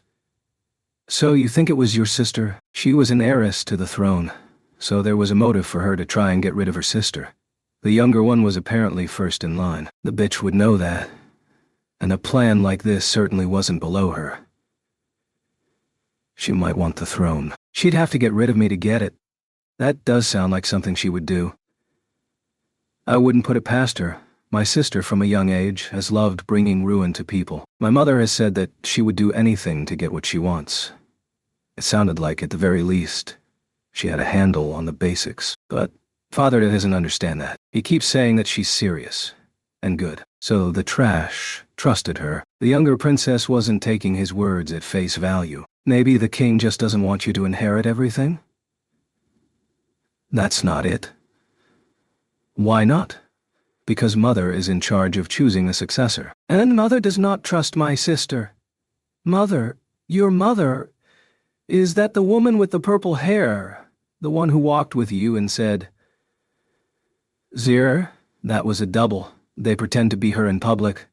A double? So I guess she looked like that. I couldn't forget how purple her hair had been. Yeah.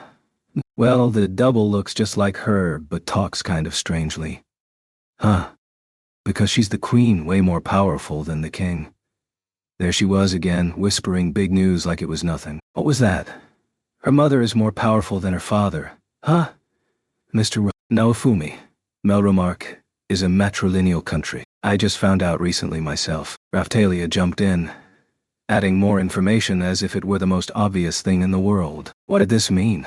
It meant the trash had married into the royal family. What are you laughing for, Mr. Naofumi? How could I not laugh? That trash had to marry into the royal family. Ahaha. Master, you look like you are having a good time. Don't speak ill of my father. Why not? He hung you out to dry. He did not. Oh. The younger princess burst into tears and started battering me with her little fists. She'd been acting like an adult this whole time, but now she let her guard down. She was just a little kid. I mean, when we first met her, I knew she was a kid. But now I knew that she really did act her age, and yet she was speaking differently than she had when we first met. If she were a princess, she'd have to conduct herself with honor when she was in public. I guess what I'm saying is that this whining, crying little girl was the real younger princess. It's not right to laugh at a crying child. She's basically the same age you are. Had Raphtalia forgotten that she had behaved the same way only 2 months ago? That explained her relationship with Philo then. It was her chance to be the big sister. It also explained why she was giving the trash more than his fair share of the benefit of the doubt. It would be easy to get a bunch of religious fanatics to kill me. They already had the motive, and he could easily deny involvement. Even if he wasn't involved, the explanation of the bitch trying to secure the throne for herself made perfect sense. Mr. Naofumi, I know. Raphtalia was starting to get angry, so I decided to behave more seriously. Is there some way for us to clear our names? And also to protect the life of the younger princess? Honestly, I don't see why I needed to protect the progeny of the trash or his bitch daughter's sister. I didn't like the fact that they shared blood, but I couldn't just leave her there. And I couldn't kill her. Even still, I could sympathize with her plight, betrayed by her own family, and left to die in a pit of despair. I knew how that felt. There must be some way. The Queen. Do you know where your mother is? That was my first idea. If the Queen didn't know what the trash was up to, we could find her and explain the situation. She had more power than he did, so if we could get her on our side, then that would solve the issue. If we went that route, the younger princess would be an important bargaining chip. If we could just keep her alive, she would be of use to us. She seemed intelligent enough for decent conversation. The only problem would be if the Queen were just as stupid as the king. If so, she wouldn't believe anything I said. I don't know where she is. But Mother said that she wanted me to be friends with the shield hero, and you know that she wasn't involved in this? That was a possibility we couldn't rule out. Giving her youngest daughter the right of succession might have been part of her plan to find and kill me. Don't cry, Mel. Ima help you. I promise.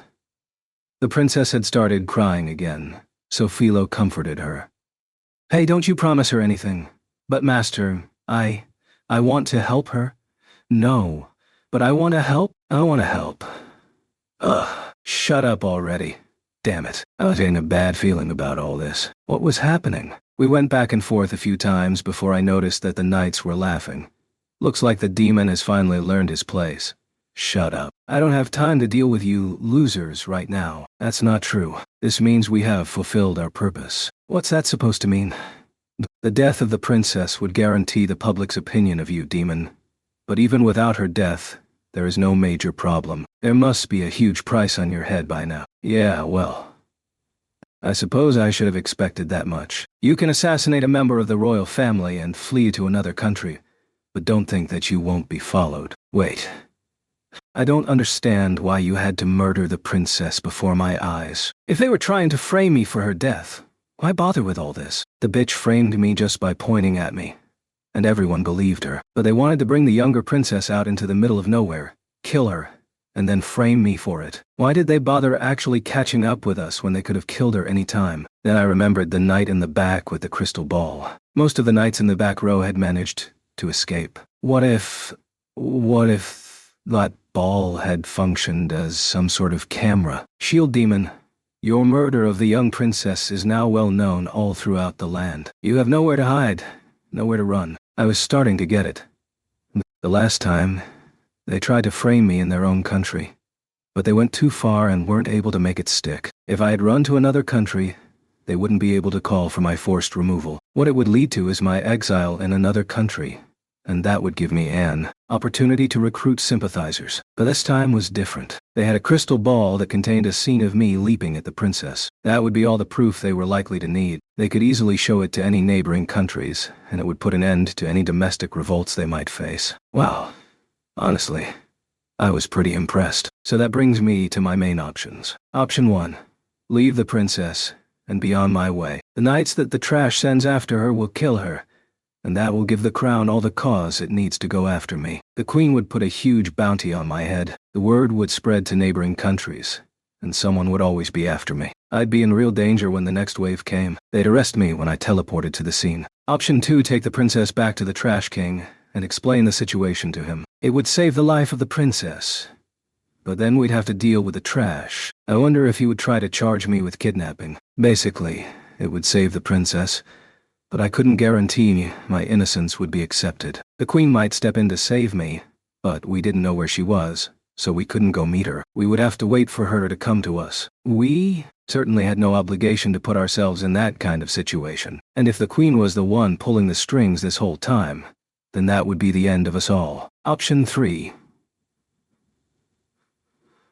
We run back to the castle and kill the trash ourselves. My crime and sins would be absolute and known to all, so the church and knights would hunt me down and kill me. Considering the possibility of failure, the risk was probably too high. Whatever we do, I can't prove my innocence.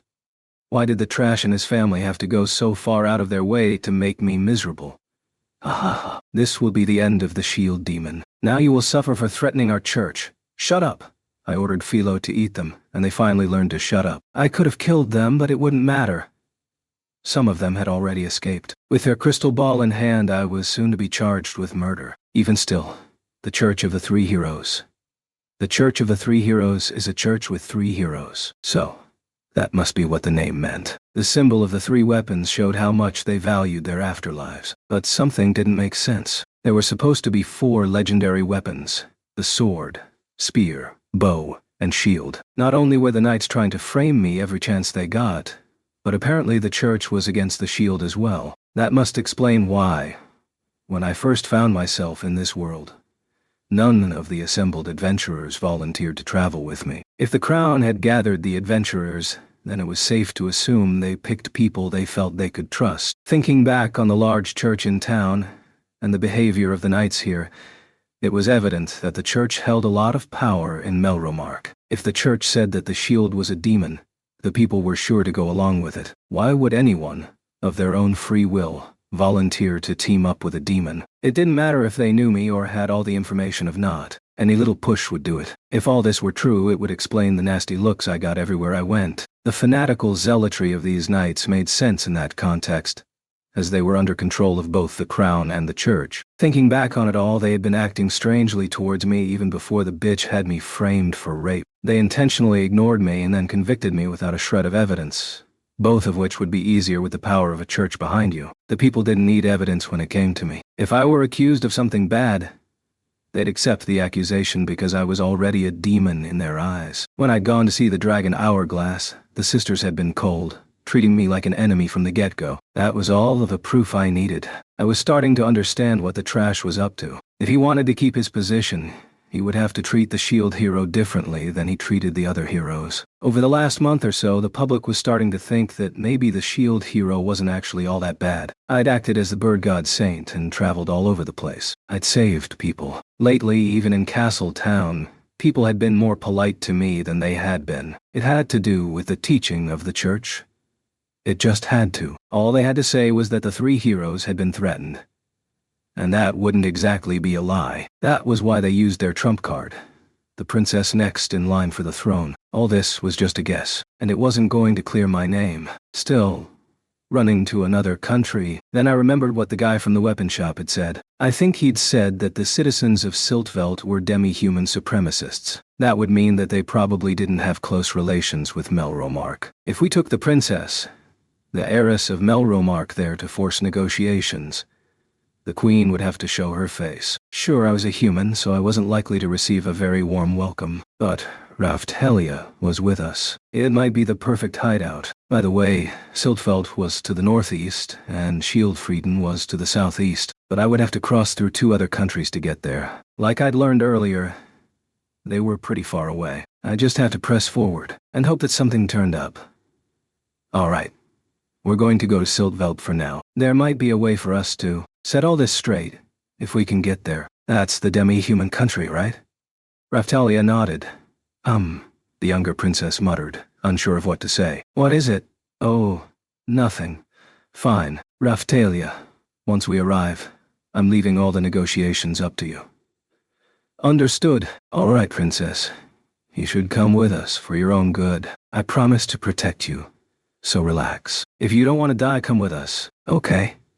The princess slowly climbed up into our carriage, but she didn't look very happy. I had no problem with good kids that couldn't understand what was going on, just like this. But it might be a good opportunity to teach her about her trash and bitch, to teach her about how dirty and fallen the world really was. She would have to live or die with us, so if our fates were linked, she'd better learn about the world. She was still a kid. If I could teach her the truth, slowly, then she'd come to see things my way. Yay! Mel and me are together again. Yes.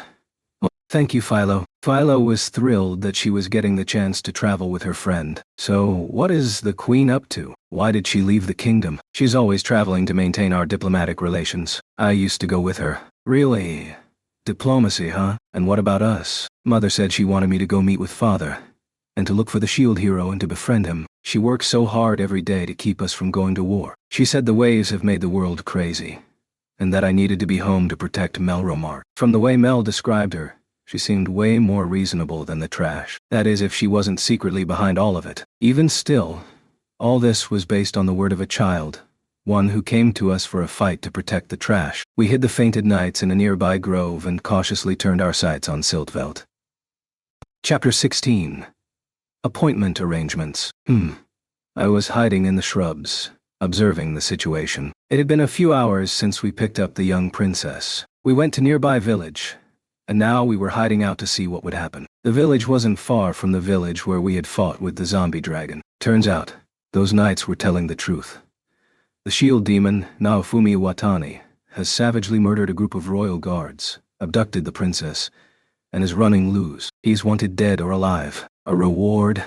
There were already bulletins pasted around town detailing my crimes and the promised rewards for my capture. There were soldiers walking through town and shouting about it. It had only been a few hours, so it was impressive that they had managed to pull all this off. They had said that everything had been set up from the beginning. People that came after us were volunteer soldiers, and they did so thinking they would be captured or killed. Back in my own world, I'd heard there were people who would wrap themselves around bombs and attack people, thinking they would go to heaven for it. So this world didn't have a monopoly on crazy fanatics. What became of those knights is recorded in a crystal ball, taken at the end of their lives. The soldiers that brought this recording to the castle died from their wounds shortly after delivery. And that wasn't all. The recording they spoke of worked something like a hologram. They'd manipulated my face into an aggressive frown, made it look like I was covered in blood, and paused the scene at one particular moment so that it looked like I had my arm hooked around the princess's neck. They were capable of some impressive forgeries. Even though they had scampered off like rabbits with that crystal ball,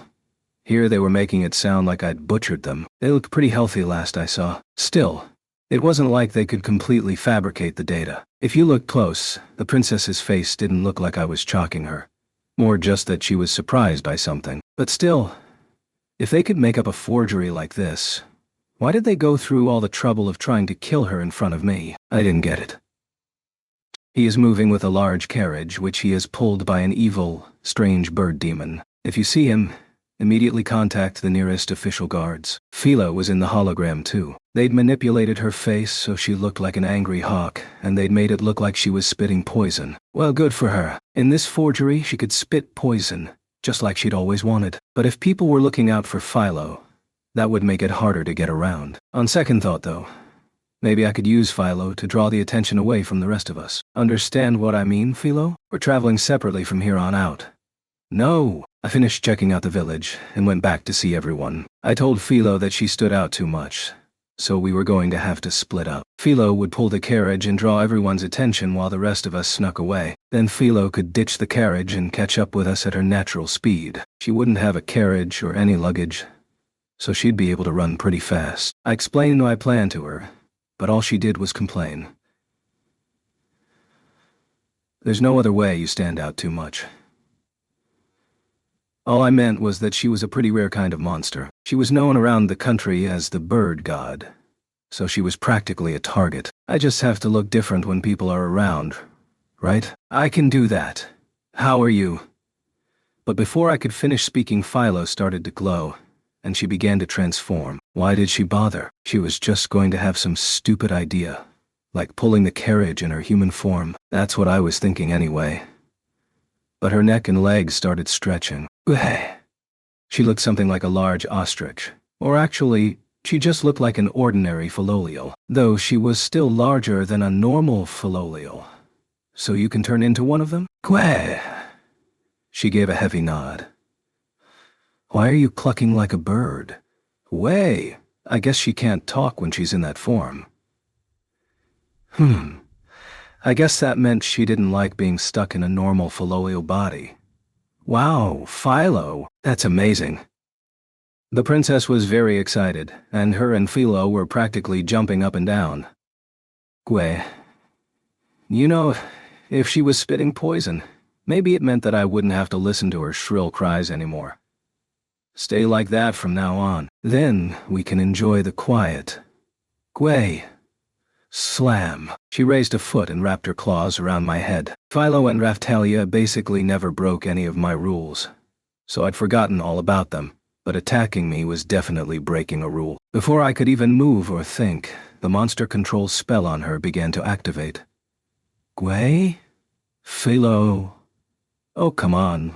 What is it now? Don't be mean to Philo. I'm not. She attacked me, so the monster spell activated. That's it. In a way, it was much cuter than having to listen to her whine as a human. I don't know what Philo wanted, but I would have to say I preferred her new form. The reason pets help people relax is because they don't talk. If that pet turned into a person and never shut up, well, I don't think many people would keep pets. But it's hurting her. You reap what you sow. The princess had taken a weird interest in Philo. Was it really just because they could talk as friends? Anyway, stay in that form at least for a little while. At least until we can be sure we are safe. I've been able to keep her hidden up until now, pretending to be a saint and all that. I'm sure it would work itself out. Raphtalia, as for you, maybe you could mess up your clothes and, I don't know, rip your hat or something? And so we all hid in the carriage that Philo pulled. Raphtalia changed her clothes, Philo changed her body, and Mel and I stayed hidden. The carriage rattled down the road, and our straw-laden carriage began its journey to the northeast. Chapter 17. The Princess's True Strength. A few days had passed. We spent the days traveling, having Philo in her Philolial form pull the carriage, and we did the best we could to avoid towns and villages on our way to the northeast. We usually slept in the fields or forests. Finally, we were nearing the border. Gwe. Philo's cry came shrill and sharp. Was it an enemy? Mel and I peeked out from the bundles of straw to get a look. Leave your valuables and be on your way. I'd heard that voice before. Sure enough, it was the same group of bandits that attacked us back when we traveled with the accessory merchant. Can't you hear? I said, leave your valuables. Wait now. What's this? She's kind of pretty. They were looking at Raphtalia in her new dirty clothes, but once they got closer to see her, their faces went white. You guys never learn, do you? There was no point in hiding anymore. I jumped out of the carriage. Philo, sensing it was okay for her to show her true form, morphed back into the Philolial queen. Are you going to fight? The young princess looked very worried. We'll be fine. What? What's wrong with you guys? About 2/3 of the bandit group hadn't been there the last time we met up. They were looking around at their pale friends and wondering what all the fuss was about. This guy has a bounty on his head. If we kill him, we'll be heroes. The man at the front of the group was trembling and muttering in falsetto. He looked very shaken, very uncertain. Back on your feet already? Considering you lost all your equipment, you've really made a quick comeback. After hearing what I had to say, the curious members of the group started checking their footing and getting ready for battle. You just shut up! This is all your fault. We're working for someone else now, and we're at the bottom of the barrel.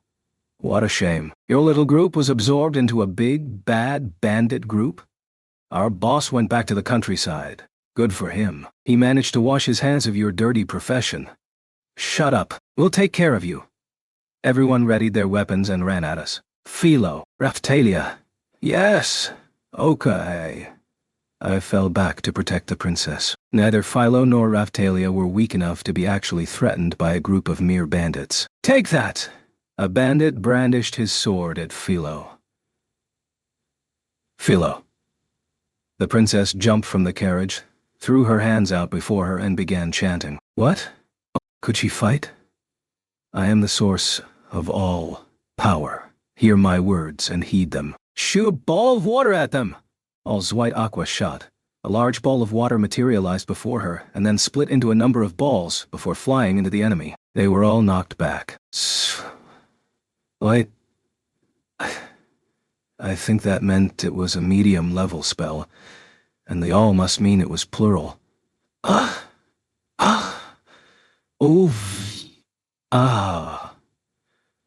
All the enemies that were preparing to attack fell to the ground. The attack must have been very strong. I am the source of all power. Hear my words and head them. Attack them with a blade of water.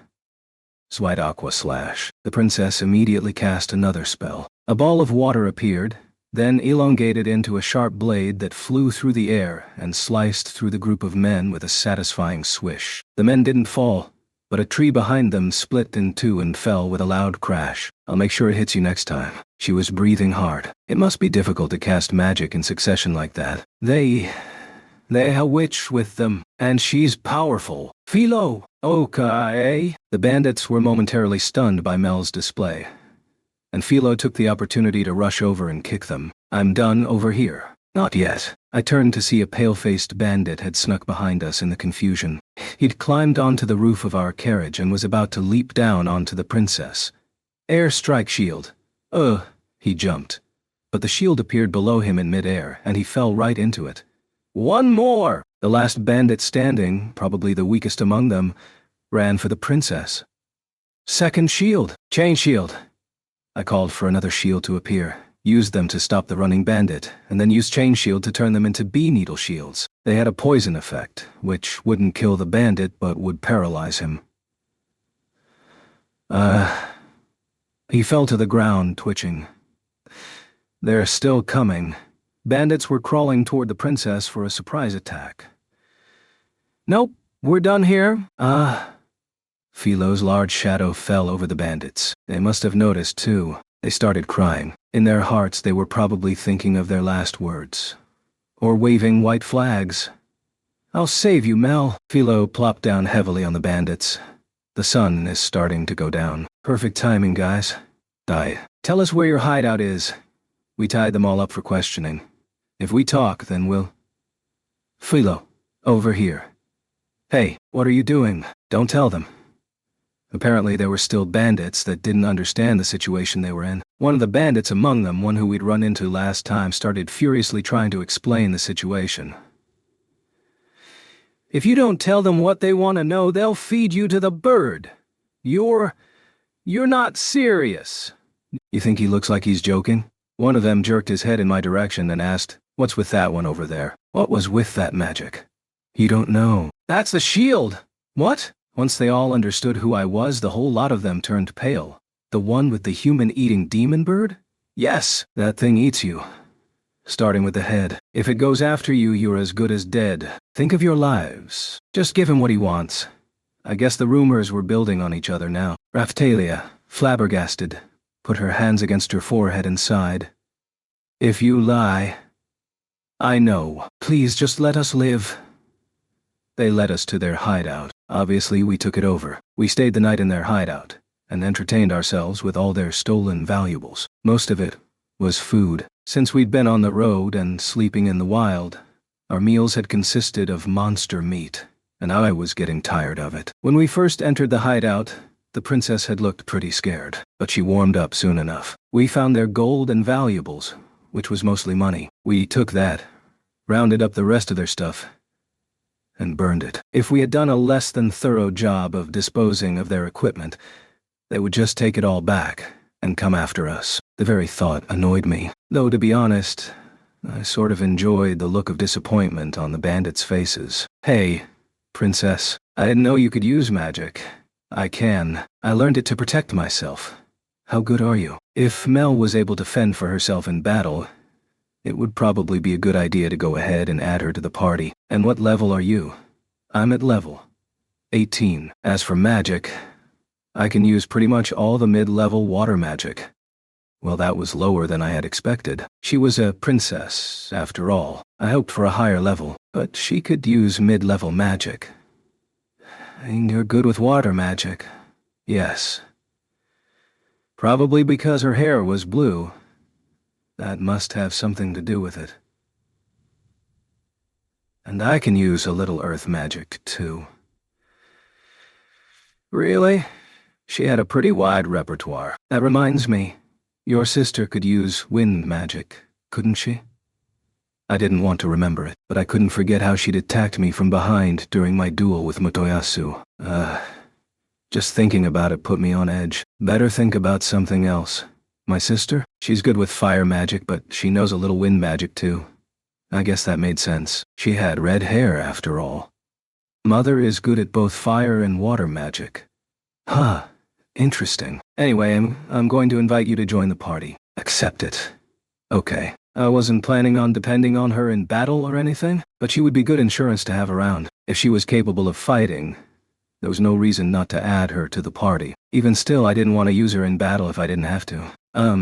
I was wondering what you did to make Father so angry. I guess we never talked about it. It all started when your sister framed me for a crime. Over the course of the evening, I explained all the things that the trash and the bitch had done to me. For some reason, Philo sat next to me when I talked and followed the whole story as if I was putting on a play. I didn't mention any of the mistakes we had made. I didn't lie about anything either. I just told her exactly what had happened. I suppose a little of my hatred and irritation found its way into my telling, but I was fine with that. I considered it part of her education. Father and sister are terrible. How could they complain about you after treating you that way, right? I feel the same way. Mother always told me to be as nice to you as I could. Huh. What was she talking about? Wasn't the shield hero considered a demon by the church? The queen wasn't part of the religion. What's wrong, Mr. Shield hero? Nothing. I was just wondering what your mother thinks of me. I don't really know. But she did send a letter to Father, asking him to treat the shield hero the same way he treats the other heroes. I honestly didn't know what to make of what she was saying, but it seemed like it was safe to assume that the queen was looking out for me in some way. Regardless, she didn't actually end up protecting me at all, so in my eyes, she was just as bad as the trash. Master, a bunch of stuff happened before I was born, huh? Yeah. Huh? The young princess suddenly looked very put out. Philo? How old are you? A month and 3 weeks. What? It was only natural that she'd be surprised. Monsters grew up fast. You've grown so quickly. Oh, he. Stop flattering me. I don't think that's flattery. Then I guess I'm the big sister here. If you're talking about age, then yes. You and Raphtalia are actually about the same age. Raphtalia is... Philo looked over at Raphtalia, a slight look of disappointment on her face. Raphtalia just looked confused. Philo could be really abrupt. It was only natural to be confused. What? She's a demi-human, so even though we're the same age, she looks older. Melty looked at Raphtalia as she spoke. Something about it all made me feel sympathy for Raphtalia. I don't know. I feel like I've lost something. I don't know why. Well, just because we all know how old everyone is, people are going to think I am some kind of pervert. They'd say I had a Lolita complex. Both Philo and the princess were little kids. With Raphtalia being a kid herself, it meant I was surrounded by young girls. Well, it is what it is. You're fine the way you are, Raphtalia. Mr. Naofumi. With 3 little girls around me, people would say I had a Lolita harem going. I could only imagine what the other heroes would say. Anyway, let's rest here for the night. We're crossing the border soon. Okay, yay. Whoa. I looked at the checkpoints lining the border crossing and muttered in amazement. What was so amazing was there were lines of night so long, it would be impossible to count them. There were so many it looked like the whole army was there. Could they afford to all be here? What if another country attacked? No.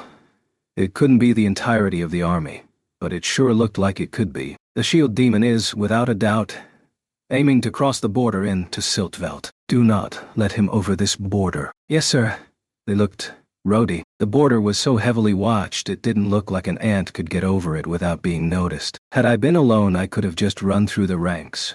But with Raphtalia and the princess in tow, that would be tough. I could have run through by myself and they could follow later. But if the other heroes were there, then they'd be spotted. Not to mention that with so many knights in one spot, I wasn't sure that I'd even be able to outrun them all. Besides, how did they know that I was heading for Siltveld? Granted, they might just want to stop me from entering Siltveld because their relationship with that country wasn't the best. Even still, they were more prepared to stop me than I would have anticipated. What do you think? Could we avoid the checkpoint and cross somewhere else? Somewhere off-road? I don't think so, the young princess whispered. Why not? It looks like they have emergency checks set up. If you cross the border, an alarm will sound, and they will chase you down. Damn. I pictured some kind of infrared beam. They had something like that over the border. With so many guards, they would eventually hunt down anything that illegally crossed the line. It would only be a matter of time. You don't think Philo could outrun them? They'd cut you off. The alarm would alert them before you even made it to the other side. You sure know a lot about the border. Mother said I should memorize these things in case of an emergency. The system is expensive to maintain, but everyone agreed to keep it for emergencies. Excellent foresight. I could have killed someone. These people would stop at nothing to get in my way. Then I guess our only option is to go to a different country that neighbors Siltveld, then enter from that shared border. This was the closest country by far, but we didn't seem to have any other option. Just then some villagers passed by with a loaded cart, and we accidentally bumped into them. We were in disguise, so we should have been fine. The princess and I were hiding in the straw too. For some reason, a mysterious silence fell between the villagers and Raphtalia. Shield hero. They found us. Could we get away? Do not be concerned. You are okay. You once gave us a plant seed, and because of it prosperity has returned to our country. Thank you very much. We will not do anything to indicate your location to the soldiers. I looked closer. Sure enough, they weren't villagers but people from the neighboring country, and they were apparently traveling merchants. They passed me some old clothes. The people with you could stand to look a little dirtier, especially that pretty raccoon-type demi-human girl. She'll give you away. I couldn't deny that.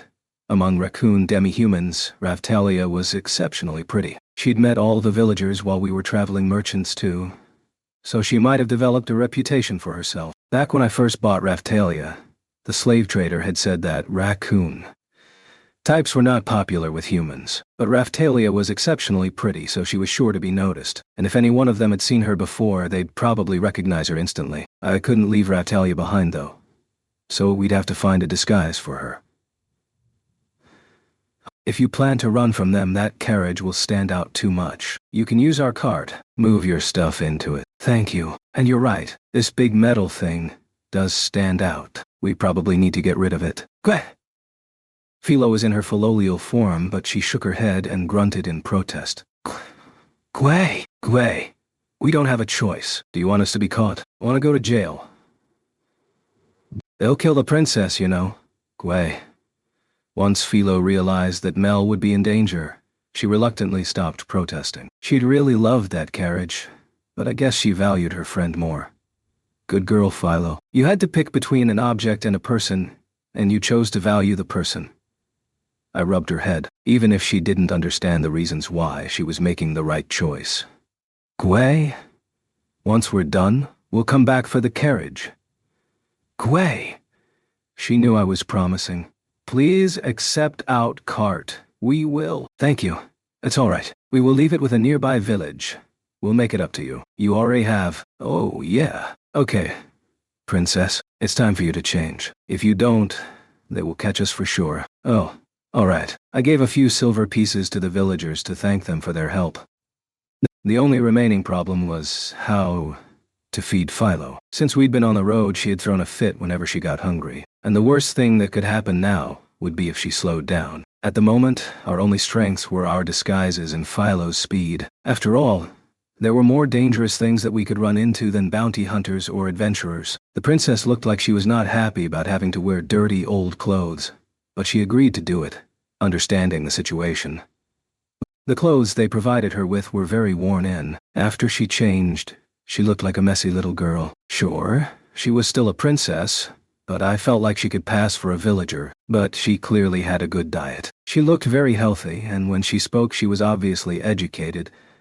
Not to mention her bright blue hair suggested a royal bearing. No one would know from a distance, but if they inspected her closely, whatever. Leaving her behind was not an option. We were going to need luck on our side. Get a bag and stuff it with things. We collected things that we could reasonably carry, and then covered them with a cloth. Anything we couldn't carry we gave to the villagers. Even if we made good progress, it would take more than 2 weeks. Are you a merchant? I have a little shopping list. Damn it. A soldier was walking up to the foreign villagers to shop. Shield hero? Damn it! He spotted us. I turned to Philo to run. It's me. Remember? We fought together in the wave? I looked him over. Sure enough, he was one of the volunteer soldiers that had fought with us. Yeah, we parted at the wave, and I hadn't been able to follow up with them since we'd parted ways with the trash. I was relieved.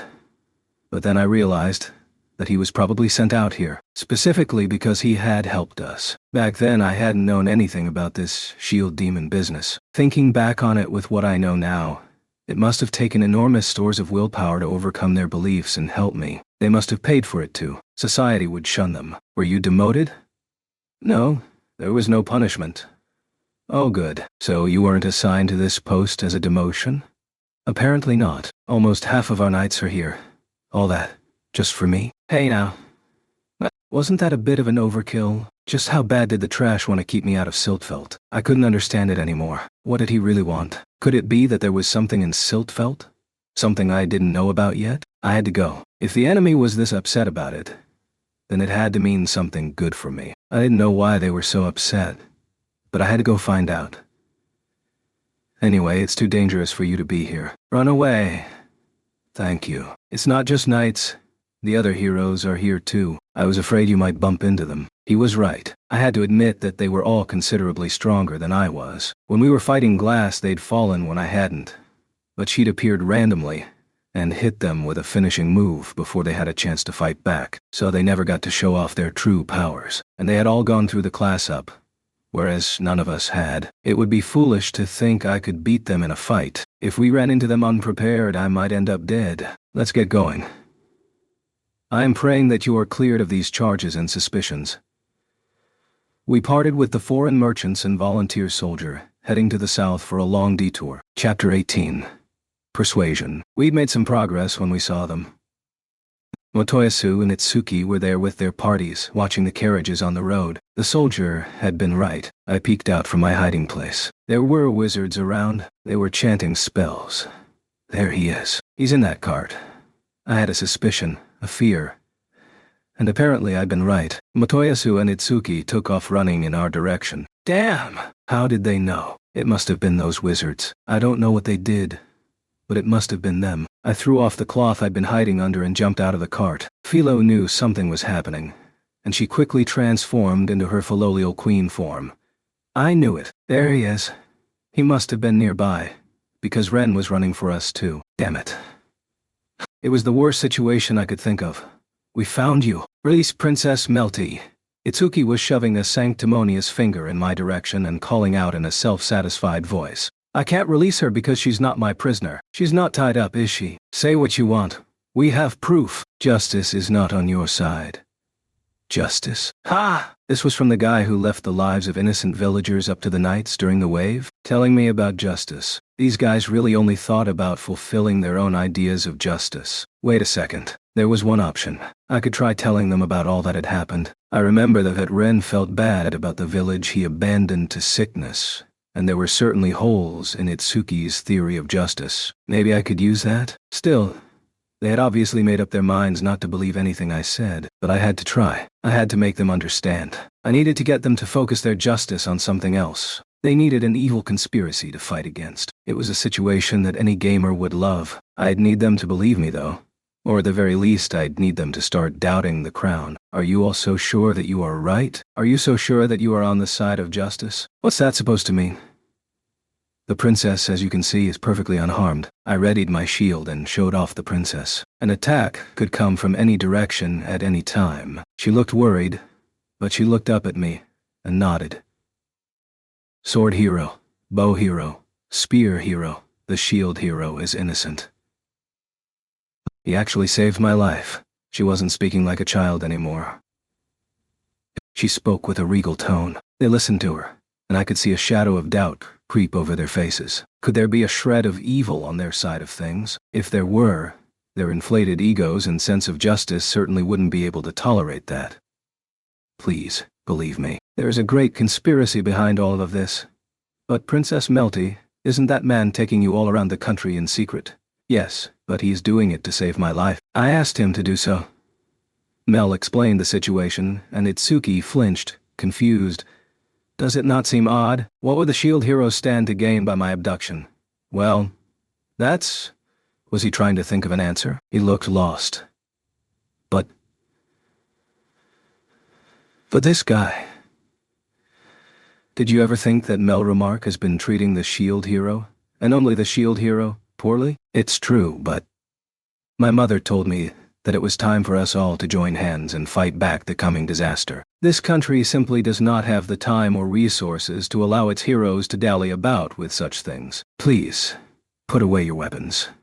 The three heroes might have been listening. They loosened their grip on their weapons. They were starting to come around. After all, they had lost the last battle during the wave, and the young princess was right. We really did need to spend our time on leveling and strengthening our weapons. If they were serious about following through on the purpose of being a hero, they would realize that any time not spent on leveling or strengthening their weapons was a waste. Do you get it? This is a conspiracy. Now I'm going to tell you everything I know. Can you decide to fight me after you hear me out? The bitch stepped forward from the crowd. Why should we listen to the words of a demon? What did she want? Was she trying to get points for pretending to be concerned about her sister? Didn't his actions speak loud enough? He must be using the brainwashing shield. Sister? Mel was absolutely shocked. She glared at the bitch. Really?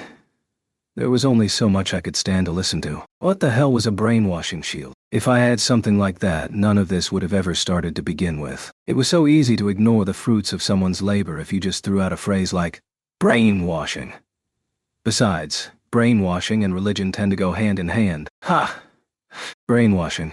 Give me a break. The brainwashing shield is a shield imbued with very powerful magic. Of course, your story sounded fishy. I don't know when you found the shield, but the church thinks it must have been around a month ago. That was around the time I started my peddling business. It was back when I had to prioritize making medicine for that village over my business. That was when people started calling me a holy saint of the bird god. I get it now. It fit, time-wise. From the church's perspective, it was a perfect explanation.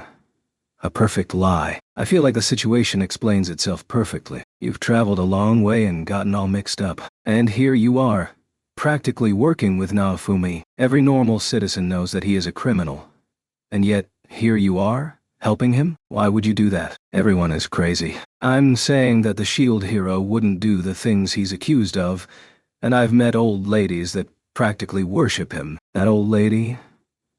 I had a pretty good idea who she was referring to. Even still, what the hell were they talking about? It was just a fact that I had helped and saved a lot of people. But most of what I'd done was clean up the messes that they had left. Did they really think that anything they didn't know meant some kind of enemy strategy? Seriously, What was in their heads? It very well may be that simply standing near him and talking to him will allow him to brainwash you. At this very moment, the church members among us are pooling their resources to break his spell over you. You freaking idiot. Who has that kind of power? No one responded to my outburst. Actually, Raphtalia, then Philo and Mel were stunned. What they meant was that they had traveled around looking for me, and instead of listening to what people said, and actually processing the good things people had to say, they just invented this idea of the brainwashing shield, and the bitch used that to convince the other heroes. It was an amazing lie. She really outdid herself. Does the shield hero really have that kind of power? The young princess looked up at me, worried. Does it look like I do? No. You didn't have to hesitate. If I had a shield with powers like that, my life would be a lot easier. If I had a shield like that, I could have brainwashed soldiers, knights, and wizards. I could have taken over the whole kingdom. Basically, if I had that kind of power, I wouldn't be in this position. In other words, the very fact that people were chasing after me was a good reason to doubt the efficacy of any supposed brainwashing shield. Couldn't the stupid heroes understand something so simple? So that means that Raphtalia and Philo are brainwashed by him? That's not true. We are not brainwashed. Don't worry, we're going to save you too. I'm with Master because I want to be. Motoyasu still hadn't given up on chasing after Raphtalia and Philo. How obsessed can a guy be? Okay. Enough of your stupid theories. Listen up. Depending on your reaction, I'll give you the princess. What? The young princess let out a surprised yelp. We're listening. Ren took the initiative. I had to answer quickly and concisely. I couldn't afford to misspeak. Okay. First of all, there is no such thing as brainwashing. Next, I don't believe you. Shut up. I'm not talking to you, General Commander. Before I could finish speaking, Itsuki butt in and I had to shut him up. I didn't have any use for the sort of hypocrite that would decide the veracity of a claim only one sentence in. Anyway, this is a conspiracy. Whether it was the king, that woman, or the church, I don't know. But someone wanted this princess dead, and they wanted to pin it on me. Understood. Now then, we will tie you up, and you will come with us. In exchange for your acceptance, we promise that no harm will come to you. We need time to investigate your claims. You would believe him? This evil cretin? He brainwashed Philo. Yeah, I don't believe him. Sword hero? You must not listen to what the demon says. Ren was just on the verge of listening and believing me when the bitch ended. The others jumped in. If we can end this without a fight, it's worth it, no? We can investigate his claims later. Ren was acting as cool as you'd expect, but at least he was trying to calmly assess the situation. Was it safe to assume he understood? No. The princess reached up and squeezed my hand. She was shaking, and her face was pale. I think they will kill us. She might be right. I took a second to think it through. There was a good chance that she would be treated differently than the rest of us. To keep their theory looking plausible, they'd probably hand the princess to some wizards, so that they could cast spells to clear her of the brainwashing. But then what would happen? They would probably have to pretend that, just when they cleared her from my influence, a powerful curse activated and killed her. But of course they would just assassinate her in secret. It seemed like a likely scenario. If that was the plan, then Ren, who appeared to believe what I said, was absolutely lying. He must have truly believed I was a criminal. If the plan was to try and pin another crime on me, then it followed that the bitch most definitely had a hand in it. But to think that she would act against her own sister, help. Her plea was nearly silent. Her voice was hoarse. And to think, I was so close to gaining their sympathies. Oh well, you promised, remember? What? Back then, back on the day they framed me for rape, back when there wasn't a single person that believed in me. And now, the young princess was standing on the verge of life and death. Brainwashing. They'd use a simple, convenient word to tie it all up. Then they'd have her killed. Seriously, the plan was so transparent. Even I could see through it. If the princess died, that would be the end of us. Who would stand up for me? No one even believed me. Sorry. I just can't believe you. If I gave you the princess, I don't think you'd be able to protect her, and that's what I promised her. Protection. I put Mel onto Philo's back and then called to Raftalia to climb on too. Philo, I know you don't want to hear this, but we're abandoning the cart. Let's leave these guys in the dust. Okay. Later. Philo was ready and waiting. The second she realized that we were all on her back, she took off running. Wait, Hakuiku. We won't let you. What? Motoyasu produced a hoop of some kind and tossed it at Philo's legs. It spun around her, tripping her up. We crashed into the ground. Oh. Ah. Raftalia, Mel, and I were all launched forward with Philo's momentum. Ouch! There were already 2 soldiers flying at us. I jumped to my feet just in time to block their attack. Motoyasu had been expecting Philo's haikuiku, and he interfered just before she could finish it. I really couldn't stand him. I can't get it off, Master. I can't get it off. Philo was feverishly tugging at the hoop her legs were entangled in, but it showed no signs of loosening its grip on her. The hoop itself looked like it was made from black iron, but it must have had some kind of special effect. If it had been normal iron, Philo should have been more than powerful enough to remove it. You're not getting away, so don't bother. Now then, give us the princess. Why would I?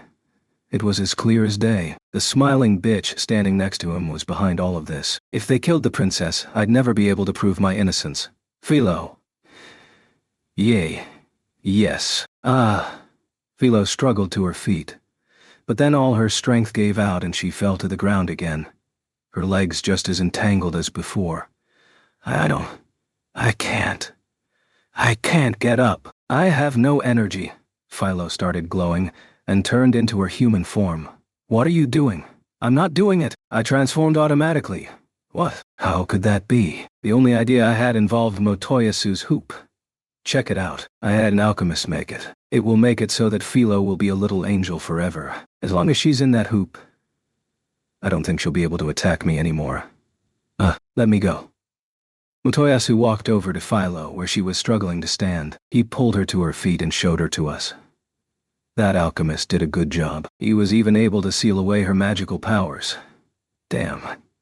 I'd thought that Philo could get us out of there with her speed. That wasn't looking likely anymore. How was I supposed to know that they had the power to transform Philo and then suppress all her power? And what was with that stupid hoop? Did he really want Philo that badly? But, yeah, I guess he was going on and on about little angels back in town. He must have had that hoop made specifically so that he could catch Philo. And to think he'd get a chance to use it so quickly and in a situation like this. What the hell was going on? Regardless, Philo's legs were out of commission, so we weren't going to be escaping on them. Philo. Mel. The 2 girls were yelling and reaching for each other, but their fingers were not able to touch, kind of like rambunctious little princesses. Don't worry. If you come with us, you can be with Philo. He really thought he was on top of things, didn't he? What an idiot. Why didn't he understand that he was basically sentencing both of them to death? Hey. What are you doing? Sword and bow heroes. Hurry and arrest the shield hero! But Ren and Itsuki hadn't responded to what was happening yet. They were frozen in place. If they jumped in and attacked now, it would all be over. The whole lot of them were obsessed with their own ideas of justice. They'd just seen us try to flee, only to be stopped by Motoyasu. On top of that, Motoyasu had taken a hostage to control our actions. That wasn't the sort of situation they would throw themselves into. But what would they do? I couldn't begin to venture a guess. What should we do? They had Philo, so I couldn't try running. The bitch was standing just behind Motoyasu. Who knew what she was capable of? Wait, I'm going to save you, Philo. You idiot. I am the source of all power. Hear my words and heed them. Slice the enemy with a blade of water. Swipe aqua shot. Mel ran straight for Motoyasu and cast the spell as she ran. Ha! Motoyasu jumped to the side just in time to dodge the blade of water. Let me go. When Motoyasu jumped to dodge Mel's attach, Philo managed to wiggle free from his grip. Yes! I was thrilled when Philo wiggled free. But just then, as if to make up for his loss, Motoyasu's hand shot out and closed around Mel's neck, taking her hostage instead. He passed her over to the bitch. Mine. That's your precious sister. You better protect her. Mel, Philo, let me go. Sister. Philo reached for Mel, but before she could reach her, Motoyasu made to grab Philo's hand again. I pulled Philo back just in time. I can't let you go, Melty. The shield demon is manipulating you. I'll clear you of that brainwashing influence. Now. Shield prison. I immediately switched to the shield of raged Wade and used the skill on Motoyasu.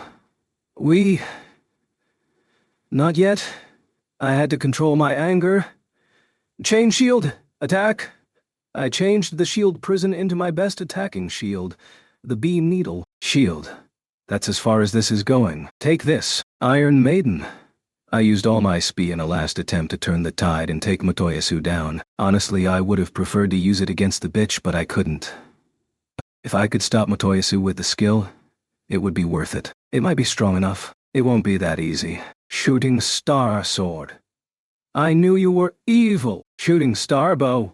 Whoa! Ren and Itsuki both turned and used their strongest skills against the Iron Maiden. There was a loud crack, and a fissure appeared in the Iron Maiden. The closing door slowed down. Everyone! Now! Break it now!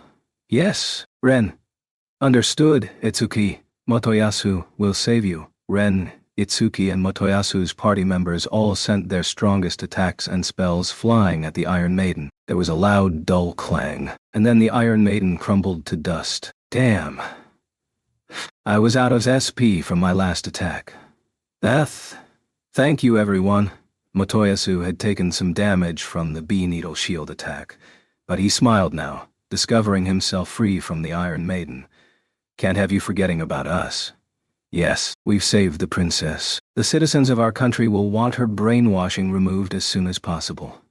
Ren and Itsuki had jumped to Motoyasu's aid. On top of that, the bitch had taken Mel hostage. If we didn't free her immediately, they would have her killed. I'd forgotten. Whenever I switched to the Shield of Rage 2, Philo went crazy. But with Philo in human form, nothing had happened. Why? I suddenly noticed my shield emitting a red something. It flew at Philo but bounced off of her. I wonder if that hoop was somehow deflecting any assist spells or stat boosts. Her movement was probably restricted by protective magic, which had the side effect of blocking my spell. If Philo went wild, we wouldn't be able to control her, and that would make fighting with the Shield of Rage too difficult. Raphtalia, can you get rid of that hoop around Philo? If we were able to get it off, I plan to switch to another shield as soon as possible.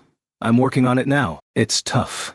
Raphtalia was striking the hoop with her sword, and it filled the area with sparks and clanging. She didn't seem to be making much progress. How strong did they really need to make that hoop? She was hitting it really hard. What to do? I was out of spi, so I couldn't use any skills. Philo was stuck in human form. All that was left was Raphtalia. But with her sword and magic alone, she wouldn't be able to turn the tide of battle. Master. What? They won't catch me again. That's easy to say. They already caught you once. I'm fine. Philo reached under one of her little wings and pulled out the present that the weapon shop owner had intended for me. The power gloves. That's right. They were convenient tools for harnessing superhuman strength. Philo pulled both of the gloves onto her hands and then crossed her arms. I could tell that she was concentrating. It's my turn to save you, Mel. What are those gloves? You think you can overpower me with gloves? Oh, Philo, you're so cute. Better just put them away. I'm not losing. Ah, Philo. I threw out an arm to stop her, but she had already swung a solid punch at Motoyasu. Motoyasu had his arms out, reaching to grab Philo again, but that left his stomach wide open, and she slammed her fist into it. He doubled over and fell to his knees. This isn't nothing. Hiya. Let Mel go. Hiya. I won't. He stumbled to his feet and backed away. Philo, calm down and get back here. Okay. Philo came back over to us after she pummeled Motoyasu. Do you think you can take those guys out? Watch me. Great. You take Motoyasu. Raphtalia and I will take care of the other two. If anyone has a chance to free the princess, take it. At the end of the day, Motoyasu was a feminist, so he wouldn't raise a hand against Philo, even if she was crazy. Mr. Ofumi. What is it? I have an idea. Do you think you can draw the attention of the enemy? You have a plan? Yes. So Raftalia wanted to try something. But what? Got it. She wanted to hide and then sneak around behind them. She was good at that. That must be what she was after. Okay, I'll do what I can. Let's go. Let's do it. Okay, here we go. Even still, there was no way we could win against the three heroes. But that wasn't my plan anyway. There was still a way for us to escape. Raftalia, keep your distance. Okay, let's go. Hi-ya-ha! Philo led the charge. Just like I'd told her, she ran straight for Motoyasu. But this time he knew she was coming, and he readied his spear. I was sure he wouldn't stab her with it. Now then, Melty, I'm going to ask you to take a little nap. The bitch pulled out a small package of medicine and made the younger princess smell it. Anyone from another world who had experience with Japanese anime or dramas would recognize it as a medicine that knocks you out. But I'd been here for a while. I knew what the bitch was like. So that medicine was more likely to just kill Mel. Philo, help. Mel. I could physically feel Philo gathering her magical power into the gloves. Hi-ku-i-ku. She looked like she blurred for a second. And then, in a flash, she was right in front of Motoyasu, and she was swinging her fist. The gloves looked different. She'd filled them with so much magic that they were glowing pale, and had magical claws growing from them. How did that happen? Did the magic somehow crystallize and harden? What was that? Her attack is so high. Stop it. Philo, stop it. Motoyasu was forced to defend. The claws on the power gloves were hitting their mark each time she swung a fist. If she could beat Motoyasu back like that, her attack power must have been through the roof. Hiya! Take that. Hiya! Philo was strongest in her Filolio Queen form. But with the way she was fighting now, in those gloves, she must have had nearly the same attack power, or more. Because she had someone to fight for, she would fight with all her magical power. Her legs were constrained by the hoop, but she could still harness her magic. I was concentrating on Ren and Itsuki, but stealing glances at Motoyasu. Even though I was their target, they knew their attacks wouldn't be really effective against me, and it looked like they weren't making much of an effort. Ren, actually, had his head cocked to the side as he considered the situation. He was just watching. Itsuki was convinced that I was his enemy, but he wasn't rushing over to attack me. I thought for sure he would fire some volleys to protect Motoyasu. But thinking over it now, both of them had a strong sense of justice. They won't want to intrude on one-on-one combat. That wouldn't feel just to them. They must have decided to jump in and stop my Iron Maiden because of the risk that it might have killed Motoyasu or something like that. There must have been a way to use the situation to our advantage. I had to keep them focused on me, not Raftalia. I made sure not to look in her direction and slowly backed away to keep them following me. The time for escape was still a ways off, but if I could get them to focus on me, I figured out how to use these. Philo held the claws out and crossed them. Torna. Sorry, you left me no choice, Philo. This will hurt a little. Motoyasu readied his spear, pointed it at Philo, and prepared to use a skill. Chaos Spear. Philo kept her claws out and flew at the enemy. When she had almost reached him, she started to spin, and ran right into him. Philo had spun right through his rain of spears connected with her claws, and sent him flying. Now she was heading for the bitch. Yaha! The bitch was desperately trying to make Mel sniff the medicine before Philo could get to them, but she was too slow. As Philo approached, she let go of Mel in an effort to protect herself. Mel. Philo stopped spinning and scooped up Mel's hand in one motion, and then the two of them took off running. Motoyasu had fallen heavily to the ground. Now he struggled to his feet and looked over at Philo and Mel. Back away, Mel. I'm going to take out this spear guy, then you and me are running. Okay. Philo turned back to Motoyasu and readied her claws. This was the start of a new fight. Where it had been a one-on-one between Philo and Motoyasu, now the bitch helped Motoyasu, and Mel helped Philo. The rest of us were watching, and suddenly the fight was on. You can do it, Philo. All's white aqua shot. We don't need a baby who thinks she is better than her older sister. Zwei hellfire. The bitch and Mel were flinging spells at each other. Stupid bitch. What was she talking about? She was last in line for the throne but messing with her sister? Fine then. If this was a fight for succession, I knew who I was backing. That bitch wasn't fit to sit on a throne. Zwite Earth Hammer. Zwite a Fire Arrow. But the other party members of the heroes were worse than we could have expected. Instead of aiming their attacks at Philo, they were heading for Mel. What are you doing? Ren jumped in and beat back the magic that was flying at Mel. Are you trying to kill the princess we've been charged to protect? Even if she is brainwashed, we still need to protect her. Think about her level. That's right. The younger princess was who Ren, Itsuki, and Motoyasu were supposed to protect. The bitch might have wanted to murder her little sister, but the heroes wouldn't want that to happen. This was our chance. I could win them over to our side. But the princess has already been brainwashed by the shield hero. She won't be able to control herself. Even still, if you don't hold back, you'll kill her. She's obviously not trying to attack us. The princess's magic was clearly a threat, and nothing more, as every spell slipped right between Philo and Motoyasu. There was plenty of room for them to avoid it. It actually looked like the bitch and her friends were using their magic directly against the princess, like they were trying to kill her. It was so obvious that even Ren had seen through it. You know that her level isn't very high. If you hit her with that magic, she will die. I feel like the bitch was probably well aware of Mel's level. Didn't they understand that she was trying to kill her? That's true.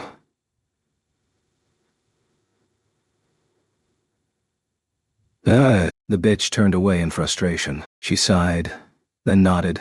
Ren, Itsuki, she wants the princess dead. Can't you see that? What? Mine is second in line for the throne. The younger princess is the current heiress. I'm sure you can figure the rest out. Don't listen to his lies. Bow hero, sword hero. What are you rushing for? You know it's true. Just ask your party members. Ren and Itsuki were visibly shaken. The bitch was acting so crazy it should have been apparent to anyone. Maybe they were swayed by my confidence? Whatever. It actually was true. If they looked into it, they'd figure it out soon enough. That's how he brainwashes people. Don't listen to him. What an annoying excuse. She's right. Die! Shield hero! One of Itsuki's party members was clad in gaudy armor. He swung an axe at me. That's just what I was waiting for. Hiya! Take that. Die. Shield demon. I used my shield to stop his attack. Now. Attack while his guard is down. Okay. Don't attack. Yes, don't. You must be careful. They are dangerous. Ren and Itsuki's party members ignored their order to stop, and they all rushed us at once. They formed a large group and came at us all at once, but they weren't used to fighting together. This was our chance. A lot of them thought that I had no way to counterattack, but they were wrong. I used self-curse burning, centered on myself, and burned the whole area. Arr! Yeah, wait, what? Itsuki was stunned to silence. He was staring at us. Ren jumped in and bat away a magical attack that had been aimed at the princess. He tried to counterattack, but he was too slow, and ended up missing. My body. Everyone, including the guy in the armor, had fallen to the ground. They couldn't get to their feet. Don't think I can't fight back. This shield has plenty of power. Ren sheathed his sword and groaned. Itsuki did the same. They turned to their party members and started casting healing magic on them. Too bad. The self-curse burning had cursed them.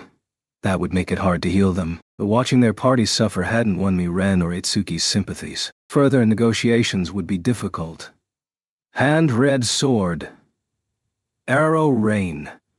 Ren and Itsuki both turned and sent attacks flying at me. When Ren called hand red sword, a number of swords appeared in the sky.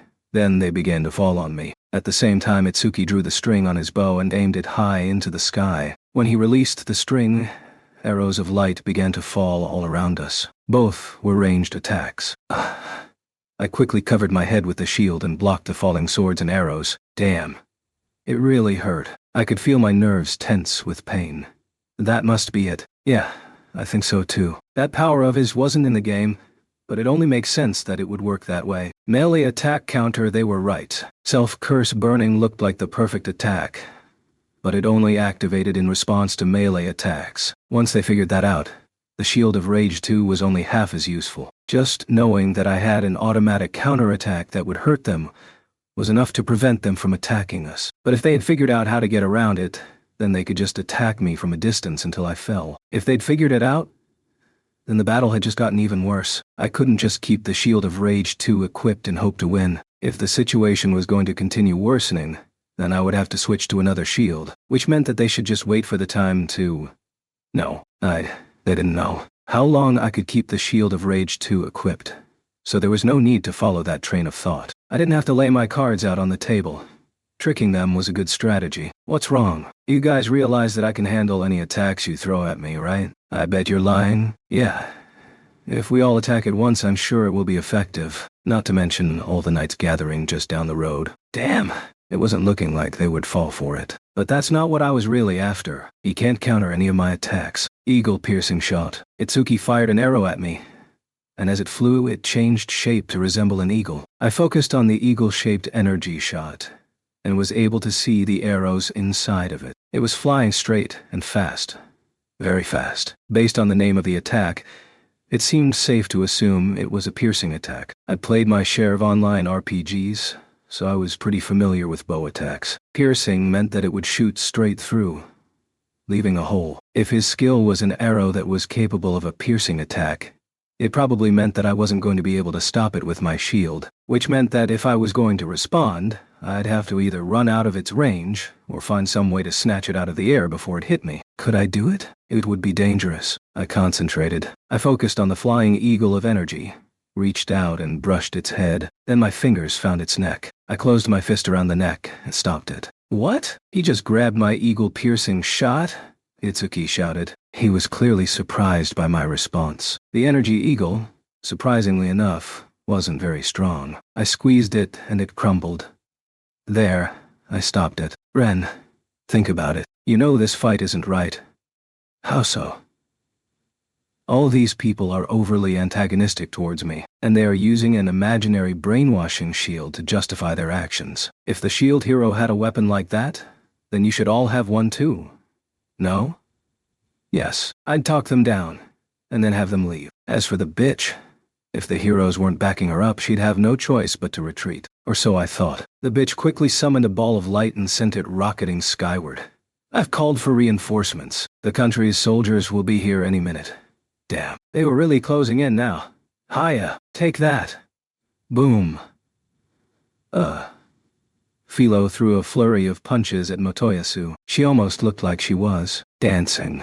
She was spinning in tight circles and hitting him with her spinning claws. He was completely at her mercy. I was surprised at how well she could fight in her human form. I had been hoping to win Ren and Itsuki over to our side, but was that even possible anymore? I didn't have time to worry about it. The soldiers had arrived.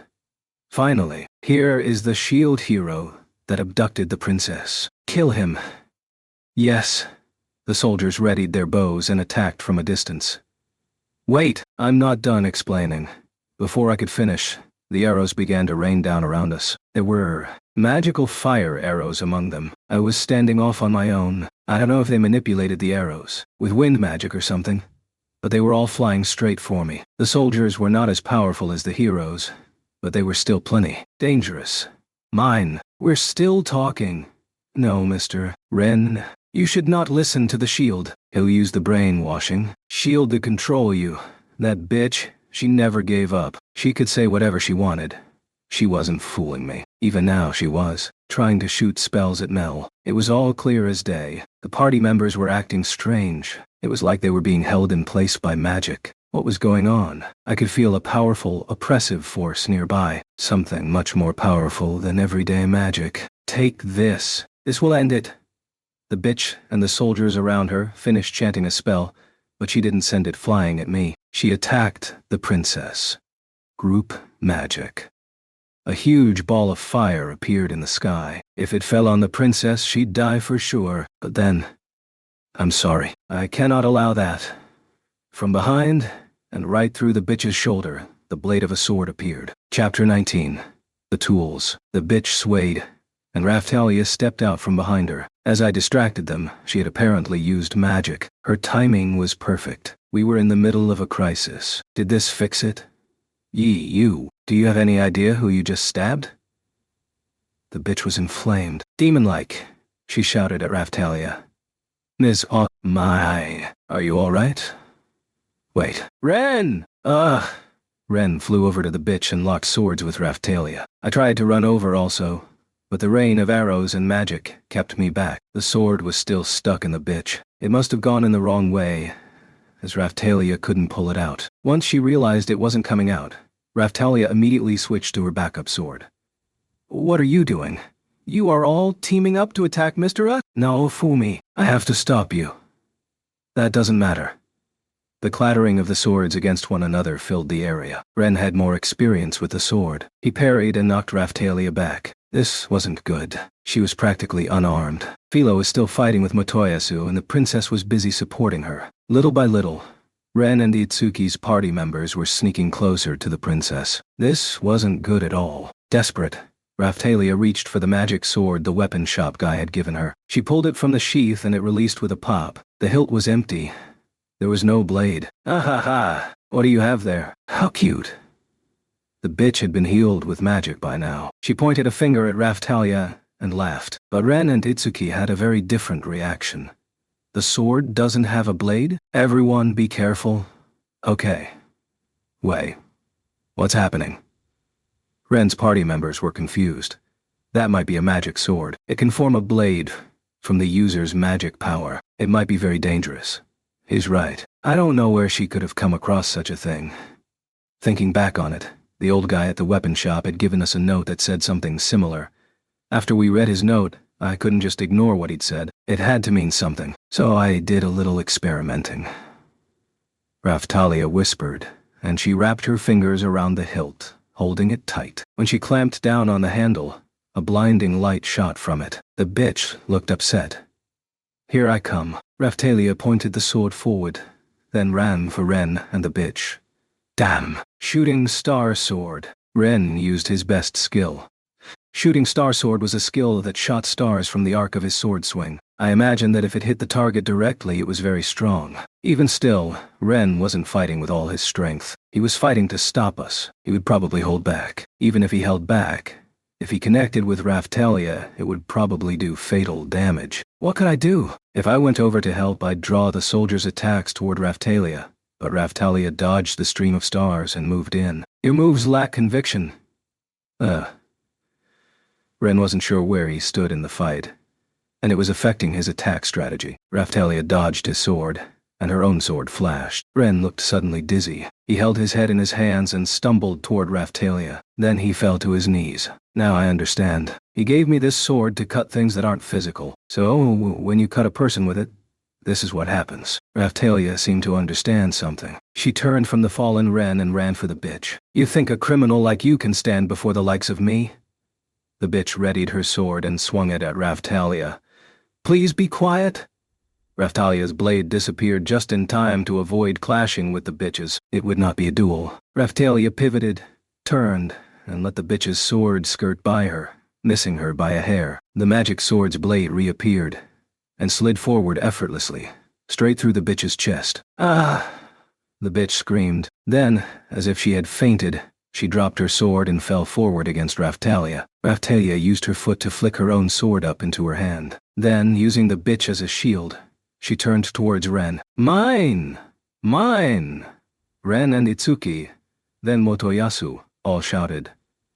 Sword hero, I'm sure you realize this, but she is not dead. I've simply put her to sleep for a moment. Raphtalia held her sword against the bitch as a threat. Do you think you could listen to all Mr. Naofumi has to say? But release your hostage. If you do not, you will be in danger. You had better stay back from Naofumi, Itsuki screamed, but Raphtalia regarded him coldly. You'd say that after taking Philo hostage? He took Melty hostage too, and you'd believe all that on a flimsy story about a supposed brainwashing shield? And besides, can't you see, Mr. Naofumi can't move right now.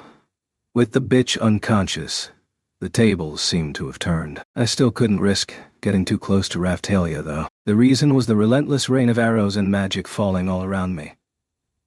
Stop that right now, Ren shouted to the soldiers, but they didn't seem to be listening. Please stop, Commander, please. No, you call yourself soldiers of Melromark. Oh, hey, you're the one that fought with the shield demon. The soldier that had called out for the commander to stop was one of the soldiers who'd helped me during the last wave. Take your punishment now. Everything happened in slow motion. Slowly but absolutely. A sword was slicing through the air straight at the soldier that spoke up for me. It was just like with the younger princess. I was lucky enough to have saved her, but this time, I was too far away. I couldn't make it in time. Stop! The commander swinging his sword at a subordinate set me off. I couldn't control my emotions anymore. I felt like I might explode. Just then, the little tool the weapon shop owner had given me, the cover for my shield's jewel, cracked and fell. Whoa!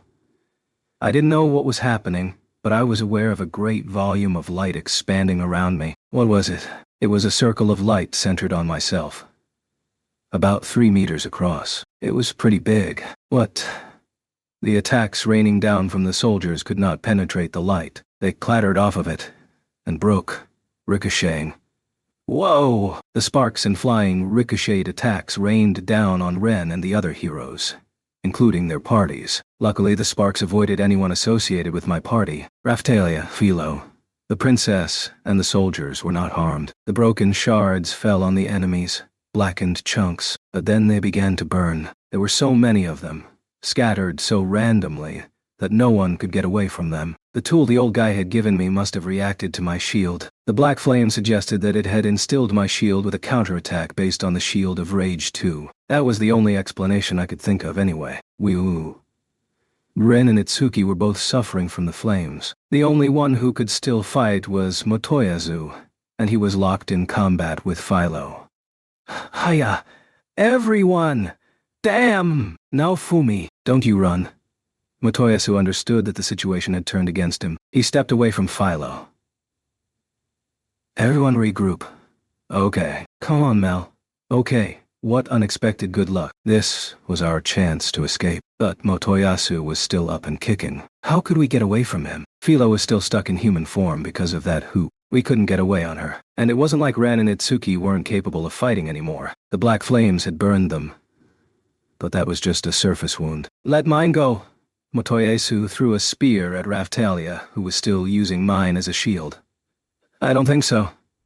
Mr. No, Fumi. I was in front of Motoyasu in a flash, but just before Raphtalia could swing back and maneuver behind me, she lost her grip on the bitch. Motoyasu's gaze immediately went to the bitch. She'd been our major advantage, and now we'd lost that. I reached out to see if I could grab her again. Mine. But Motoyasu had already swept her into his arms. Damn, she was out of our hands. Our situation had grown steadily worse since we ran into everyone. We couldn't fight much longer. Honestly, if we tried, we'd lose. I was thinking it over when something rolled up against my foot. A bomb. I immediately raised my shield to block the blast, but the bomb just emitted a stream of smoke with a soft hiss. The whole area filled with smoke, and we couldn't see anything. I took a single step and couldn't tell anyone apart anymore. With everyone in such close quarters, how were we supposed to tell friend from foe? This way, Zir. That voice. Shield hero. Follow the voice. Mel called out to me. Is it okay? I think so. Just in case, have Raphtalia use her illusion magic. All right. Mel was leading me along. I ran behind her. Wait, where did you go? Before we escaped, I called out to Ren. Ren, I'm sure you understand all this. After using all this force, can you really say that I'm the criminal here? I'm using wind magic. Anyone else who can use it? Help me. Wait, Itsuki. What is it? Now we should... Itsuki was about to use wind magic to clear away the smoke. It sounded like Ren was trying to stop him. Would we make it? I didn't know, but we all ran after the voice. When the smoke cleared, we'd put a lot of distance between Ren and ourselves, and just in case, Raphtalia had cast magic back there. They were still looking for us. That meant, Zir, better use this cloak too. The mystery voice spoke and threw a cloth over me. Will we make it? Quiet. Let's get moving. Quietly, Mel took Philo's hand and ran off silently. We followed after them, and so we were able to escape from the heroes. A short while later, the force field around me vanished. In the end, it was clear that we had only been able to escape because of the gifts the old guy had left us. This wouldn't be the last time, though. How would we escape next time? The heroes weren't stupid. They would learn from this and come up with a new plan. And yet, it looked like Ren was starting to suspect that things weren't as they'd seemed. I had to hold out hope for that. Anyway, it wasn't any time to dwell on things. We needed to focus on running. Chapter 20. Shadow. Zir. Oh, we've made it this far. We should be safe for now? I flung off the cloak and got a look at the owner of the mystery voice, and it was one of the villagers from the neighboring kingdom that we'd spoken to at the border. It was one of the people that hadn't spoken. I felt like it couldn't be the same person. Remember how we talked about the doppelganger that had dressed as my mother? Yeah. This is that person. This is our first meeting, Zir. Have you recognized me because of Princess Melty's explanation? I hope so, Zir. Otherwise I have failed as a shadow. I think you're saying that wrong. It is a command of the princess, so I have no choice, Zir. Let's end the inside jokes already. Speak up. Why did you save us? Who are you? What do you want? I am a member of Melromark's secret service. I am a shadow. That is why I helped you. Also, I have no name of my own. If you must call me something, Zir, please call me Shadow. Shadow? Was he trying to look cool? I remembered meeting one of them before. It was back in Ryut when I'd raced Motoyasu. There must have been some difference between the way I thought, having come from another world, and the way natives of this world thought. If I started to number them all, the list would be huge. So I just put that out of mind for the time being. Why did you save us? That was what I wanted to know the most. I could think of a few reasons, but none of them stood out as most likely. I cannot answer that, Zir. How secretive. If I must explain, I can say that it is my job to protect Princess Melty. That doesn't explain much. If that had been the reason, he would have jumped in to help when Melty started fighting. I knew that the shield hero would protect her then. That is why I didn't appear. That battle was looking quite dangerous near the end, but we were able to escape safely. I believe this is because the other heroes harbored doubts about their own missions. So basically he knew what was going on, and just watched as it all happened. He must have been very capable. Furthermore, I have arrived so that I might deliver news of the Queen's whereabouts to the princess and to the shield hero. Shadow showed us a map, and he pointed to a country in the southwest corner. It was in the exact opposite direction of Siltveld. The Queen is presently in this country. It is in the opposite direction of the demi-human country where you wish to find sanctuary. It is very far, and therefore your preparations are not enough to get you there. You will need protection. Well, I had started to suspect it, but now it was clear that everyone had guessed where we were going. The only reason I could think of was that the demi-humans believed in the shield hero, the opposite of the church in Melromar. Had I managed to escape and get sanctuary there, it would have been very bad for the church and the trash. Naturally, I would have loved to piss them off by getting into the demi-human kingdom, but considering the heavy patrol of the border, that option was now essentially impossible. It would take Philo 2 weeks to get there, and if the other heroes cut us off and got there first, then we would never get through. Not to mention that they had even anticipated Philo and her power. They even made a special loop to keep her out of the fight. Still, even if it required a long detour, I still wanted to go. The motives for your current troubles are deep-rooted. If it is possible, I'd like the other heroes to assist us. What's that supposed to mean? The Church of the Three Heroes is clearly weakened by all that you've been doing, Zir. That is why they are going to such lengths. Weakened? They sure don't seem weakened to me. Just wait to see what happens when the public finds out about the plan to kill Princess Melty. It was true that we'd managed to get as far as we had because many people had stepped forward to help us. Did it mean that the populace was losing faith in the church's teachings? See? Father wasn't behind this. This shadow might be lying to us. Don't just believe whatever he says. I had to warn her, but I was still interested in hearing whatever he could tell us. Let's just say that I believe you for the moment. That would explain why they are trying to force this ridiculous brainwashing story on everyone. What could I have done to bother them? Selling medicine. helping villagers here and there. Could that really be it? Ironically, the biggest problem for them might be that I was cleaning up the messes the other heroes had left behind. If they had a faith built on worshipping all the heroes besides the shield, then my actions actually might cause them trouble. It would shake the people's faith. If they could convince everyone that I'd pulled all this off through manipulation and brainwashing, then they could restore people's faith in their teachings. On the other hand, if I was able to prove my innocence, that would strike a fatal blow to their good reputation among the people. What will you do, Zir? Do you want to continue on to Siltvelt and gain sanctuary there? Well, I couldn't just hand the responsibility over to somewhere else and live out my days in peace. If Siltvelt and Melromark went to war, it wouldn't save me either. The next wave would come, and I'd just end up teleported into the midst of my enemies again. That wouldn't be good at all. And think about it. These were the people that had put me in this position in the first place. The bitch was probably working for the church. According to the young princess, the trash wasn't though. That meant that I probably shouldn't just run for sanctuary, ask for help, and launch a counterattack. It would make more sense to use the people that had already proven they believed in me. If everything went well, we'd save a few days too. And yet, let's say I meet with the queen. What's in it for you? We might end up destroying the church. I cannot tell you that, Seer.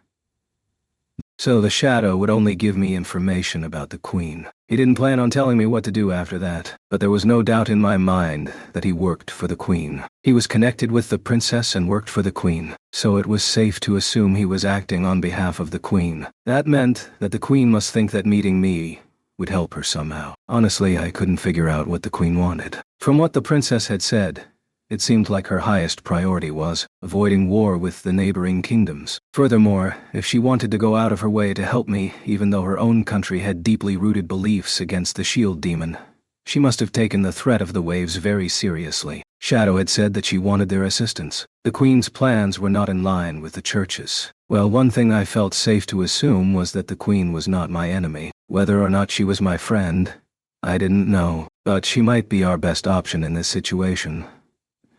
Just once. What do you mean, Zir? You saved us back there, so I'll believe you. Just this once. We just need to meet with the queen? If she could put an end to this whole debacle, I'd have to trust her. I really don't like the idea of being led around, but it's probably our best option here. If you betray us, I understand. Very well. I bid you farewell. After all, we don't know when the church's shadows will arrive. The church has them too? We are not a monolithic organization, so please be careful. How can I do that? Shield Hero, you are full of doubts. They will save you. Say you meet someone who speaks as I do.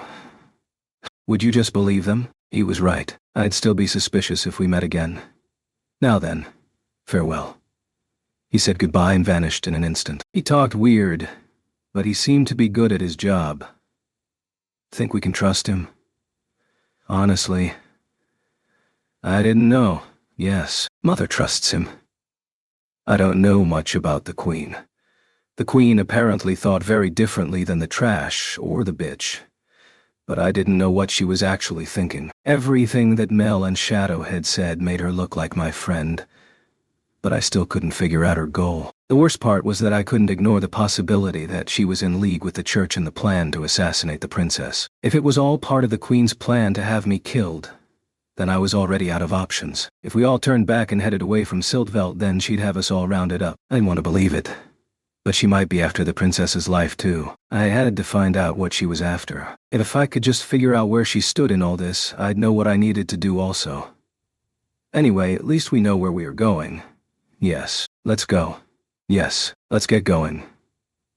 Philo, at the very least, we knew what to do now. That put us one step ahead of where we'd been when we were trying to figure out how to cross the border. We turned to the southwest and started walking. Yeah, but I'm kinda tired.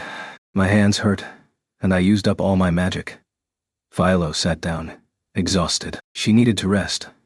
She's right. And besides, we left our carriage and all our things back there. We didn't have a choice. All we had left was our money, a little bit of goods, and a knife I could use for cooking. But we'd even lost Raphtalia's equipment. Even worse, Philo was stuck in human form. How were we supposed to get rid of that hoop? Raphtalia, can you think of a way to get that hoop off? I can try. Raftalia wrapped her fingers around the hoop and tried to pry it off, but it didn't show any signs of budging. It's pretty tough. I was getting worried. I couldn't let that show on my face. I'll try too. The princess stepped forward. I wonder if magic would work? I remembered that my own world had something called a water cutter. It was a machine that used water pressure to cut through things. I was thinking about it, trying to remember how it worked. Mel was fidgeting with the hoop. Can't do it. It's too tough. I think we'd need an alchemist or an item maker to take it off. No! Philo made a grumpy face. That was fair. She probably hated being stuck in human form. She couldn't use all her powers that way. An item maker? Yes, I think it might be sealed with magic. In which case, no key would take it off. An item maker. Raftalia looked over at me. What did she want? I guess I could do a little basic item work. Mr. Naofumi, you're good with handicrafts. Would you mind trying? I can do a little, but I don't know how to unlock things. I had a little wire for working with items. I could try. Turning the hoop in my hands, I found a small hole that looked like it might be a lock. I stuck the wire into it. If I managed to unlock it, I wonder if it would open up some handicraft skill? I decided to try to focus my magic power on it. Huh? Something was responding to the magic. The item dealer we'd traveled with had taught me a trick about using both at the same time. I flicked the wire back and forth. It seemed to be locked with a sophisticated mechanism, though I felt like I could break it with force. Or if I just broke it, I might not be able to ever get it off. But if I could lower the quality of it, I might be able to render its inhibiting effect on Philo null. I went ahead and applied magic to the wire, and then rattled the wire inside. The hoop. Y. There was a loud click, and the hoop began to degrade. It was like an anime, in which they used electric stun guns to break an electric lock. Ah!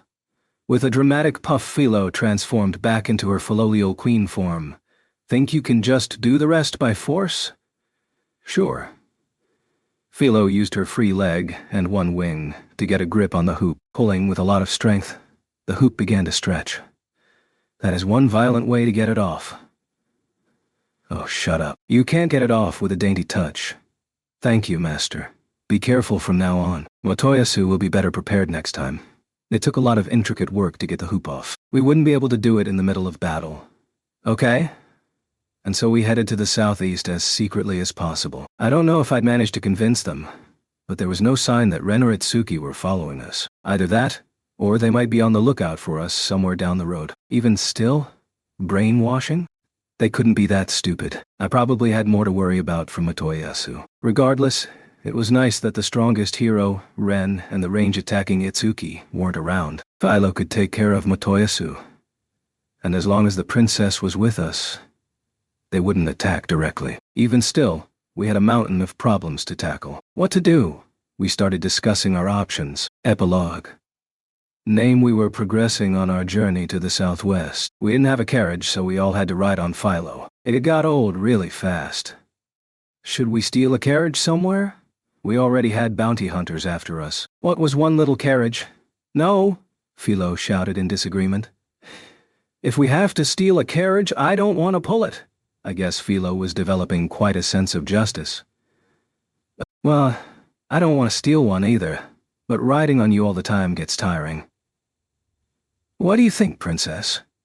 The princess looked perplexed by my question. What was bothering her? It might be a little dangerous, but it might be best to send Raftalia to a nearby village to buy one. That was probably a good idea. Or should we have asked Shadow for help? The sun is getting low in the sky. Let's stop for a rest, shall we? Yeah. Oh, I'd agreed with her idea, but the princess was still looking at me with a scowl. What was wrong with her? Philo's stomach was audibly rumbling. I'm hungry. You eat so much, Philo. Mel poked Philo with her index finger. I'm glad they were friends and all, but they were starting to act like a stupid couple. It was annoying. I finished making the campfire and moved on to dinner. Here you go, Princess. I finished making dinner and was handing a plate of it to the princess, but she was still scowling at me. What was wrong with her? Mel, aren't you going to eat too? Yes, but... She stole a glance at me, then flicked her gaze away. She was worried about something. But what? What's wrong? It's nothing. When Raftalia asked her what was wrong, She reached out and snatched the plate of dinner I'd been offering. What's wrong with you, Mel? Mel was acting strange enough that even Philo was concerned now. You know I don't have brainwashing powers, right? I know that. She quickly turned and looked away, though honestly she wasn't acting so weird. All things considered, she was playing with Philo, and smiling and talking with Raphtalia. She was only acting upset with me. She ignored me. I had no idea what the problem was. Don't say that. Huh? What is it, Princess? She was shaking and she had muttered something. What did I say? Don't call me Princess anymore, she shouted. Her eyes were filled with tears. Why are you so upset? I have a name, you know. It's Melty. What? Why are you stating the obvious? I'm upset, Shield Hero, that you won't call me by my name. You used to call me Mel. The princess must just be venting the stress from our long journey. She was, scratching her head and acting hysterical. Philo and Raphtalia were watching the princess freak out. They were clearly just as surprised as I was. I'll tell you again, I have a name. It's Melty, but the Shield Hero keeps calling me the younger princess. That's my title, not my name. What? You wanted me to call you by your name? That's not why I'm upset. Why do you treat me differently than everyone else does? Treat you differently? It's not like you've been part of my party for very long. But I'm sharing in your successes and trials, aren't I? Don't call me by my title. And yet, you call me the Shield Hero. The princess seemed to understand. Shield Hero isn't my name after all. Fine. I'm going to call you Naofumi then. I'll call you Naofumi. So I expect you to call me Melty. Oh man. See, say it, Naofumi. Call me Melty. I didn't like the idea of acting all familiar. She was very polite with Raphtalia. But we have to act like we are really close. All of a sudden, still I didn't want her calling me Mr. or anything. That would remind me of my time with the bitch. She used to call me Mr. Shield Hero. If I tried to disagree now, she was sure to cause more trouble. And besides, she had helped us protect Philo in the last fight. As far as I knew, she hadn't lied to us either. And she had tried to reconcile the trash with me, at least until the knights jumped in and messed it all up. Thinking back even further, she'd saved us way back when Motoyasu had caused a scene in the middle of town. She hadn't lied. And apparently she hadn't been trying to steal Philo from us either. I had my doubts about believing anyone from this world. But if I was going to believe anyone, I guess I could believe in her. Philo was naive and innocent, but she was a good judge of character. If Philo believed in her, I guess I could try believing in her too. Okay. Fine. Melty. Is that better? Yeah. You better stick to it? Okay. So she was going to freak out any time I called her princess? That could get annoying really fast. That was surprising. Sure, Philo was crazy and loud, but she wasn't hysterical. She only went nuts in a childish kind of way. Mel and Philo were similar in that way, probably because they were around the same age. Oh, Princess Melty, I didn't know that you were so upset. Raphtalia, please stop calling me princess. Very well, Ms. Melty. That's better. I wonder how Raphtalia felt about that. She had started calling me by my name back when we fought the two-headed dog. I guess when we used our names, it was kind of proof that we'd grown close. Raphtalia, I'm glad you aren't so picky. She was only a real handful in the beginning, but she had eventually come around. Unlike Philo, she fought traditionally, with a sword. Since I was the shield, we were really compatible. When we were selling things, she could run the shop. When we were on the run, she wore a disguise. She was always a big help. Is that a compliment? Sure. And I guess you're being serious, she huffed. What's wrong, Master? Philo now. I didn't like the idea of Philo calling me by my name. Philo, don't use my name. Why? Philo is the odd one out. But why? Why? How come I'm the only one that can't use your name? Go ahead and try. Naofumi. I didn't even get a mister. And she overpronounced every syllable. It didn't feel right. Yeah, I don't think so. And can't I get an honorific? Nanny, boo-boo. Okay, Philo, relax. Melty's right. Philo, you just call me Master. You could call that being left out, but on the flip side, it makes you special. Boo, fine. I raised you, So how about Papa? Dad? Father? I don't like that. Why? Fair enough, I didn't like the idea of such a big thing calling me Papa anyway. I'd rather call you Master than Father, right? Okay, then stick with that. I wonder if she had some kind of motivation for preferring one word to another. Whatever. Naofumi. What? Epilogue. As a shield, Melty turned to me. Say my name again, huh? Why, Melty? She closed her eyes and listened closely when I said her name. It's nothing. Weirdo. I was positively surrounded by crazy people. Even if she had thrown a fit, I decided to just chalk it up to a mood. What do you say we get to sleep early and get a fresh start tomorrow? These last few days, really ever since we met Melty at the diseased village, it's all been so busy. So much had happened. We almost died a few times. Lots of bad things had happened. But if our current travels were successful, then it would all be worth it. Plus I had another party member who believed in me. Honestly, I was glad. I was still shocked that I'd been able to trust the bitch's sister, though. If we trusted each other, we could prove my innocence. At the end of my journey, I felt like there was a little spark of hope. As for tonight, I would sleep soundly. I had to. I had friends that were relying on me. Extra chapter. Before I met my best friend, my name is Melty Melromark. I'm the second princess of Melromark, and I am first in line of succession. In order to see more of the world, I've been traveling with my mother. My mother's job is to travel around the world meeting with people to make sure that Melromark never has to go to war. I'm supposed to learn how to do that job. So that is why I have been traveling with her. One day I was really excited because my mother was going to teach me something new about her job. A letter had arrived from my father, and when my mother opened it, I had a pretty good idea of what kind of job she was going to give me. To be honest, I don't hate my father at all. But I think he is kind of gross. I'd heard all sorts of legends about what a strong warrior he had been. But I grew up watching him fawn over my older sister. He gave her whatever she wanted.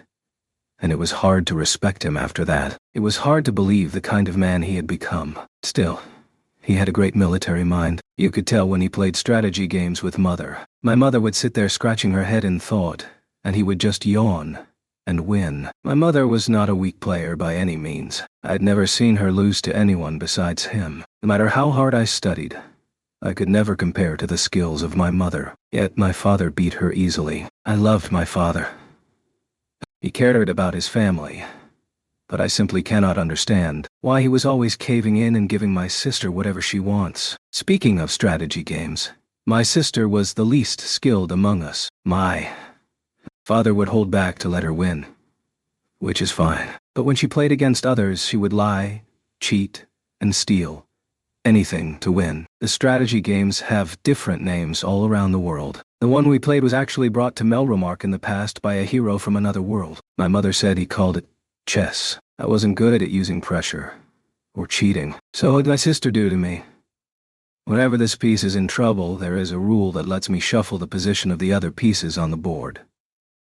Then she reached out and moved all the pieces into more advantageous positions. Even after that, I won. She flipped the board over in anger. It's a special move. All the piece affiliations switch, and the same special move makes it my turn. I even let her do that. But then when it was my turn, and I reached for a piece, this one can jump all the other pieces and go straight for the king, she said, slamming down a random piece where my king was. Okay. Then it's my turn to use that special move. Did she think that I wasn't going to follow her own rules?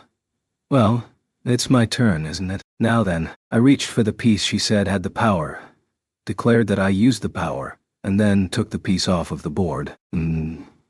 She was glaring at me with burning hatred. Did she think I was going to ignore the rules she made up? I'm the only one who can do that. I'm putting the piece back. Then this game is not fair. If you want to play that way, play with father. I stood up and left, and she picked up the board and threw it across the room. What was she thinking? The idea of the country falling into her hands was enough to make anyone nervous. Okay, back to my story. About 2 months ago, our world was visited by a strange phenomenon called the Waves of Destruction. The first time it happened, I was out traveling with my mother. Before we could go home, we were first supposed to attend an international conference about the waves. We were on our way to a country called Fabry for the conference. We were supposed to attend a panel about defending the country. Our ability to summon the heroes gave us authority. and that was very useful in a diplomatic setting. So we discussed the ceremony for summoning the heroes. In order to see how the ceremony was performed in different places, representatives of each country were to gather together and watch. The first summoning was to occur in Fabri, but it ended in failure. The heroes never arrived. Mother, why don't they hold the conference after the heroes have arrived?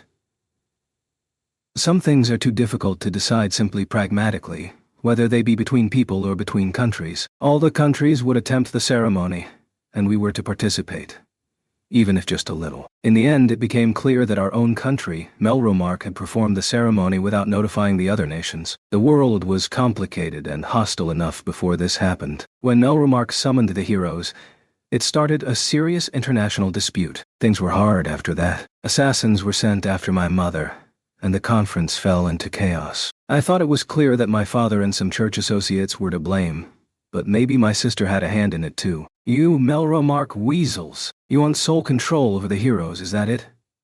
Someone was thrusting an accusatory finger at my mother. She did not retreat, but covered her mouth with a folding fan. I was shocked when she calmly responded, "Would you like me to say that we aim to take over the world? What was that? Perhaps you mean to declare war against my country, which processes all of the 4 holy warriors. Think carefully about that." I knew her well enough to know that she was actually very troubled. Soon, she fell sick. She had a fever, and it was difficult for her to swallow, but she hid her discomfort. She participated in the meetings and said that we summoned the heroes for our own protection. My mother had willpower like no other. I respect her very much. However, depending on the conditions you propose, we are not opposed to sharing the heroes. Depending on the conditions, naturally. We can't trust you. Is that so? The world is in a deep crisis, and you would accuse my country of only protecting itself? Are there no other countries here that wish to pull ahead of the others? The accusatory speaker swallowed his response. My mother produced a report gathered confidentially by her spies. King Fabri, what do you think?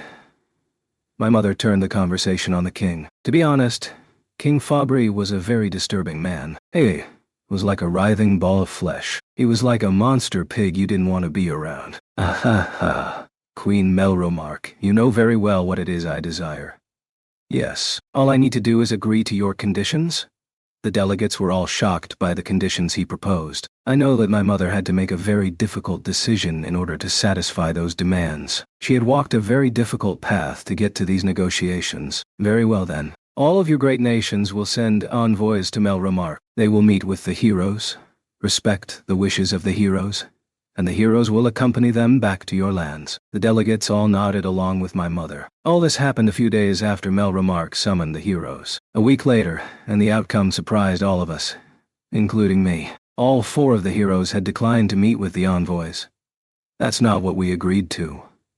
The various countries had all been making preparations for the heroes' visits. Now, they were upset and blamed my mother. Apparently the main problem was that the proposed treatment of the shield hero was too awful. In my mother's absence, it appeared that Melromark had rebuked and chastised the shield hero, and was doing all that they could to oppress him. They were going out of their way to discriminate against him. It seems that the heroes have discovered a disease within our kingdom, and they are currently making efforts to expunge it. They need a little more time. You liar! A representative of Siltvelt jumped up on his table in anger. The demi-humans of Siltvelt worshipped the shield hero. Really?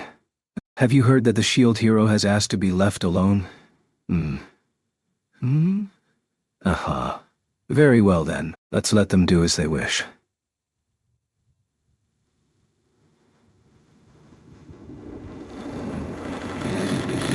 Apparently, they are still dedicating their efforts to accruing strength. King Fabri laughed and spoke in support of my mother. To the representative of Siltvelt, do you think there are no records of just how long the last shield hero spent within your borders? The Siltvelt delegate curled his fingers into a fist. The heroes must be treated with respect.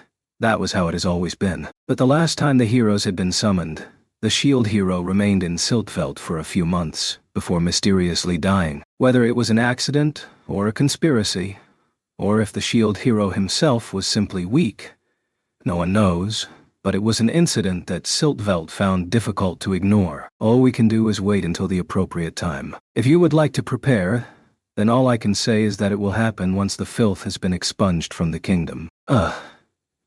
The delegates looked upset. They were glaring at us as we took our seats, and so Melromark earned the suspicion of its neighboring nations. It felt like war could break out at any moment. My mother argued passionately and justly in an attempt to stave off the coming war. 2 months passed. I don't know why the shield hero refused to meet with the envoys when the conditions had been so favorable, especially considering how poorly he was being treated in Melromark. When my mother heard of his refusal, she looked very concerned. "Melty, I have a job for you." "Okay, what is it?" "I would like you to, very secretly now, sneak back into Melromark and convince Altcray to stop this unfair treatment of the shield hero." I'd heard a little about what was happening back home. I'd heard that father and sister were conspiring against the shield hero, that they had many plans to keep him handicapped. The number of things they'd prevented him from doing was nearly uncountable. Mother had already sent a number of soldiers to speak with my father, but they had all been ignored. My father listened to me and respected my opinion, and therefore she wanted to send me to reason with him. At night, my mother found a few painted portraits of my father and burned them with magic. If things continued this way, with my father acting crazy back home, their relationship could not bear the strain. My mother would run out of patience. I couldn't let that happen. "Leave it to me." I stood up straight and announced that I would see to it. "Thank you, Melty." "Yes, Mother." And so I boarded a carriage bound for Melromark. We stopped to rest often. We needed to let the Felolials rest, and it gave me a chance to send reports to Mother. Now I will deliver this report. It will only take me a little while, but while I am gone, you must not move, Princess Melty. Understood. A shadow had been provided for my protection. The shadow was from the Secret Service, and they were entrusted with classified jobs like protection. Normally a group of them takes turns being on watch, but there was so much happening these days that only one of them was available, so I was left to my own devices while the shadow delivered my reports. Sigh. It wasn't that I didn't like traveling by carriage, but it did get a little boring. I didn't have anything to do while he was gone. I caught myself yawning. I was bored and looking out the window when I spotted an interesting creature. "Ah! Wei, what's wrong?" I startled my attendant when I shouted. I jumped out of the carriage and walked off into a nearby field, parting the grass as I went. Gah, gah! There were wild Felolials there, pulling an empty carriage. Felolials are large bird-like monsters that pull carriages. They were famous for pulling the heroes' carriages, and were revered as holy creatures here and there. They could still be found living in the wild like this. I'd heard all the legends about the heroes from my mother, but I'd always been drawn to the Felolial characters. I loved them. Apparently all Felolials shared the desire to pull carriages. I don't really understand it all, but apparently they feel anxious without something heavy to pull. Over the course of my carriage trip back to Melromark, I started to really enjoy playing with Felolials. That was when I realized that I really loved these creatures. What kind is that one? I've never seen that kind before. I was hiding in the grass and looking at a strange Felolial. Its wings were blue like the sky. At a glance you could tell it was a Felolial, but I'd never seen one colored that way. The wings looked different too, and the body shape was strange. The most obvious difference was a single feather that stood out from the top of its head, like a crown. Could I make friends with it? It must have been a very rare type. I want to ride on the back of a rare Felolial. Wild Felolials were quite timid around humans, but they were also very hungry things, and you could win them over with some jerky or grass. That's why I had taken to carrying some jerky around in my pocket. I pulled some from my pocket, and the Felolial stepped out of the grove. "Gah?" The Felolial noticed. I didn't want to scare it off, so I held the jerky out in front of me and slowly inched forward. "Come on, Felolial." The bird was obviously still cautious, but it started to come over in my direction. I could tell it was sniffing the air for the jerky. But, gah, no. The Felolial ran off through the grass. Wait. I really wanted to be friends with such a rare creature. I also knew that there were kinds of Felolials that would only respect you if you ran after them, because Felolials love to run. I ran back to the carriage and quickly told my attendant what to do. "Follow that Felolial. But. Please." The attendant hesitated for a moment, then nodded and gripped the reins. Our carriage was also pulled by a Felolial. Gah! With a lurch, we were running after the strange blue Felolial. "Wait." We were still chasing after the blue Philolial. The road had grown steeper in the forest, though, and was beginning to wind deeper into the mountains. Wait, please wait. The blue Philolial was running its heart out. It looked like it was having fun. It was so fast. Our own Philolial was tiring out. Stop. Huh? Okay. Gah. I climbed down and let our Philolial drink water, and then I cast a water spell on her to cool her off. Are you okay? Gah. I had pushed her too hard. I probably should have given up the chase. I was thinking on that while I watched the blue Philolial run away, but then it stopped and looked back at us, as if it wanted us to chase it. I don't know if it was a game, but it looked like it was having fun. You want to keep going? Yeah. She seemed chipper and eager. Then let's go. I got back into the carriage, and the chase was back on. The blue Philolial was running and seemed to be enjoying itself. It was hard to keep up. It was amazing that such a rare bird would be so fast too. Oh no. I remembered something I'd forgotten. We were running down switchbacks now. Each curve led to a steeper dip ahead. The blue Philolial was running near the bottom of the mountain, but she was heading for a place humans should avoid. It was populated with dangerous monsters and dragons. Philolials and dragons never got along, and the blue Philolial was running right for the dragon's land. It was so focused on the chase that it must not have realized. We have to stop it. It was kind of cheating, but I jumped down from the carriage, went over the cliff face of the switchback, and jumped down towards the Philolial below. It was dangerous, but I could use magic to keep myself safe. Ms. Melty. I heard the attendant call after me, but it was too late. I fell straight down onto the blue Philolial. Gah! I'm sorry, but you are about to run into dragon territory. Gah! The Philolial was agitatedly flapping its wings, but I was too late. Gruahar. A dragon was descending on us from above. It was much bigger than my carriage had been. The forest was filled with the dragon's roar and the Philolial's cries. The Philolial was preparing to defend itself. Dragons are large, vicious monsters covered in hard scales. They could fly, and it was hard to hurt them with a sword. They had long claws and fangs. They could also use magic. But it was different than the magic humans used. One of those very powerful dragons was now right there before us. What should I do? I didn't want the Philolial to end up hurt. I stepped forward. I'll fight you.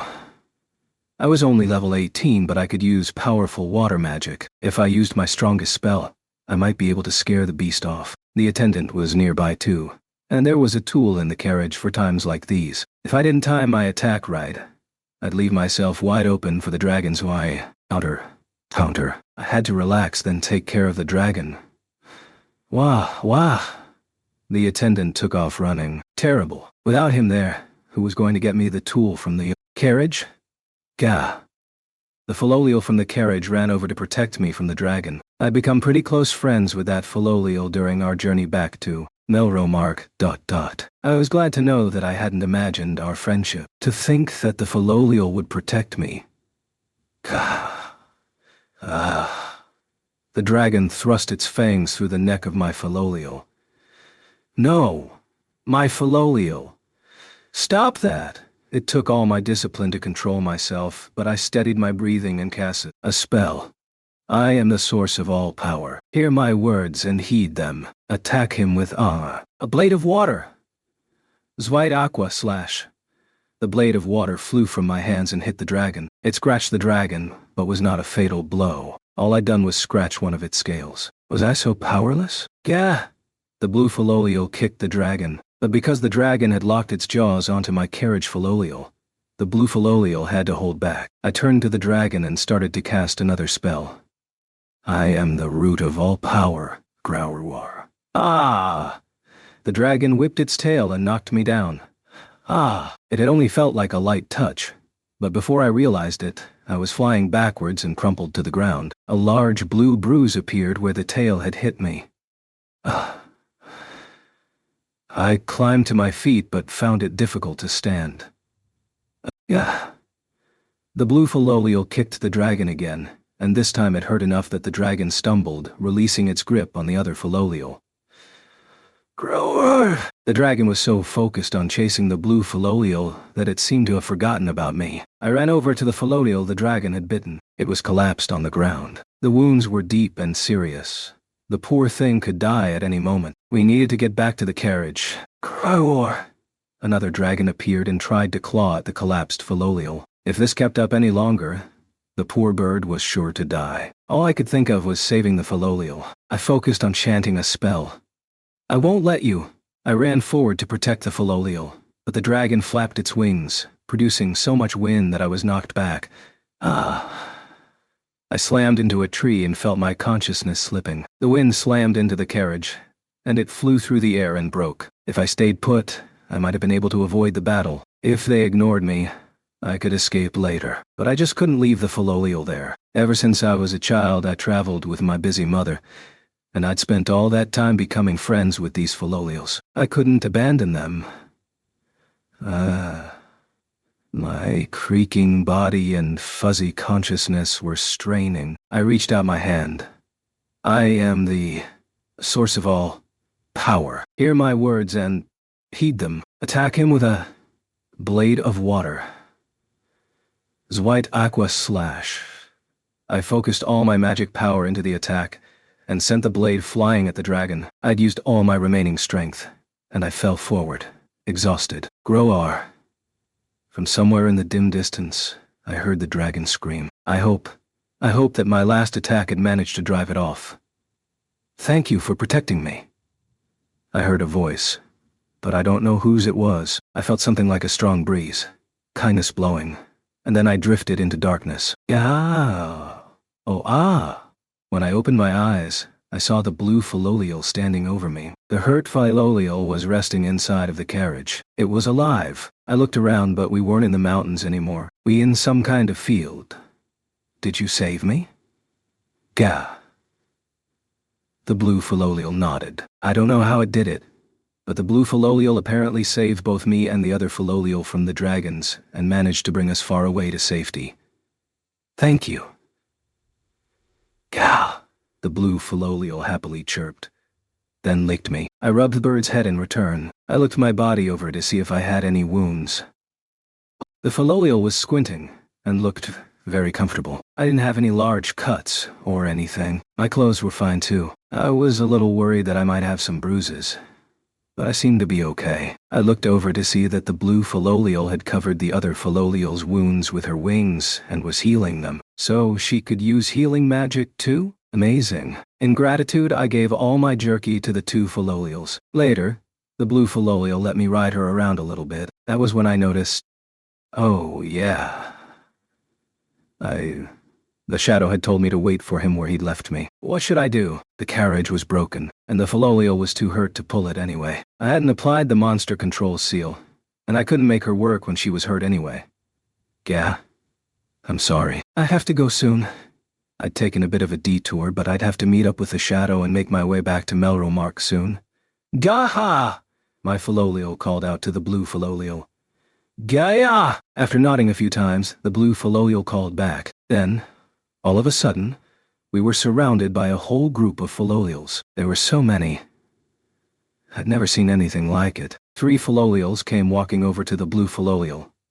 It looked like they were all listening to her, and I know I wasn't just imagining it. She was like their mother, and clearly the leader of the group. Gah! Gah! The blue Philolial raised a wing and motioned for me to approach the other 3 Philolials. I climbed down from the blue Philolial and walked toward the others. When I approached, all 3 of them knelt to the ground in what I assumed was a signal to climb up. You'll take me there? Gah! All 3 nodded. Gah! The blue Philolial was waving its wings at me. Thank you! I yelled my gratitude, and the 3 Philolials took off running. I had such a mysterious experience with the Philolials that day. I'd never forget it for as long as I lived. The 3 Philolials found the road I'd been on originally, and then brought me across the border into Melromark. On the way we got tired and took a rest. I'm pretty sure we were near a village in the east of Melromark. Gah! Someone was approaching us, and the 3 Philolials were squawking in surprise. Then, as if they suddenly noticed something, they all ran off. I guess that was the end of our friendship. This wasn't a very convenient place to be dropped off, but I guess I wasn't so far from Melromart. I could just get a carriage or something. That bird looks delicious. Every time I pass one, I can't get over how good they look. You're one of those birds. I heard people talking. If you chase them, you can still get them, master.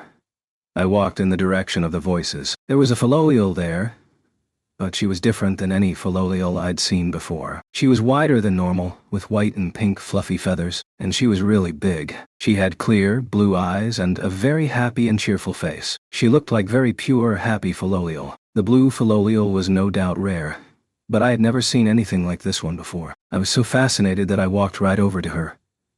Wow? Are you a Faloleal? You mean me? You can talk. To meet a Faloleal that could talk like person, it was like a dream. This is all the mysterious stuff that happened before me and Philo met. After we met, it took a little while to become best friends. In that time, all sorts of things happened, but that's a story for another day.